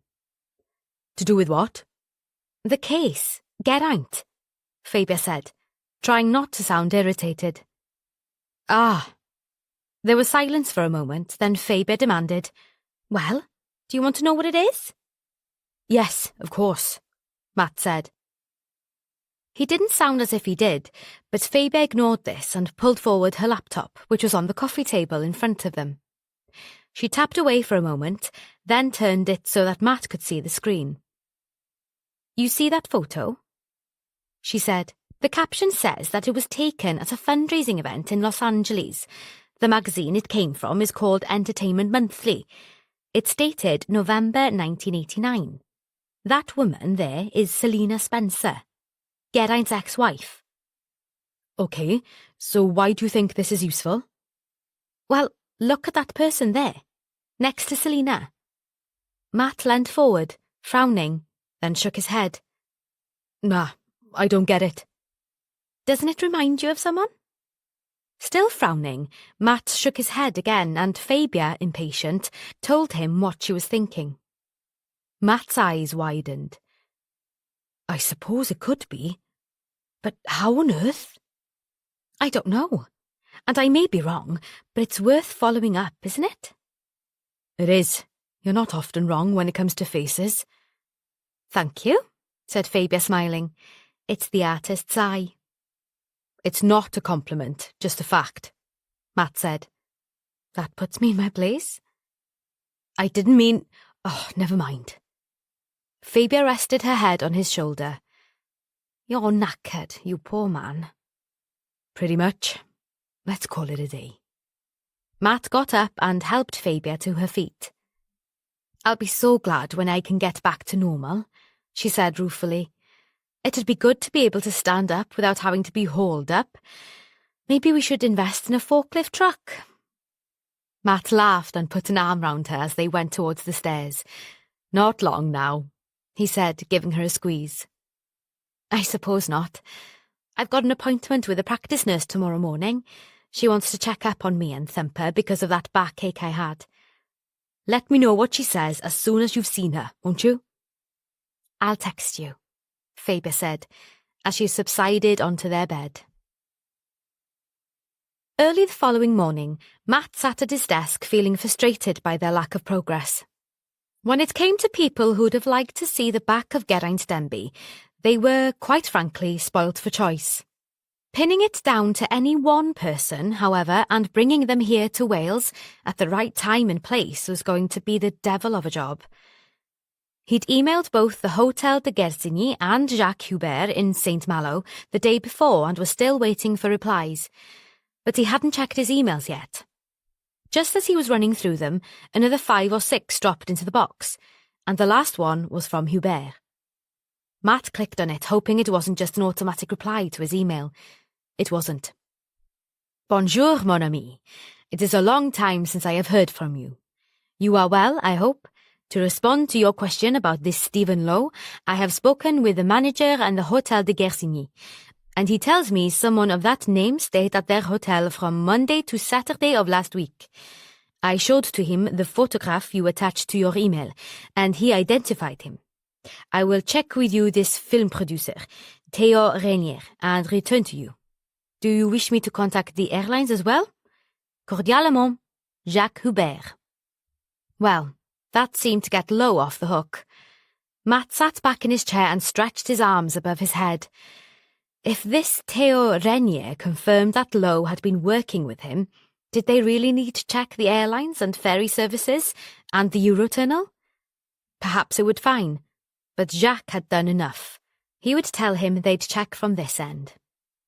Dilys came into his office just as he was finishing his response to Hubert. There's an email from David Singeram. Has it come through to you? Matt clicked through to his emails again and looked at the screen. It was there. Thanks, Dilys. Give me a minute to read through it. 10 minutes later, he went in search of Dilys. Chapter 15. Because Tenniel had been out of the office for the last 2 days, and she wanted to speak to him face to face, it wasn't until Thursday morning that Mary had the chance to tackle him. It was just after 8, and she'd come into the office early so that she could catch him first thing. The day before, she'd done as much research as she could. Tenniel was rather careless of his privacy online, and it didn't take her long to get into his private emails.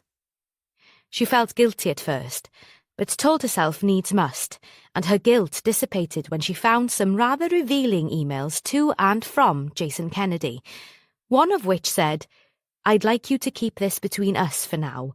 It's best to have it signed and sealed before I discuss it with Mary. But Jason must have forgotten about that when Mary had taken his call. More fool him. There were also some emails between Tenniel and Lydia Phillips, which had made it clear they were in a relationship. To her relief, Tenniel arrived a few minutes later, before anyone else. He breezed into the office, humming as he did so. Bore da, he said. You're an early bird today? Then he glanced at her, frowned a little, and said, What's up? You look stressed. Mary had been dreading confronting him. She hated confrontation, but his attitude stiffened her backbone. For crying out loud, she thought, isn't Geraint's death enough to make me look stressed, let alone anything else? I'd like a private word with you, she snapped. Come into the conference room. Can we make it later? I've got to. Sorry, Tenniel, it has to be now before anyone else comes in. This brought him up short. She hardly ever called him Tenniel when they were together. Always TD. Okay, he said. Give me a few minutes and I'll be with you.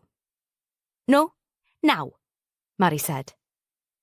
Picking up some notes she'd made, she strode across the office to the small conference room they used for meetings. Much to her relief, Tenniel followed her and closed the door behind him. He threw himself into a chair and draped one arm over the back, the picture of relaxation. But from the tension round his mouth, Mary could tell he wasn't nearly as relaxed as he was making out. She sat down opposite him, crossed her arms on the table in front of her, and took a deep breath. I took a call from Jason Kennedy on Tuesday, she began. Tenniel raised his eyebrows, but didn't comment. From what he said, I gather the two of you are cooperating on a new project. He sounded very excited about it. Said it was an option on a book by Lydia Phillips. Is that right? Tenniel frowned across at her, chewing at his bottom lip. Is that right, Tenniel? Mary repeated. He sat forward, smiling at her. Well, yes. I was going to talk to you about it this week, in fact. Were you? And what is this project? And why did you tell Jason you weren't going to tell me about it yet? How did you know I said that? He asked, no longer smiling. Because Jason phoned on Tuesday and blurted it all out.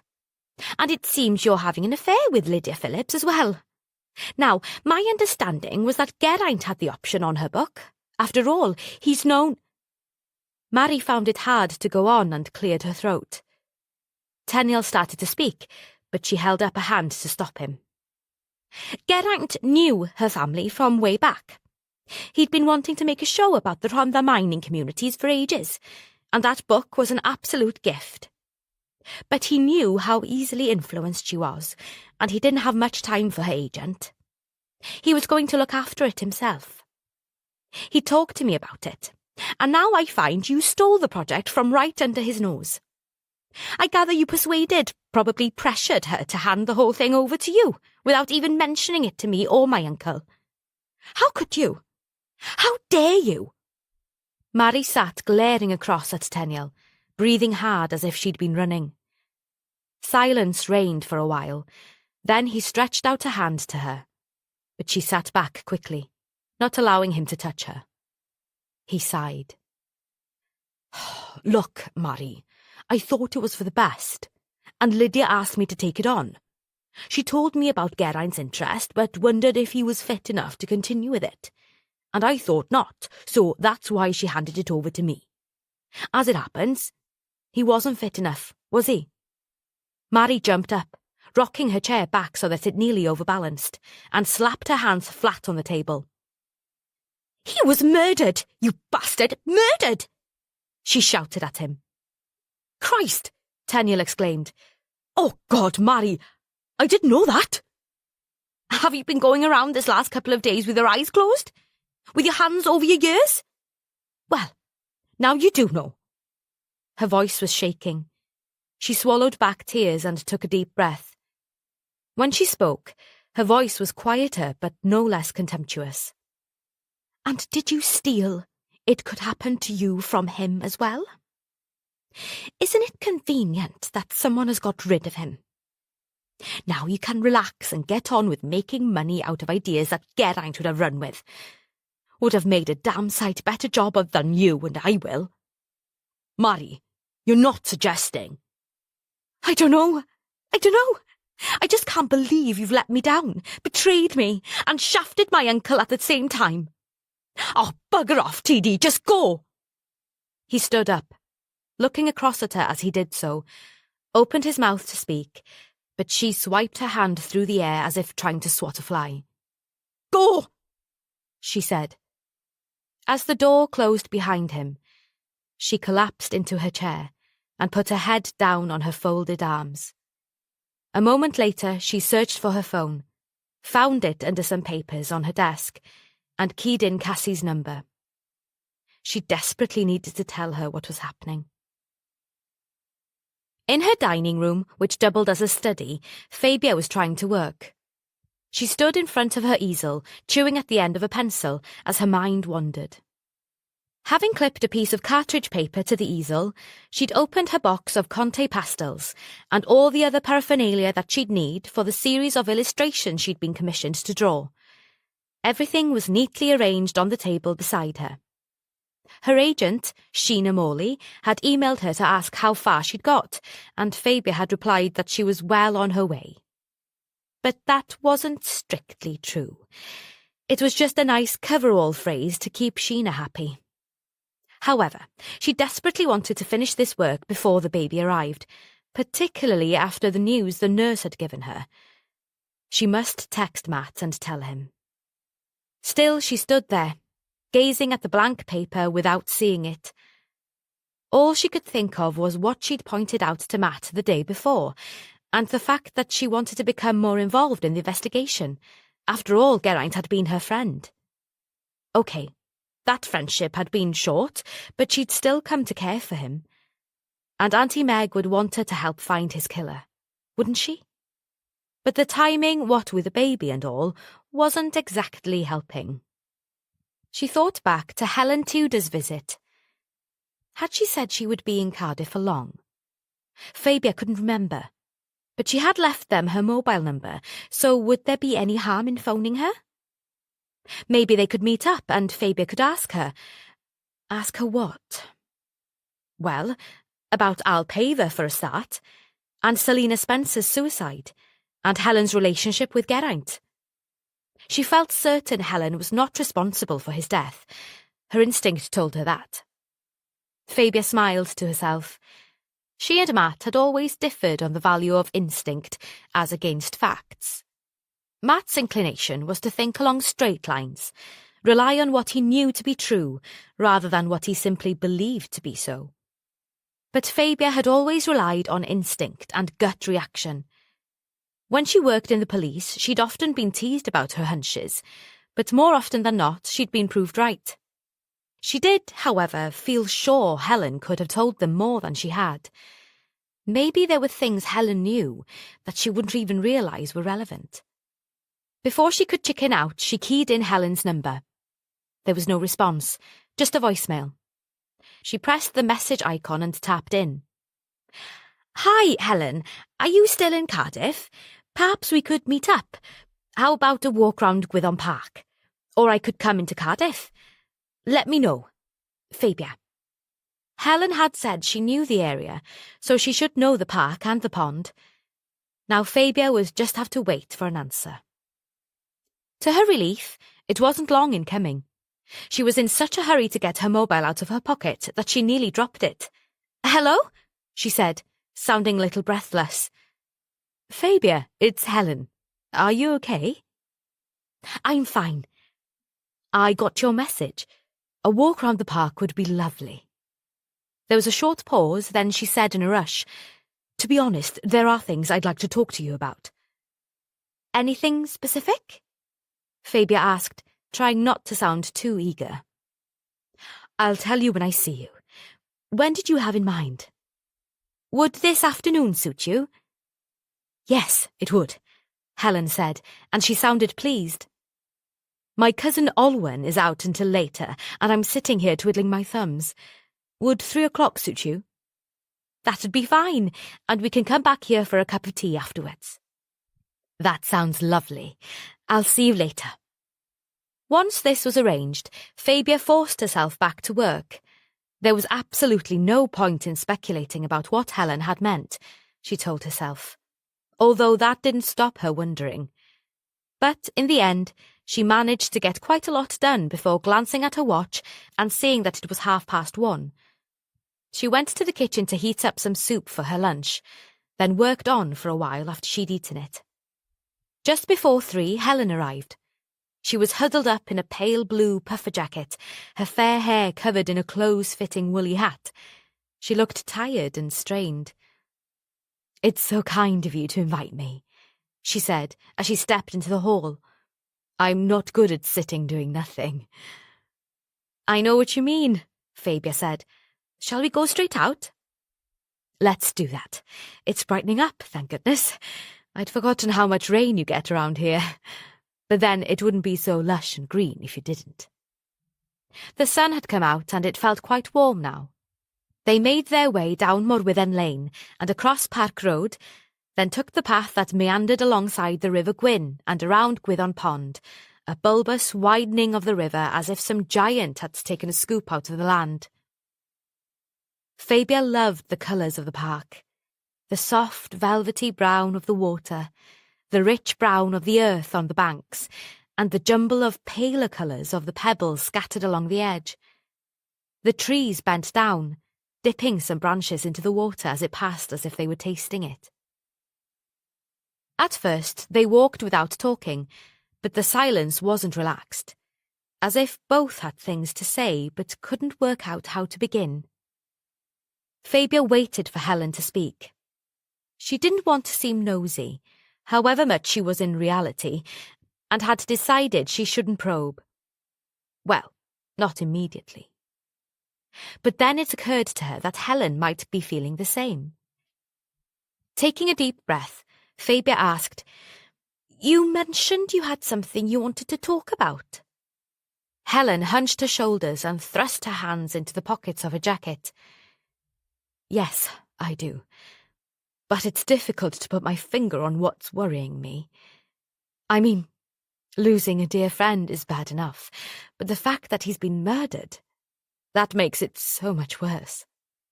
I know how you feel, Fabia assured her. And you knew him for so much longer than I did. There must be something in Geraint's life that caused someone to kill him. He was such a gentleman. I just can't get my head round it. But it can't have come out of the blue, can it? Unless it was some random lunatic who just stumbled on him. No, it can't. I've never had much time for the lone lunatic theory, although I suppose it does happen very occasionally. But in my experience, there's almost always a motive, and a strong one. A friend of mine who was a writer said there was a mantra to every story. Who, what, where, when, and why. I've always thought that with a crime, there's a how, when, why, and who. We know more or less how and when. It's the why and who that we have to search for. Do you know if your Matt is any further forward? He may be, but he hasn't told me. Sometimes he can't. I suppose. It must be awkward at times, given that you used to be in the police force. Fabia gave her a rueful smile. You could say that. What's more, I used to be his boss. Helen looked at her, eyebrows raised. Oh, Lord, that must make it that bit more complicated. We manage, Fabia said, with a quick grin. They arrived at the edge of Gwyddon Pond, and Fabia suggested they sit on a bench facing the water. She didn't want to admit to it, but her back was aching a bit. When did you first meet Geraint? Fabia asked, thinking this would be a safe way to start. We go way back to the early 80s. Helen smiled as if it was a good memory. We were both living in New York at the time, and I got a part in a play he was directing off-Broadway. It was so good to meet someone from home. We used to sit and talk about Wales for hours on end, and he needed a friend at the time. It was only a few months after his wife, Beverly, had died in a road accident, and he was very low. After that, we saw quite a lot of each other until he married Selina, and what a mistake that was. In what way? Fabia asked. She hated it if he saw anyone from before they'd met, any of his old friends, including me. He had to concentrate all his attention on her. If he didn't, she'd create the most awful scenes. So gradually we saw less and less of each other. But when they divorced, he got in contact again. He desperately needed someone to hold his hand, to listen, even more so when she committed suicide, which, she said fiercely, was nothing to do with Geraint. It was not his fault. She banged her hand down on the slats of the bench to emphasize her words. She'd always been on the edge, very volatile, up one minute, down the next. I think her suicide was much more to do with her existing mental health problems and her ex, Al Paver, than it was to do with Geraint. Fabia had listened intently to all that Helen had told her, but at this point she really wanted to ask a question. She took a deep breath and asked, "Why do you say that about Al Paver?" Helen turned to look at her, and Fabia got the impression she was coming back from somewhere in the dark past. "Al?" she asked. "Ah, yes, Al." Her tone said much about her opinion of the man. "He was an absolute shit, and that daughter of theirs, I never could like the poor child. Although Geraint seemed to be fond of her, he always wanted children." "But what about Al?" "He tried to ruin Geraint because of Selina. She'd left him a while before she and Geraint got together, but that didn't mean anything to him.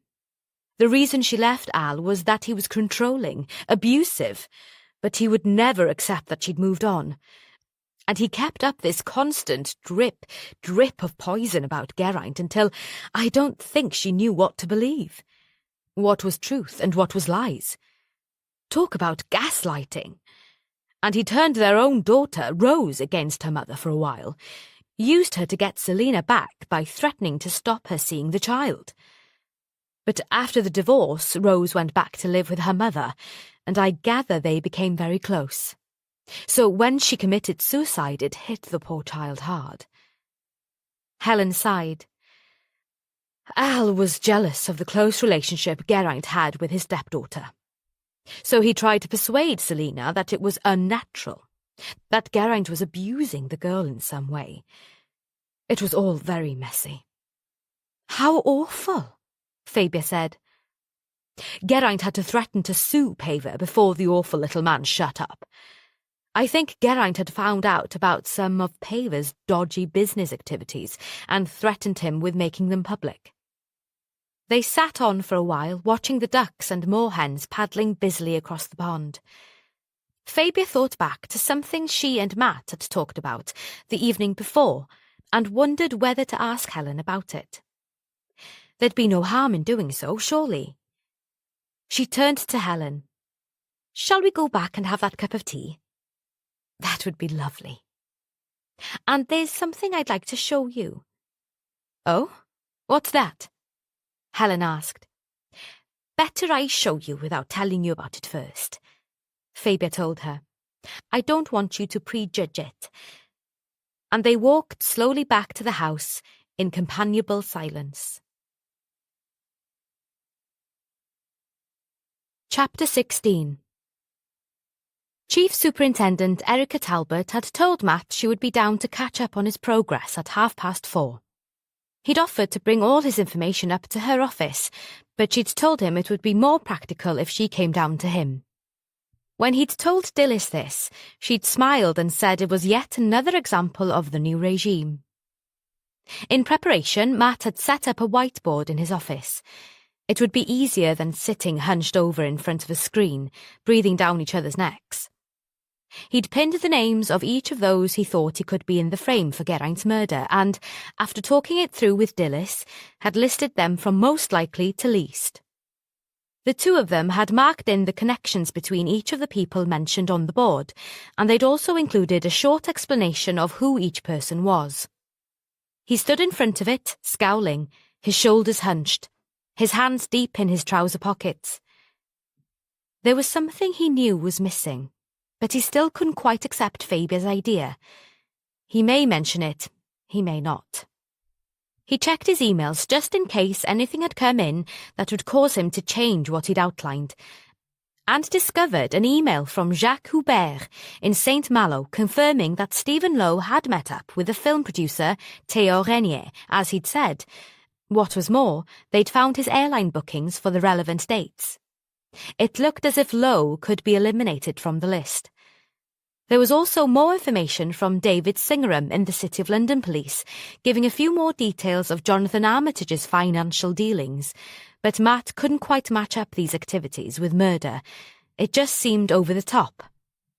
He'd also had checks done with a hotel in Geneva, and they'd confirmed that Armitage had been staying there until early on Sunday, but Matt still wasn't sure he could rule him out, given that he could have flown back to Cardiff and returned to Geneva without much trouble and unnoticed by the hotel staff. He put a line through Lowe's name and a question mark beside that of Armitage. The chief superintendent arrived at exactly 4:30. Reluctantly, Matt put his phone on silent. He hadn't wanted to do that lately, just in case Fabia needed him. He promised himself he'd check for a text or voicemail immediately the meeting was over. Dilys had come into the room in the wake of the chief and closed the door behind her. The next half hour was spent with Matt going through the motives that each of the people on the whiteboard might have and answering a few pertinent questions from Erica Talbot. She agreed with his assessments of Lowe and Armitage as suspects and expressed the opinion that Glenda Armitage was unlikely. I met her a couple of days ago when I was giving a talk to a local Women's Aid fundraiser. First talk I've done since I got here. She happened to glance at Dilys and noticed the expression on her face. That seems to surprise you? Well, it does a bit, Dilys admitted, then reddened a little. Sorry, ma'am, not you being there, but Glenda Armitage. She didn't strike me as someone who'd be involved in that kind of charity work. Nor me, said Matt. I think she might have been there because she'd made quite a substantial donation to their funds. I got the impression, although I may be wrong, that she enjoyed being the Lady Bountiful. But when it comes to her brother's death, she shook her head. No, quite apart from anything else, I don't think she'd have the strength to lift his body over the balcony rail. I think you're probably right, Matt said. So that leaves us with Brandon Gaunt and Al Paver, or someone we haven't thought of yet. We've managed to track down Gaunt, and we're about to set up an interview with him. Paver has proved a little more elusive. Lowe told us he's staying at the Strand Palace in London, and they confirmed that. We left a message, but he hasn't come back to us yet. We'll have to set up an interview somehow, without frightening him off. They spent some time going over all the information that the team had turned up while trawling Geraint's manuscript, his diary and paperwork, spreading wide their internet searches and adding all the information Aidan had retrieved from the various devices. But Matt felt that useful information was thin on the ground. He remembered what Fabia had suggested that evening before and wondered whether he should mention it to the chief. Would she mind that Fabia had done her own research? Given that she'd suggested Fabia might have useful information, and that she'd come up with the idea of Fabia taking on a job with MASH, he thought maybe she wouldn't object as her predecessor would have done. It was hard to get out of the mindset that Charlie Rees-Jones had always imposed of keeping all civilians out of police work, particularly Fabia Havard. For some time he'd sat silent while Erica Talbot and Dilys had talked, but now his boss turned to him. "You're very quiet, Matt. What's on your mind?" she asked. Matt pushed a hand through his hair, then sat forward, pushing his doubts aside. Fabia has been doing some research into Denby's background herself. Good, she said, to Matt's great relief. What has she come up with? After all, she knew him. Well, it seems that she turned up some information in one of the American entertainment magazines that she thought could be interesting. I'm not sure that it's of any use, but still. She's not often wrong, though, is she? Dilys said, a little defensively. With a quick smile at Dilys, Matt said, True. But he didn't go on. Come on then, Matt, spit it out, the chief said, and Matt got the distinct impression she was amused by his hesitancy. When he told her what Fabia had suggested, she didn't respond immediately, and he waited, wondering what she would say. Dilys too was watching her, waiting for a response. At last, it came. That sounds very interesting. A bit far-fetched, but still interesting. It'd explain several things that don't exactly fit, wouldn't it? Perhaps you could ask Fabia to show me this photo she found. I'll bring it in first thing tomorrow. OK, now I must get going. She stood up, and so did Matt and Dilys. But as she got to the door, she turned, a slightly mischievous look on her face. You see, Matt, Fabia would fit right back in here. I must talk to her again about that job idea I had. Mary sat in her office trying to concentrate on work. She and Tenniel had barely spoken to each other since their confrontation first thing, and she was beginning to feel like getting away from the office whatever the time. In her present state of mind, she really wasn't going to achieve much that was of any use. And what's more, she was worried about Cassie all alone in that big house with no idea of what was going to happen to her. After all, her job as Geraint's carer. She caught herself up, sent a mental apology to Geraint and substituted housekeeper. Her job didn't really exist anymore. They'd have to talk about that at some point. But now all Mary wanted to do was to be with Cassie for the comfort and love that she so craved. Over the past few hours, Mary had gone over and over the people that may have had cause to harm Geraint. In spite of Tenniel's behaviour, she couldn't really see him as a murderer. And was what he had done a strong enough motive anyway? Halfway through the afternoon, she'd gone back over the diary for the last 10 days and had been reminded that on the day Geraint had been killed, she and Tenniel had been in the office all day working together. Surely that ruled him out. Should she mention that to the police? She turned her mind to others who might be suspects. Helen, she discarded immediately. She'd loved Geraint. In fact, Mary thought of Helen as his best friend. But there were probably many others who would have been happy enough to see him dead. Her mind flinched at the word, but she made herself continue mulling over those who she knew were his enemies. He'd made many of those, but, as far as she was concerned, for the best of reasons. His standards of behaviour had been high, and he gave no quarter when it came to people whose standards didn't match his own. Rubbing her tired eyes, she checked the time. It was 5 o'clock. She turned off her computer, gathered up her bag, her phone and her laptop, and left the office without even telling Tenniel or anyone else that she was going. She just needed to get to Carrickllwyd House as quickly as possible. It was nearly an hour after she'd left the office that she arrived at the house. She was glad to see there weren't nearly as many of the paparazzi and media crews around as there had been. She managed to drive past them without drawing too much attention. Some of them took photos as she passed, but there was nothing she could do about that. When she was a few yards up the drive, a uniformed police officer held his hand up to stop her. "Good afternoon, madam," he said. "Could I have your name, please? We've been told to check arrivals." I'm Mary Reynolds. This was my uncle's house. I've come to see Cassie Angel. Have you any identification? I'm sure you can understand that we're being very careful at the moment. He gave a sideways nod to the crowd at the gate who were now being held back by two of his colleagues. Mary sighed, rummaged in her bag and got out her driving licence. She handed it to the officer. He looked at it, nodded again, and said, "Thank you, Miss Reynolds. We'll try to make sure you're not disturbed." She gave him a tight little smile. "Thanks," she said, and continued up the drive.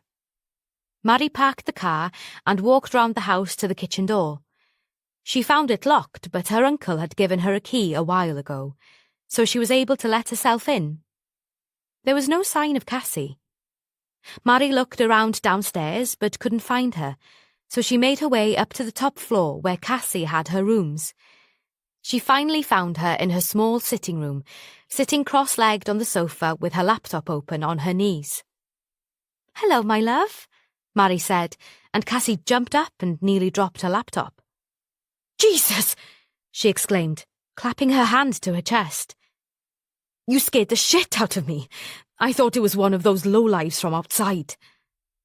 "I'm sorry," Mary said, going quickly over to Cassie to put her arms around her, but the laptop was in the way. Cassie pushed it across the sofa and reached out her arms. "Come here. Let me give you a proper cuddle." They settled on the sofa, side by side, Cassie's arm round Mary protectively. "Those bastards are still out there," Mary said. "I know, but the police are keeping them under control. I forgot to tell you earlier on.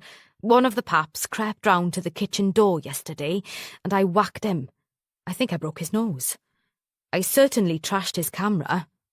He won't do that again." "Cassie!" Mary gasped. "Did you hurt yourself?" "No, but I certainly hurt him," Cassie said with satisfaction. "You're amazing," Mary said. "Will there be repercussions?" "Nah, he was trespassing. All in a day's work," Cassie replied and grinned at her. They sat in companionable silence for a while. Then Mary turned to look at Cassie. "After I spoke to you, I spent some time checking up on what Tenniel's been doing. Well, what he was doing on the day Geraint was killed, and I don't think he could have killed Geraint. We were in meetings all day, and we started really early, about 7:30. I suppose he could have come to the house really early, before work. But I just don't think it's likely. Wouldn't everything happening have woken you?" "I was in Cardiff that day," Cassie said, "and I got going very early." "But I know him too well. I just don't think he'd have the courage. And I'm absolutely certain Helen had nothing to do with it, which leaves one of those shitty men. 2 of them visited Geraint recently, didn't they?" "Yes," Cassie said. "Stephen Lowe and Brandon Gaunt. I made sure that he told me their names so that I could block them if they phoned on the landline."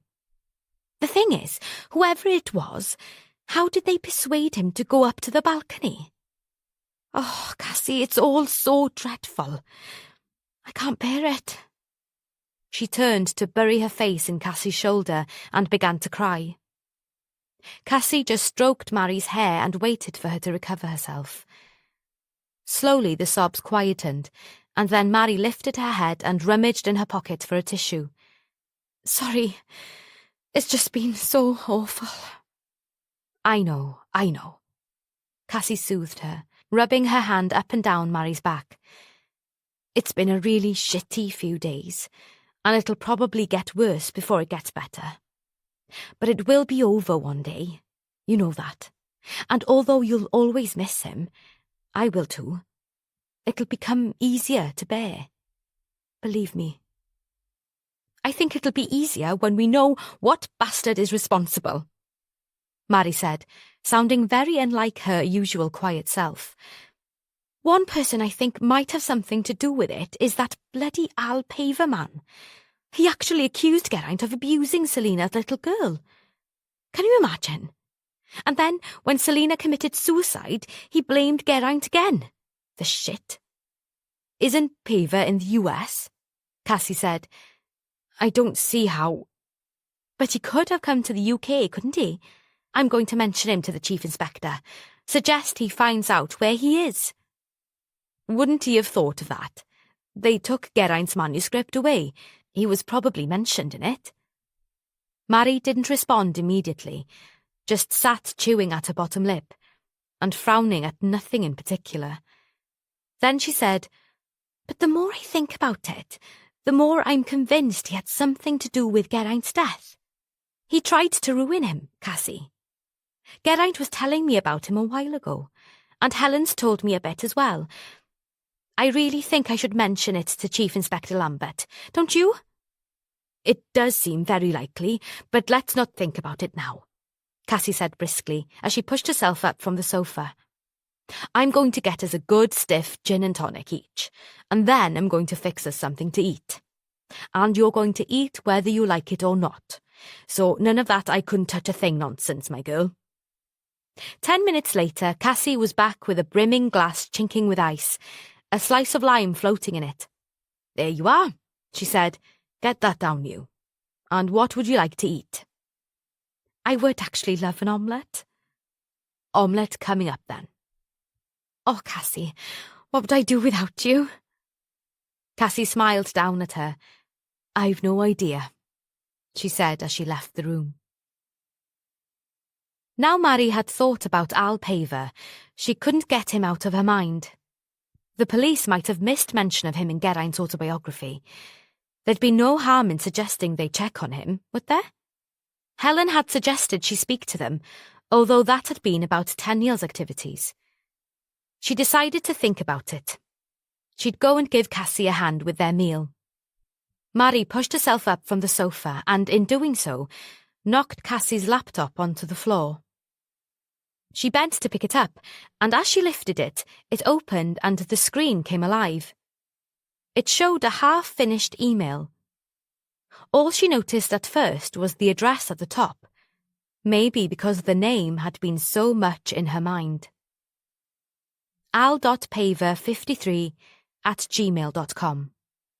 Then her eyes travelled down to the greeting at the top of the email.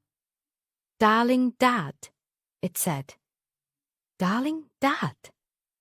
A feeling like ice-cold water ran through her body. What on earth? Shaking and cold, she read through the first paragraph. There was no escaping the meaning of it all. There was no room for doubt. None. She pushed the laptop onto the coffee table and slammed it shut. But that made no difference. She couldn't unsee what she'd seen. And she'd said that she wanted to speak to the police. But what she had to tell them now was very different to what she'd intended. How could she tell them? No, it wasn't possible. She paced up and down, hugging her arms round her body as the minutes ticked by. Almost without realising it, she searched in her handbag for the card that woman police officer had given her. What was her name? Sergeant Dillis something. Taking her mobile out of her pocket, with trembling fingers she keyed in the number on the card. The call was picked up on the second ring, and Mary stumbled into speech. "It's Mary Reynolds. I'm at my uncle's house. Please can you come? Come yourself, now. I think I found out something about his death. Murder. You see, But at that moment, Cassie came back into the room. Chapter 17. It wasn't until Matt arrived home, early for once, that Fabia remembered she'd not texted him with her news. While she was preparing a chicken for roasting, stuffing it full of chopped up lemon and sprigs of thyme, she said casually, as if it didn't matter a jot, "By the way, the nurse, and the doctor for that matter, because the nurse called her in, both think we've got my due date wrong. Because of the baby's size and position, they think it's more like 38 weeks than 36. A bit of a relief, really. Not so long to wait." "You should have texted me, Fabia," Matt said, frowning. "You're always going on at me about keeping in contact. Now you're at it." "I know, I'm sorry. It's just been a busy day, what with Helen here and all. And she agrees with me, by the way, about that photo." "I mentioned it to the chief. She said she thought it was a bit far-fetched."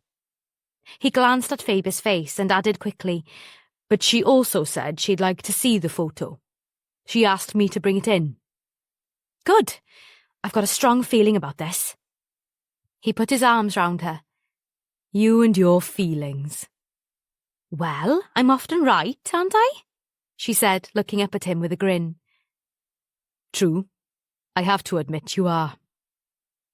Fabia turned back to the chicken, deciding it was time to change the subject. "This is nearly ready to go in the oven." "What's up? You don't look happy?" "I've got to go to London tomorrow. That's why I got home a bit earlier than usual," Matt said. "It's a bloody nuisance." "Why have you got to go?" Matt sat down at the kitchen table and leant on it with folded arms. "That Al Paver bloke, Selina Spencer's ex, is staying at the Strand Palace Hotel.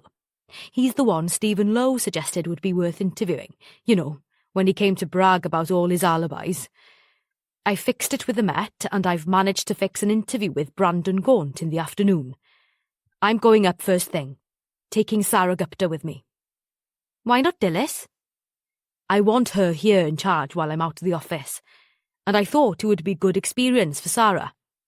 She's a Londoner, so she'll know her way around." "Has anything else turned up today?" Fabia asked as she put the chicken in the oven. Anything else? Well, Aidan has found out that most of the shitty emails and phone calls came from local sources, although he hasn't pinpointed exactly where. That complicates things a bit, unless Geraint's sister decided to wind him up, but I really can't see her doing that. You never know. True. Alternatively, it could have been his brother-in-law, worried that Geraint might step on his financial toes. I don't know. I'm just hoping Aidan will be able to narrow it down a bit more. Did you get anything useful from the security cameras? Fabia asked as she sat down opposite him. Unfortunately, no.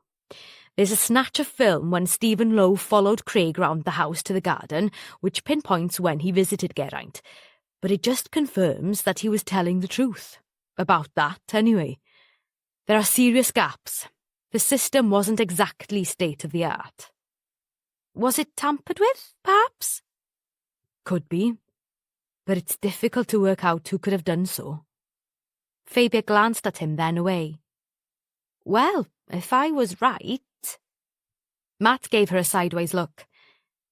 It's a big if, but I have set one of the team to do some deeper research, and of course, we have the interviews with Paver and Gaunt tomorrow, which could give us more information.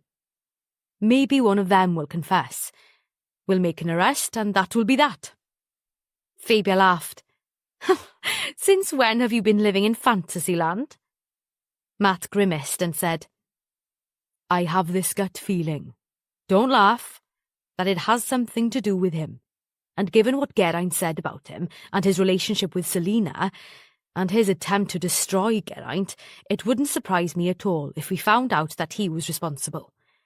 Dilys says he's the one who Geraint was most trenchant about in his autobiography. Matt got up and took Fabia's hand. Come on, let's go and watch some mindless TV until the chicken's ready. Dilys says there's a new police drama on Netflix. I want to watch it and see how many things they get wrong. But Matt didn't have a chance to turn the television on, as a call came through from Dilys. Fabia sat listening to his side of the conversation. How long ago was this? And you think the phone was left on deliberately? Yes. Do we still have a presence up there? That's hardly adequate. We'd better get out there as fast as possible. OK. David Howell should still be up there. Get through to him and tell him to wait for us. Do you think there's any chance we can take them by surprise? Yes, you're probably right. Pick me up on your way. As Matt cut off the call, Fabia could no longer contain her curiosity. What on earth is going on, Matt? It looks as if Cassie Angel has gone off on one again. Remember she attacked that reporter? Well, it seems she's now gone for Mary Reynolds. What? Why on earth? I thought they were... Then Fabia's eyes opened wide. Oh, I see. It seems I might be right. It does indeed, my darling, Matt said ruefully. Apparently, Dilys got a call from Mary who said she'd found out something about her uncle's murder. She sounded as if she was in a panic and begged Dilys to send someone or come herself. But then Dilys said there was a noise, a sort of thump, as if the phone had been dropped. But she could still hear voices, muffled at first, but then louder. It sounded like quite some confrontation. Someone screamed, "He's my dad, you stupid bitch." Cassie? Looks like it. After that, there were sounds of some kind of fight and someone screamed. Then a moment later, the phone was switched off. But haven't you got someone out there keeping an eye? Yes, a few, but only on the gate, to keep the press pack in check. Most of them have decided to leave, so we thought it would be okay to take the others off the job earlier on today. We desperately needed personnel for a serious incident in Newport. Oh, Matt, even with Erica Talbot's promise to let you have more staff? Fabia asked. There's a limit, Fabia, as you well know. I know. I'm not criticising you, nor am I going to say I told you so. It's all too awful. Fabia looked stricken, but soon turned to practicalities. Is your phone well charged? Matt took it out of his pocket, glanced at the screen. Yes, for once. I'll make you a sandwich to take with you. I doubt you'll be back any time soon. You're a gem, my love, Matt said as he followed her out to the kitchen. Quickly, she made him a ham sandwich, put it into a plastic container, added an apple and a banana, and gave it to Matt. I could have done that for myself, he remarked with a grin. You could, but I need to keep busy when stuff like this happens. Matt put an arm round Fabia's shoulders. There's no way I can take you on this jaunt, so don't even ask. I wasn't going to, Matt, Fabia said a little testily. Heavily pregnant women are definitely not allowed. I can see that. But please, please keep me posted. I'll do my best. He kissed her gently. Why don't you get an early night? You certainly need the rest. For goodness sake, Matt, it's only just 5:30. Fabia protested. I'll get down to some work once I've eaten. There's plenty I have to get on with, and it'll keep me occupied. It wasn't long before there was a knock at the front door, and Matt let Dilys in. She was looking tired but determined. Hi, Fabia. Sorry about this, she said, and to Matt, I've roped in Sarah, Tom and Dave, and 2 from uniform. From what I heard, I think we may need plenty of support. Good, said Matt. Let's get going. Fabia stood in the doorway and watched them leave. She felt suddenly apprehensive. She had a strong feeling this wasn't going to be an easy call. Matt and Dilys arrived at Carrickllwyd House at about the same time as the rest of the team. They were deeply relieved to see that the press pack was no longer in evidence. Quiet, everybody, as quiet as possible, Matt said. OK, Dave and Sarah, I'd like you round the back of the house and keep an eye on the kitchen door. And you, Reuben? He indicated one of the uniformed officers. Go round to the side to the French windows that give onto the lawn. Dilys, with me. The rest of you, back us up. He walked to the front door and rang the bell. There was no response. He knocked on the solid wood of the door, and this time he heard the dogs beginning to bark. Hell, he said. I'd forgotten about those Dobermans. I've done the dog training course, sir. That might help. David Howell told him. Good, David. Stay close, Matt said, and lifted his hand to the doorbell again. This time he shouted. It's the police, Miss Angel. Would you open the door, please? Yet again there was no response other than the dogs. From what I can hear, I'd say the dogs are at the back of the house, which is all to the good for now, Matt said. Dilys, can you try Mary's phone? There's always a possibility she might pick up the call.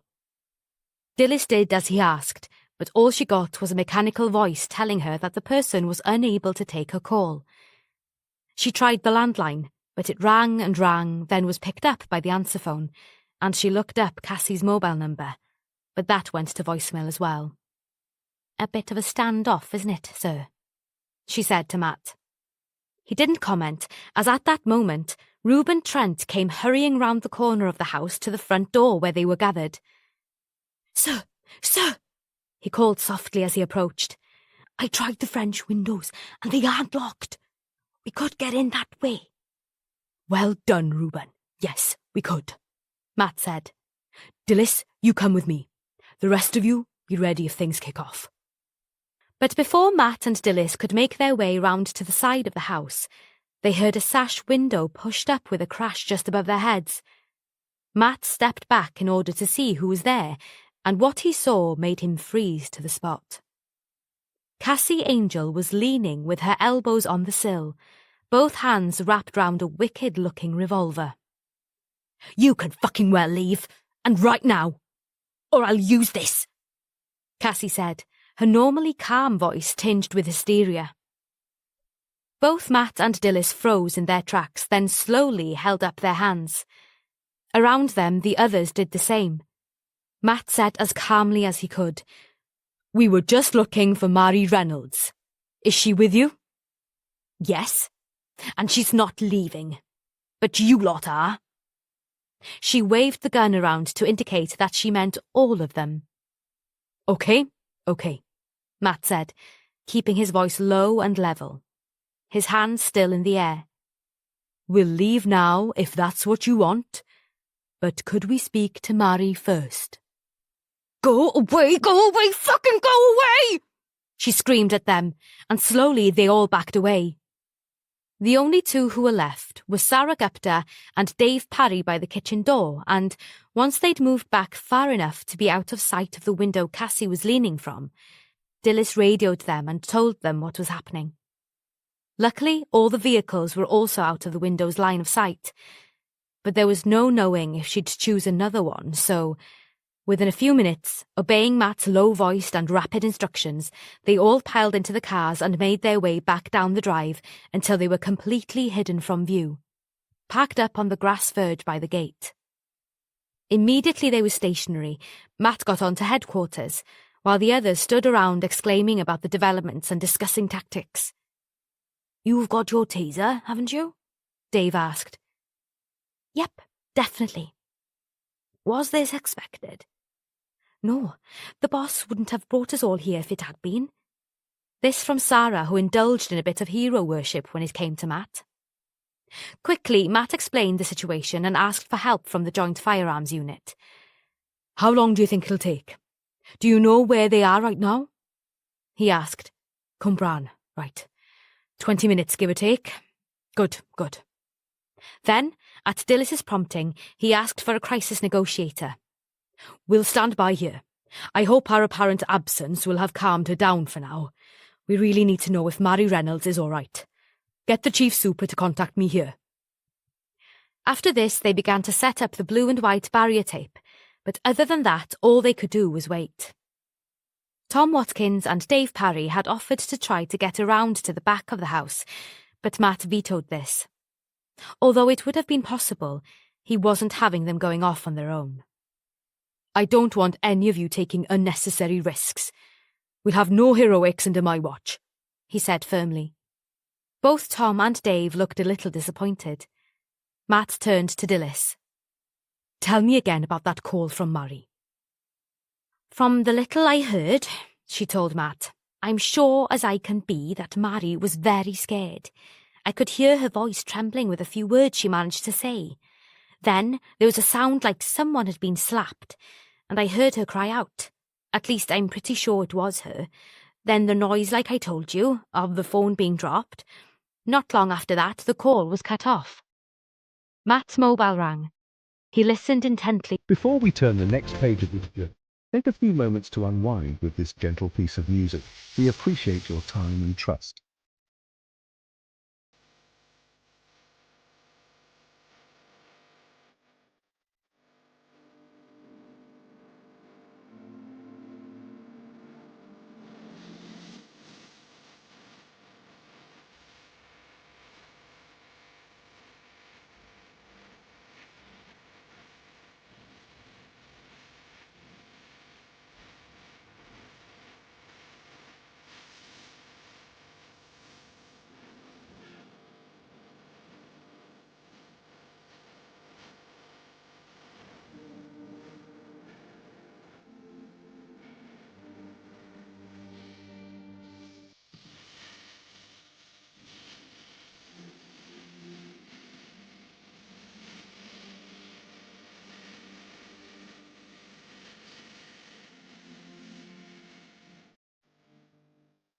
For a few minutes, then said, "She's coming from where?" "Pontypool." "Then she should arrive not long after the AFOs. OK, thanks." Dilys was waiting patiently, but her eyebrows were raised in query as she looked at Matt. "The crisis negotiator, her name's Paige Roberts," he said. "Do you know her?" Dilys frowned in concentration. "I think I do, yes," she said as her face cleared. "I came across her last year. That kid who was threatening to jump from the footbridge. She talked him down. She's a tidy sort, good at her job." A while later, in the distance, they could hear the faint noise of sirens. This faded out, and then, minutes later, 2 police BMWs drew up and parked, and 2 authorised firearms officers jumped out of each one. Chapter 18. Fabia could settle to nothing. However hard she tried to work at her easel, time and again she found herself standing, gazing at nothing and wondering what Matt was up to. In the end, she decided to give up. She'd done too much of this pacing up and down, waiting for Matt to phone lately. I really ought to be able to switch off, she thought. It's such a ridiculous waste of time and energy. She glanced at her watch. Just after 6:30, she decided to phone Kath Temple. Picking up the handset, she punched the numbers and waited, leaving her mobile free in case Matt phoned or texted her. Within a couple of rings, the call was picked up. "Hello, pet. I was just thinking about you," Kath said. "I've just finished a confirmation class and I was going to phone you once I'd got myself a glass of wine." "Please don't mention wine. I've been so good keeping off the booze while I've been pregnant, but there is a limit." "Poor you. But not long now?" "No, just 2 weeks." 2 weeks? I thought you had another 4 to go." "The doctor think it's nearer than that, and I've been having a lot of backache. What do contractions feel like?" "I don't really know," Kath said. "Since I used to be a nurse in a past life, I've been present at a lot of births, but you really can't tell unless it happens to you, and that's not going to happen with me, is it?" Fabia could hear regret in her voice. "Oh, I don't know. You're only 40 after all, and look at me." "But you've got to find the man first, haven't you?" "True." Fabia thought it time to change the subject. "Matt's out on a job, and I just can't concentrate on work. I'm so restless." "Do you want some company? Shall I come round to yours?" "That'd be great. I've got a chicken roasting in the oven, if you're interested." Fabia said, "I'd love to have some company." "Your roast chickens are legendary. I can't wait. And you can tell me when I get there what Matt's up to." "Will do. See you in 10 minutes. The AFOs had joined Matt and Dilys and the rest of his team. "Sergeant Floyd Emery." An older officer introduced himself. He was a stocky, dark-skinned man who looked to be in his early 40s. "This is Constable Rhian Seddon." Seddon was red-haired, freckled and had a don't-mess-with-me look to her. Amory also introduced the other 2 officers, then asked, "What's the situation, sir?" Before Matt had time to respond, a red Fiat pulled up and a woman in plain clothes joined them. Dilys greeted her and explained who they all were, then introduced her to Matt as Paige Roberts. Matt gave all the new arrivals a quick outline of what had happened so far. "We think that Mary Reynolds is in there against her will. Although she and Cassie Angel are in a relationship, it looks as if something has happened or been said that scuppered that. We suspect that Cassie's real name is Rose Spencer, and that she is the daughter of Geraint Denby's ex-wife." "Blow me, this is complicated," exclaimed Floyd Amory. "So, why do you think she's gone apeshit?" "I know it sounds far-fetched, but my partner, Fabia Havard, is an artist and—" Amory gave a low whistle. "Fabia Havard's involved?" "Yes," Matt said, rather curtly, expecting the usual remarks about Fabia having been suspected of corruption and thrown out of the force. But they didn't come. Amory grinned and said, Well, I used to work with her way back, and she's a tidy sort, is Fabia. She didn't deserve the shit they threw at her. You're a lucky man.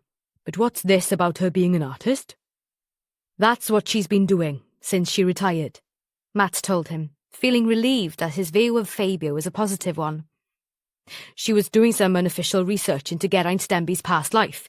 He was a friend of hers, and she came across a photo of his ex, Selena Spencer, with her daughter, who was about 11 at the time. She's convinced that Cassie Angel, Denby's housekeeper, and that child, Rose Spencer, are one and the same person." "And if that proves to be the case, you suspect she was responsible for his death?" "We do, but it's going to be hellish difficult to prove," Matt said. "How do you want to proceed?" Amory asked Matt. "We've tried both women on their mobiles and the landline, but there's no response to any of them. We'll keep trying. If you could be in charge of that, Sarah." "Will do, sir," Sarah said. "We have no way of knowing if Mary Reynolds is hurt or not. Matt told them. And if she is okay, we don't know how long that will be the case. It's imperative that we get into the house as soon as possible to ensure her safety. We do know that Cassie Angel, I'll keep to that name to avoid confusion, has a handgun, but we have no idea what caliber it is. We were too far away to tell. As I told you, she threatened us from a first-floor window, but there's no knowing where they might be in the house now. One thing we do know is that the French windows into the sitting room on the left-hand side of the house were unlocked earlier on, but she could have locked them by now. Seems to me a softly approach would be best to start with, Sergeant Amory said. I agree, said Matt. The driveway curves just before you come to the house, so we wouldn't be seen until we're virtually at the front door. Obviously, you'll use your cars, your ARVs since they're fully equipped. You'll come with us, Paige. We're going to need you. Can you give me a few more details on who is who? Paige asked. Could you bring Paige up to speed, Dilys? Matt said. Will do, sir. The two women stepped aside, and Paige made notes while Dilys gave her details of the case so far. Meanwhile, Matt deployed Tom Watkins, David Howell and the young constable called Reuben to stand guard just inside the gates. After consultation with Floyd Amory, he asked Dave Parry and the other uniformed officer to get around the back of the house through the garden, but only if they could do so without being seen from the house. At last, they were ready. The direct radio link to command at headquarters had been set up, and Matt was in radio contact with Chief Superintendent Erica Talbot. The AFOs got into their cars, and Matt, Dilys and Paige into theirs.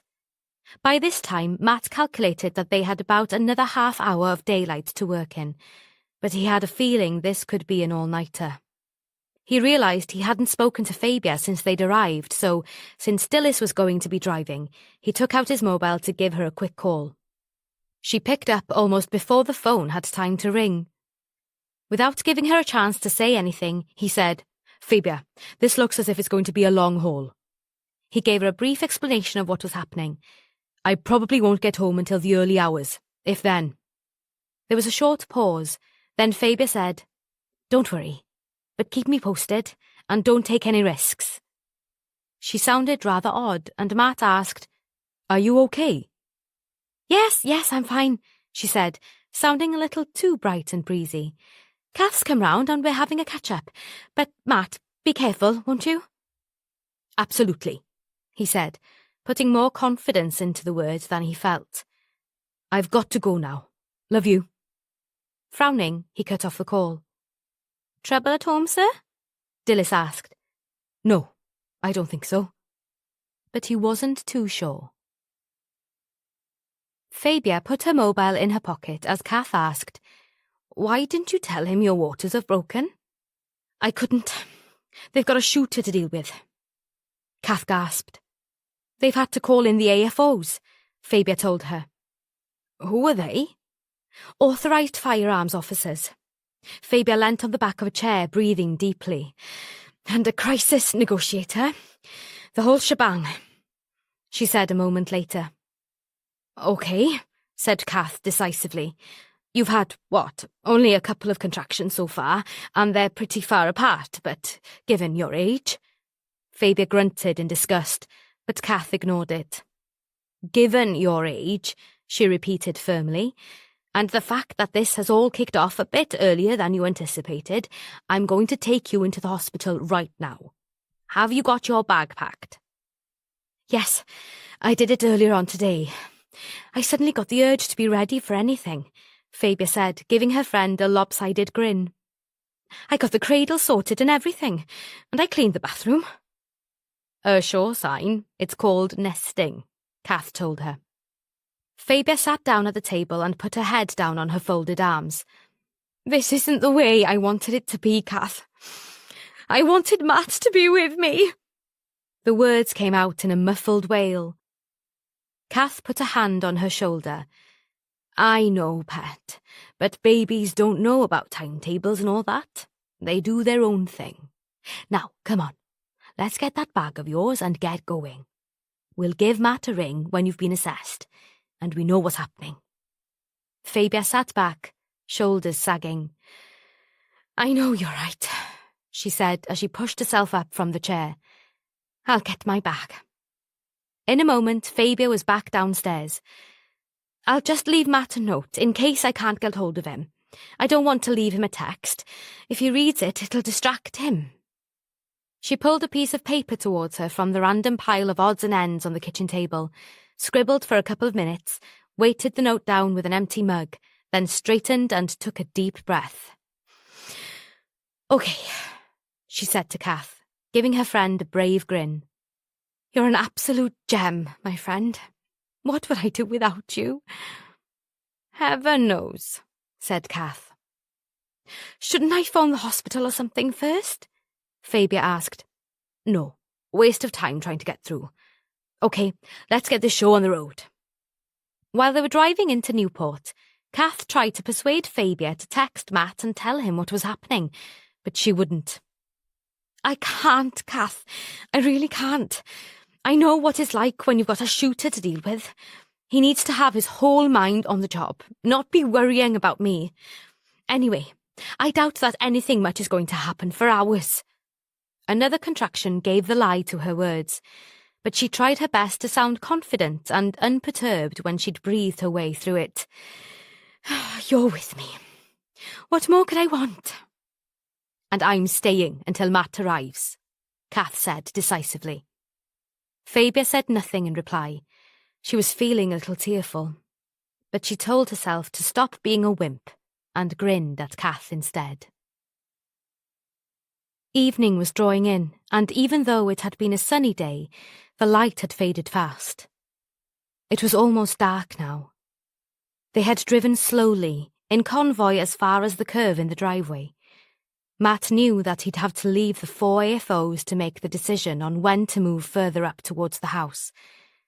They were the experts, after all. But he felt frustrated at not being able to call the shots, caught as he was between them and the command centre. Sarah had kept trying the 3 numbers, Cassie and Mary's mobiles and the landline. She'd just tried Cassie's again, with no result, and then she punched in Mary's number once more. At last, there was a response. A trembling voice said, "It's me, Mary."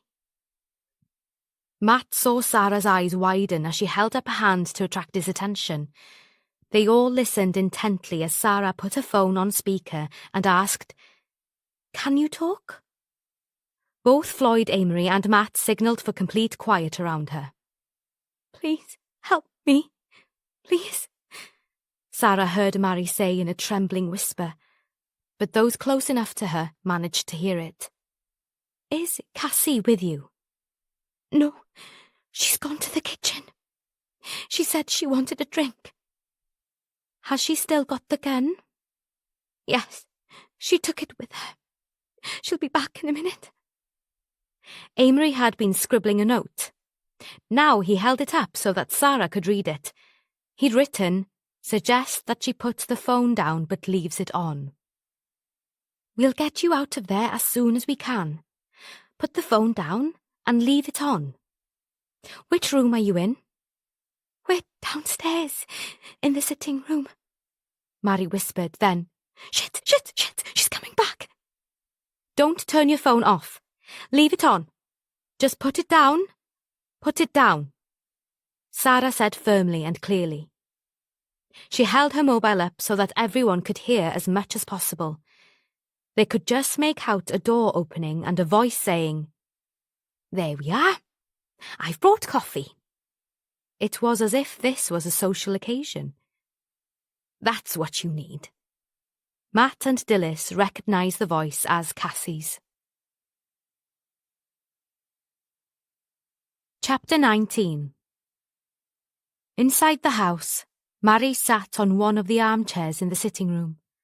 Her feet curled up under her and the mug of coffee, which she hadn't touched, held in one trembling hand. She pressed the mug down on the arm of the chair to avoid slopping the liquid all over herself, and looked across the room at Cassie, who was pacing up and down like a panther in a cage, the gun back in her hand. "What the hell are they doing out there?" Cassie muttered. Mary stayed quiet. This was not a question she could answer. She glanced quickly across at the table, where she had hastily put down her phone when Sarah told her to. Cassie didn't seem to have noticed it in the 10 minutes since she'd come back into the room. Suddenly, Cassie turned and looked straight at Mary. "You see, I had to do it. You do see that, don't you?" Mary found herself shaking her head, but she said nothing. What could she say? Of course, I had to get to know Geraint first. Sort of lull him into a false sense of security. Then I could tell him how he ruined my mom's life. I remembered him from when I was small, but I hadn't seen him since then. It wasn't until my dad told me all about him that I realised what a dreadful man he was. Dad told me everything, Mary. Everything. How Geraint was unfaithful to my poor mother again and again, how he used to hit her, how he played on her weaknesses and then just walked out on her.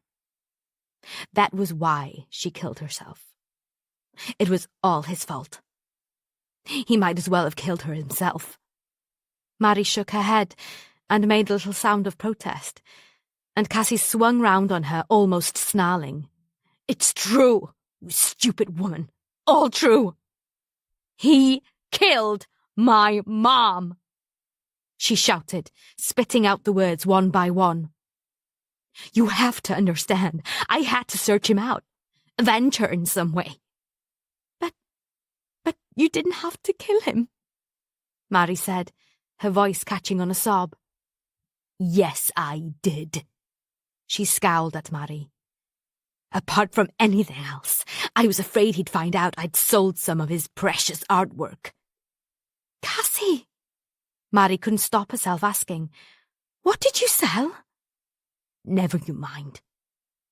"But how could you harm him once you'd got to know him?" Mary could feel the tears gathering in her throat. "He was fond of you, Cassie. He told me so." Fond? He was not. He treated me like a skivvy." "No!" Mary protested. "Yes!" Cassie shouted. Then she laughed. "But I got my own back. Got lots of dosh from that stuff I sold, and watched him get more and more doddery because of the drugs. I wanted to wait for the best moment, and that's what I did." Cassie stared across at Mary from the other side of the table. "Drink your coffee." Mary lifted her mug and took a gulp. It stuck in her throat, but she managed to swallow it down. "But what about us, Cassie?" Mary couldn't stop herself asking. Cassie didn't look at her. "Yeah, well, that was unfortunate. It's not what I intended, but..." She shrugged and began her pacing once again. Mary shivered and wrapped her arms round her body. Then she glanced at the table and gave a sigh of relief. Cassie hadn't noticed the phone. Not yet. It was that so-called autobiography of his, Cassie said. He kept telling me bits and pieces of what he was writing. He didn't mention Mom much. Probably felt too guilty. But he did say some awful things about my father. Al Paver was a deceitful shit. Al Paver was a liar and responsible for my mom's death. How dare he? It made me so angry. I knew then that I wanted to kill him. But I couldn't until I'd stopped him writing that shitty autobiography, telling all those lies about Dad. Mary burst out. "But were they lies?" And regretted what she'd said immediately the words were out of her mouth. "How dare you suggest my father's a liar?" Cassie shrieked. "How dare you?" She lunged at Mary, who cowered back, her eyes screwed tight shut, expecting a blow or a shot at any moment. But neither happened. She dared to open her eyes and saw that Cassie was standing over her, breathing in deep gasps. But the gun was no longer in her hand. It was on the table just next to Mary's phone. Cassie said, "No," as if talking to herself. "No," she said again, then muttered, Self-control. Most important. Then the pacing began again, but the gun stayed where it was. He was so arrogant, so full of himself, so I decided I'd give him something to worry about. Cassie gave a sharp little laugh, but there was no humour in it. All those emails and phone calls, and he had no idea they were coming from inside his own house. No idea at all. Brilliant, don't you think? She looked at Mary, her eyes wide. Don't you? She demanded. I don't know, But Cassie was no longer listening. That stroke of his was a godsend. It gave me the idea. I've always kept up to date with what he was doing, what was happening in his life. I've got piles and piles of stuff about him on my laptop.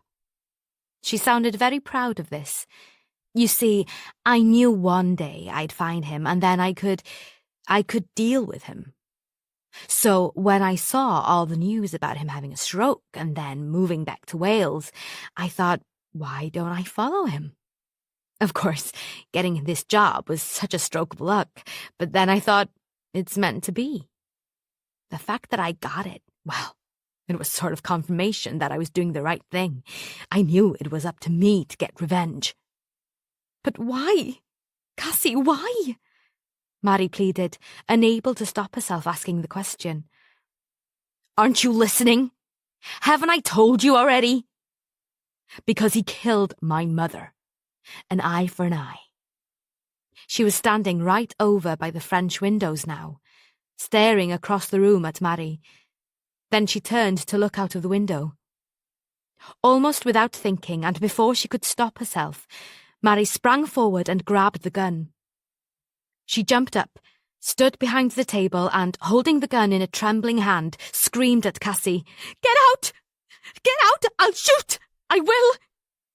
A moment later, all hell broke loose. Cassie launched herself across the room at Mary, at the same moment that the French windows crashed open. Breaking glass sprayed across the floor. Mary leapt back, but the armchair was in the way. She fell backwards and the gun jerked in her hands. A shot rang out. Mary could hear screaming.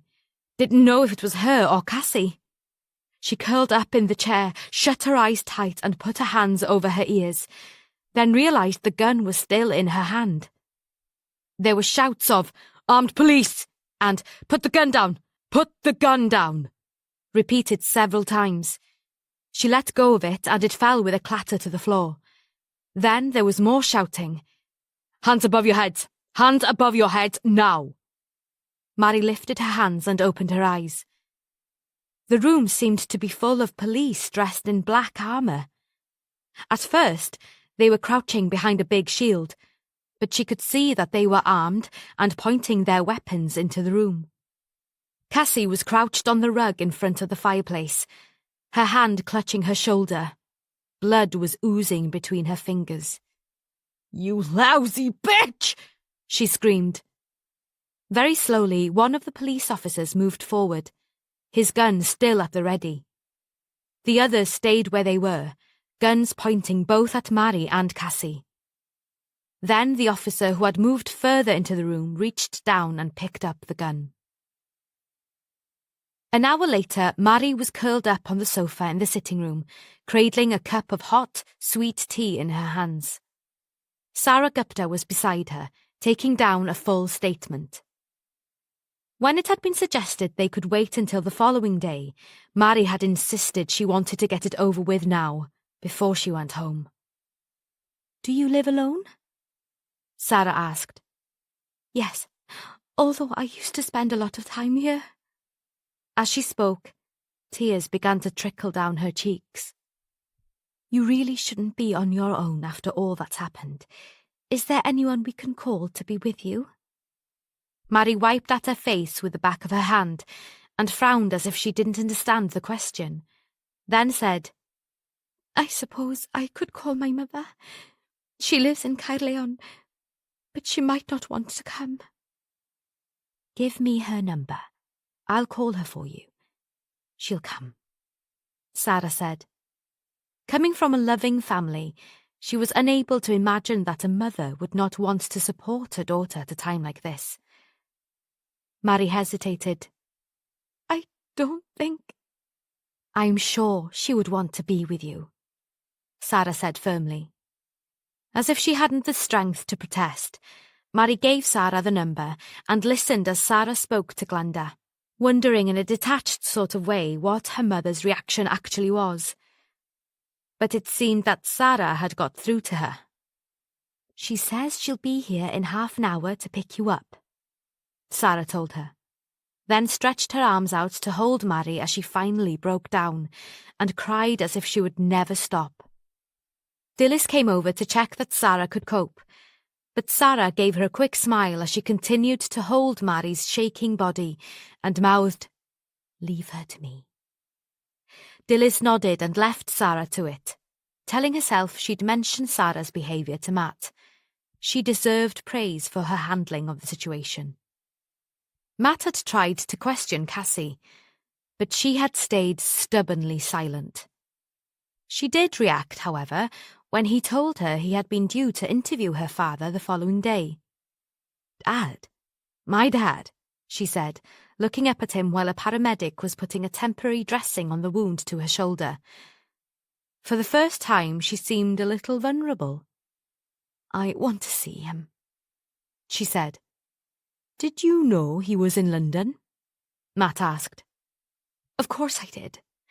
You must tell him to come here. He must come and get me out of this. Matt's only response to this was to tell her he would get someone to contact her father. That was all he could do. He went into the hallway and got through to the chief superintendent. "As you know, ma'am, I was due to interview Al Paver tomorrow. Would it be possible to have him escorted down here from London?" "Of course," she said. "Leave it with me." Yet again, Matt thought what a refreshing change Erica Talbot was. The ambulance took Cassie off to the hospital for further treatment, taking Tom Watkins with them in spite of strong protests from Cassie. Matt had told her he would be coming to interview her in the morning, and that Tom Watkins would be standing guard outside her hospital room. This had produced a scornful scowl, but no more. Everyone was feeling relieved that the standoff had ended without further injury. The AFOs had been stood down, and 2 of them had already left, along with Paige Roberts, the crisis negotiator. Floyd Amory and Trian Seddon had stayed behind to settle things with Matt and Dilys. Matt had sent Fabia a text, telling her that all was well, and he'd be home in an hour or so. He was standing talking to Floyd when his mobile rang. He glanced at the screen, saw that it was Kath, and wondered why she was phoning. Then his heart sank. Hadn't Fabia told him Kath had come round to keep her company? He pressed the green disc and said, "Kath, what's up?" His eyes widened and he said, "How long ago?" Seeing the expression on his face, Dilys held up a hand for quiet around them. "Hang on, people, shush," she said. "I'm still at the house. Can I speak to her?" Shit. Right, okay. Give her my love. Tell her I'll be there as soon as I possibly can." "What's up, sir?" Dilys asked. "Is it Fabia?" "Yes. She's gone into labour. Kath Temple has taken her to the hospital." "Well, you must go," Dilys said decisively. "But I can't. There's still far too much to clear up here." Dave Parry, a father of 3, came over from where he'd been talking quietly to Rhian Seddon. "You should go, sir. We can finish up here." "And we're not taking no for an answer, Matt," Dilys said. It wasn't often she used his name. "Reuben can drive you, and I suggest you blue-light it all the way. Fabia needs you." "I can drive myself," Matt said, frowning at her, but he didn't say he wouldn't go. "No, sir," Dave Parry said. "Take it from me. You won't have your mind on the driving, and the last thing you need is an RTA." Floyd Amory joined in. "Go on, get going." Matt looked around at them all, felt a lump rising in his throat, croaked out, "Thanks. and he and Reuben left the house at a run. In spite of the siren and the flashing blue light, it seemed to Matt that the journey took an age. Reuben didn't say much, and Matt was glad of it. When they were nearly there, Reuben said, "I think the main reception will be closed by now, sir. I'll drop you off at A&E, and I'm sure you'll be able to make your way to the maternity unit from there." "Thank you, Reuben. Good idea. I'm glad your brain's in gear. Mine certainly isn't." "Hardly surprising, sir. And I have a hyperactive 3-year-old. My wife and I seem to spend a lot of time at A&E. I could probably drive here in my sleep." They finally screeched to a halt at the entrance to A&E, in amongst several ambulances. With a quick, heartfelt thank you to Reuben, who wished him good luck and all the best, Matt ran into the hospital. Chapter 20. It was 3:30 on Friday morning. Matt sat in a chair by Fabia's hospital bed while she slept. He had her hand in both of his as he watched her, holding her long fingers as if he would never let them go. Suddenly he had an overwhelming feeling of déjà vu, and he was back to the first case he'd tackled since he and Fabia had met up again after their long estrangement. Fabia had been beaten up, and he'd been terrified that he'd lose her again, but this time permanently. The thought made him feel cold, and his fingers tightened on her hand. The slight movement woke her. "Hello, Hugh," she said, her voice a whisper in the quiet room. "You should have gone home to get some sleep." "I didn't want to leave you. How do you feel?" "As if I've been beaten up," she said, unconsciously echoing his thoughts. "Where have they taken her?" "Just to do a few tests, to make sure she's fit and healthy," Matt reassured her. "Routine, they told me, when it's an early birth, and a first one for such an elderly mother." Fabia stuck her tongue out at him, then felt down the side of the bed.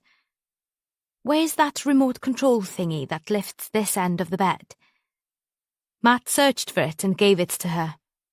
Once she was propped up, she asked, "Can you hand me that glass of water?" He did so, and once she'd gulped down a few mouthfuls, she smiled at him and said, "We have a daughter."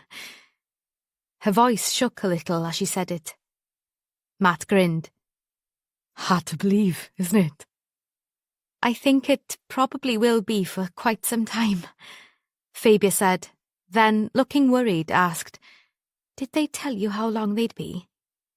"No, but I'm sure they'll bring her back soon." Fabia closed her eyes for a moment, then opened them and looked sternly at Matt. "You really should go and get some sleep. And you'll have to have your clear-up session after last night's activities. Up at Carrickllwyd House, I mean, not here. Go on, love. I'll be fine." It took her a little longer to persuade him, but in the end, he agreed. Dilys had arranged for his car to be left in the hospital car park, and the keys had been left at reception in A&E. Matt made his way along the labyrinth of corridors from the maternity unit to reception, and then to the car park. Exhaustion hit him when he got back to Morwydden Lane. He fell into bed and was asleep within seconds. When Matt walked into the office at 7:30 the following morning, Dilys was already there. "Congratulations, Matt. How are they?" Then she surprised him by giving him a hug. "What time was she born?" she asked. "Just after 1 in the morning." "That's good. You got there in time. And how's Fabia feeling this morning?" "I spoke to her on the way in. She's fine, but tired. Bethan has been given a clean bill of health after all the tests. They wanted to check her thoroughly since she's a bit premature. She's absolutely beautiful, obviously." Matt couldn't keep the grin off his face. "They're keeping them in until tomorrow, just to be sure. Look, I'll show you some photos." He pulled out his mobile, and Dilys leaned in to look. "Ah, there's a sweet little pet, and Bethan is a lovely name," Dilys said. "Yes, it's after my sister, and her second name's Meg, after Fabia's aunt." He ran a hand through his hair. "But let's get to work. We can't spend the morning talking about my daughter. Good Lord, that sounds strange. Dilys grinned at him. Gradually, as the rest of the crew came in, congratulations and questions about Fabian and the baby came thick and fast, and the photos on Matt's phone were brought out again. But it wasn't long before Matt called everyone to order. OK, people, it's already 8 o'clock, so we must get going. As you know, Becca has gone to relieve Tom Watkins at the hospital, and we've heard that Rose is awake but uncooperative. Sounds like par for the course. Dilys and I will be going to interview her immediately after this. Rose's father, Al Paver, is coming down from London. Would you meet him off the train, Dave? It arrives at 1:20. Will do, sir, and bring him to the hospital? Yes, that'd be best initially, but we'll need to interview him on his own to get some background as soon as possible. If that arrangement changes, I'll let you know. I got a recent photo of him on my laptop, Dilys told Dave. Better take that with you. Once the whole team had their instructions, Matt and Dilys left for the hospital. The temptation to go and see Phoebe and Bethan is almost more than I can resist, Matt said with a glance at Dilys.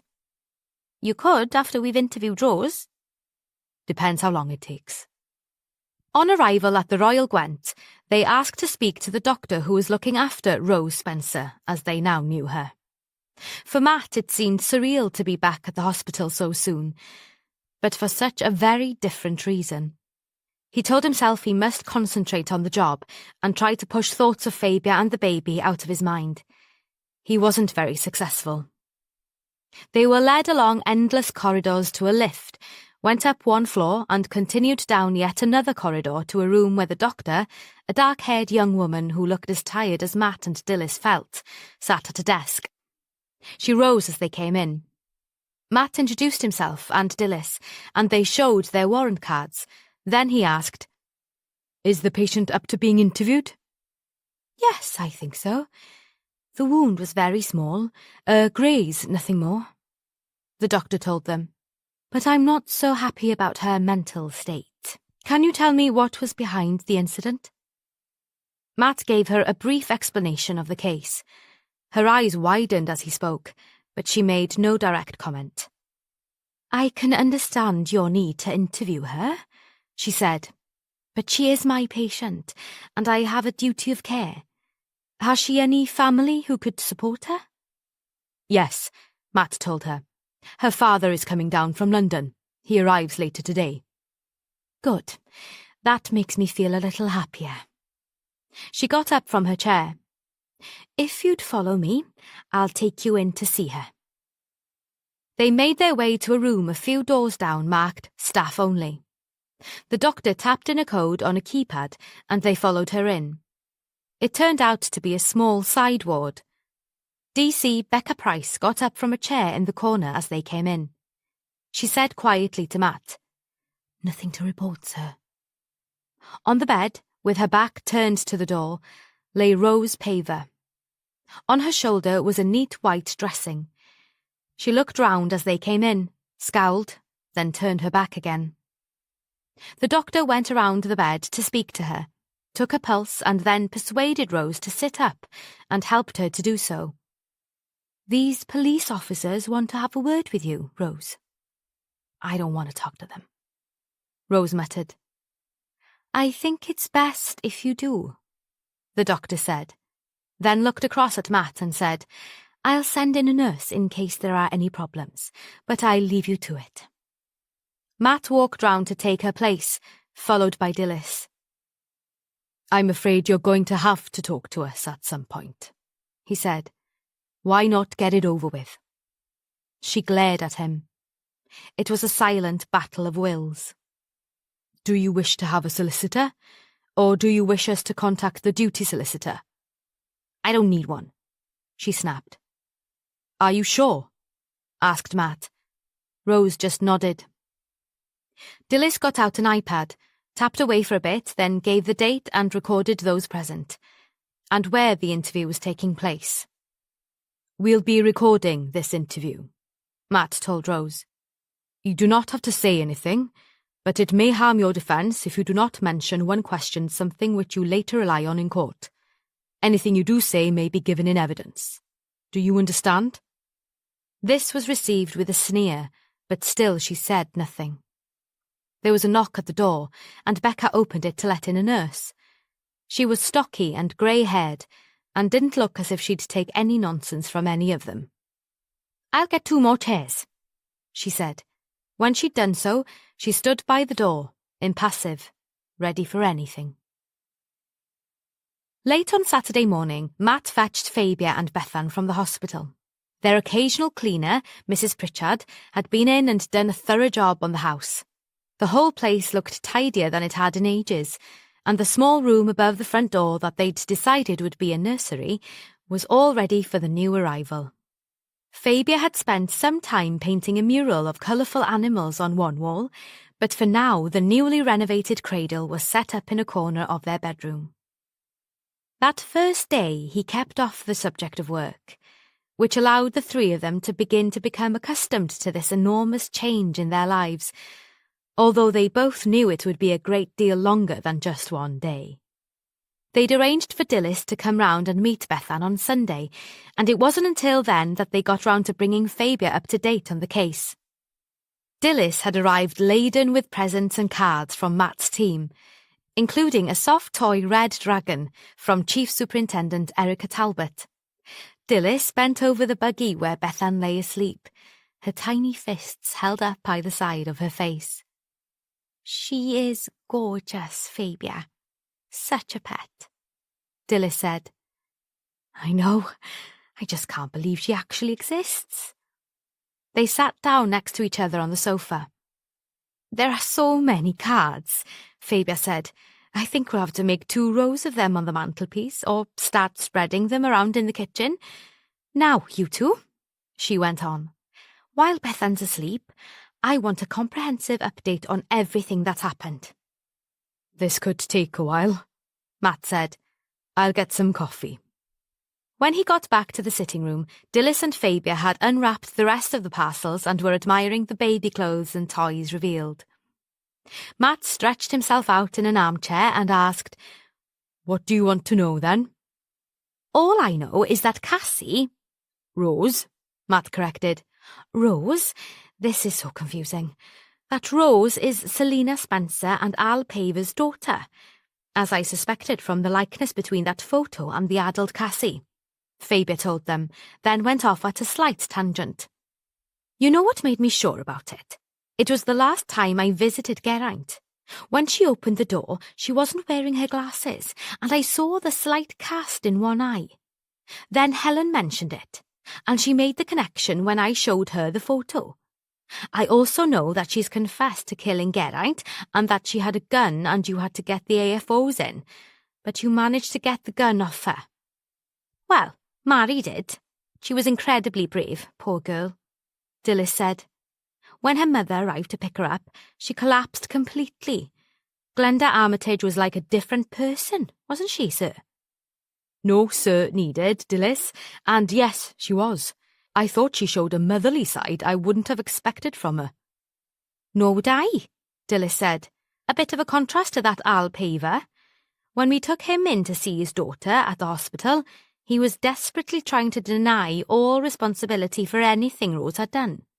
She kept saying, 'But you told me how much he,' meaning Geraint, "damaged my mother. You told me he abused her, then forced her into killing herself.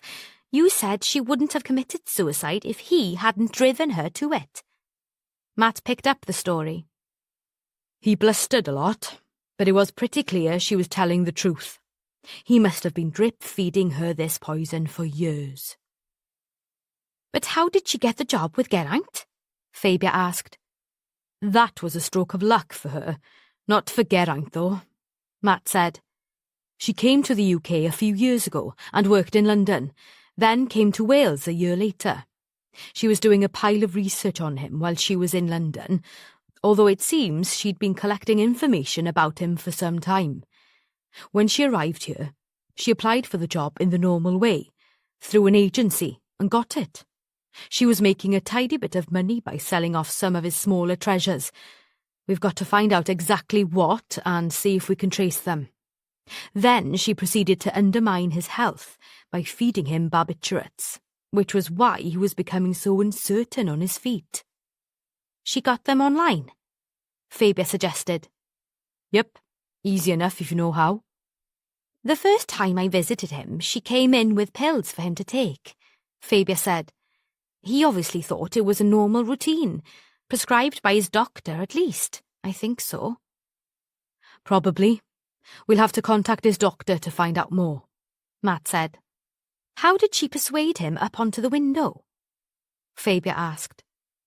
That was a bit of luck as well, Matt told her. She'd been going on about how much the wrought iron needed attention. I suspect she might have helped it on its way a bit. Geraint finally agreed to go up there and have a look, and she just grabbed her chance. She's pretty strong, works out at the gym a lot, and she had little trouble bending and grasping his ankles and pushing him over the rail. She sounded quite proud of herself about that. But when she got back downstairs, she realised he wasn't actually dead. Fabia's eyes filled with tears, and Matt stretched out to take her hand. This is upsetting you, my love. Do you want me to stop? No, she said, as she rubbed at her eyes with a tissue. I want to know. He was pretty badly injured, but still alive, so she hit him with one of his golf clubs, just as Pat Curtis suspected, then washed it and put it back in the hall cupboard. The Sokos have collected the whole bag of clubs, and we're hoping they can find traces of blood on one of them. I've just thought, that rosemary Craig found in his hand, was that a sort of signature, a way of saying, I did this, without actually confessing?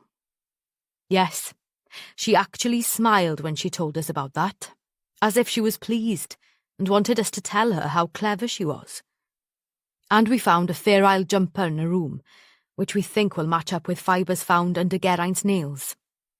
Is she certifiable? No, I don't think so. Just completely obsessed and warped by the information, lies, her father has been feeding her all these years. He has to take an enormous amount of responsibility for what she did. I think he realised that, although he wouldn't admit it when we challenged him. He's such a weedy, ratty little man, Dilys said. He reminded me of the character Timothy Spall played in the Harry Potter films. I know which one you mean, said Fabia. So Gaunt and Lowe are off the hook then? Not if Helen Tudor and Mary finish Geraint's biography, they aren't, and they fully intend to. Fabia grinned. I hope they've got the letters and photographs I gave to Geraint. They could be useful. I'm sure they'll have access to them, Matt said. And what about Mary's stepfather? David Singeram will go on with his investigation, Matt told her. If we find any useful info in amongst Geraint's papers, we'll pass it on to him. Matt paused, then said, and there was something else in the will. Something about you. Me? Fabia said, eyes wide. Geraint had added a codicil to his will since he met you. He's left you his gold signet ring. Apparently your Auntie Meg gave it to him just before he left Wales. Oh, Fabia said, but she couldn't manage anything else for the tears gathering in her eyes. The three of them sat in silence for a while, until some snuffles and grunts and a high-pitched cry indicated that Bethan was awake and wanting attention. Matt went to pick her up, and as he stood there cradling his daughter, it occurred to Dilys that fatherhood suited him. He looked so comfortable holding her. She glanced across at Fabia, who smiled. Dilys was sure that Fabia had just had the same thought. You've been listening to Murder of a Gentleman by Pippa McCarthy, narrated by Elaine Llwyd. Published by Quest, an imprint of W.F. Howes Limited. This work is copyrighted 2022 Pippa McCarthy. This recording is copyrighted 2023 W.F. Howes Limited.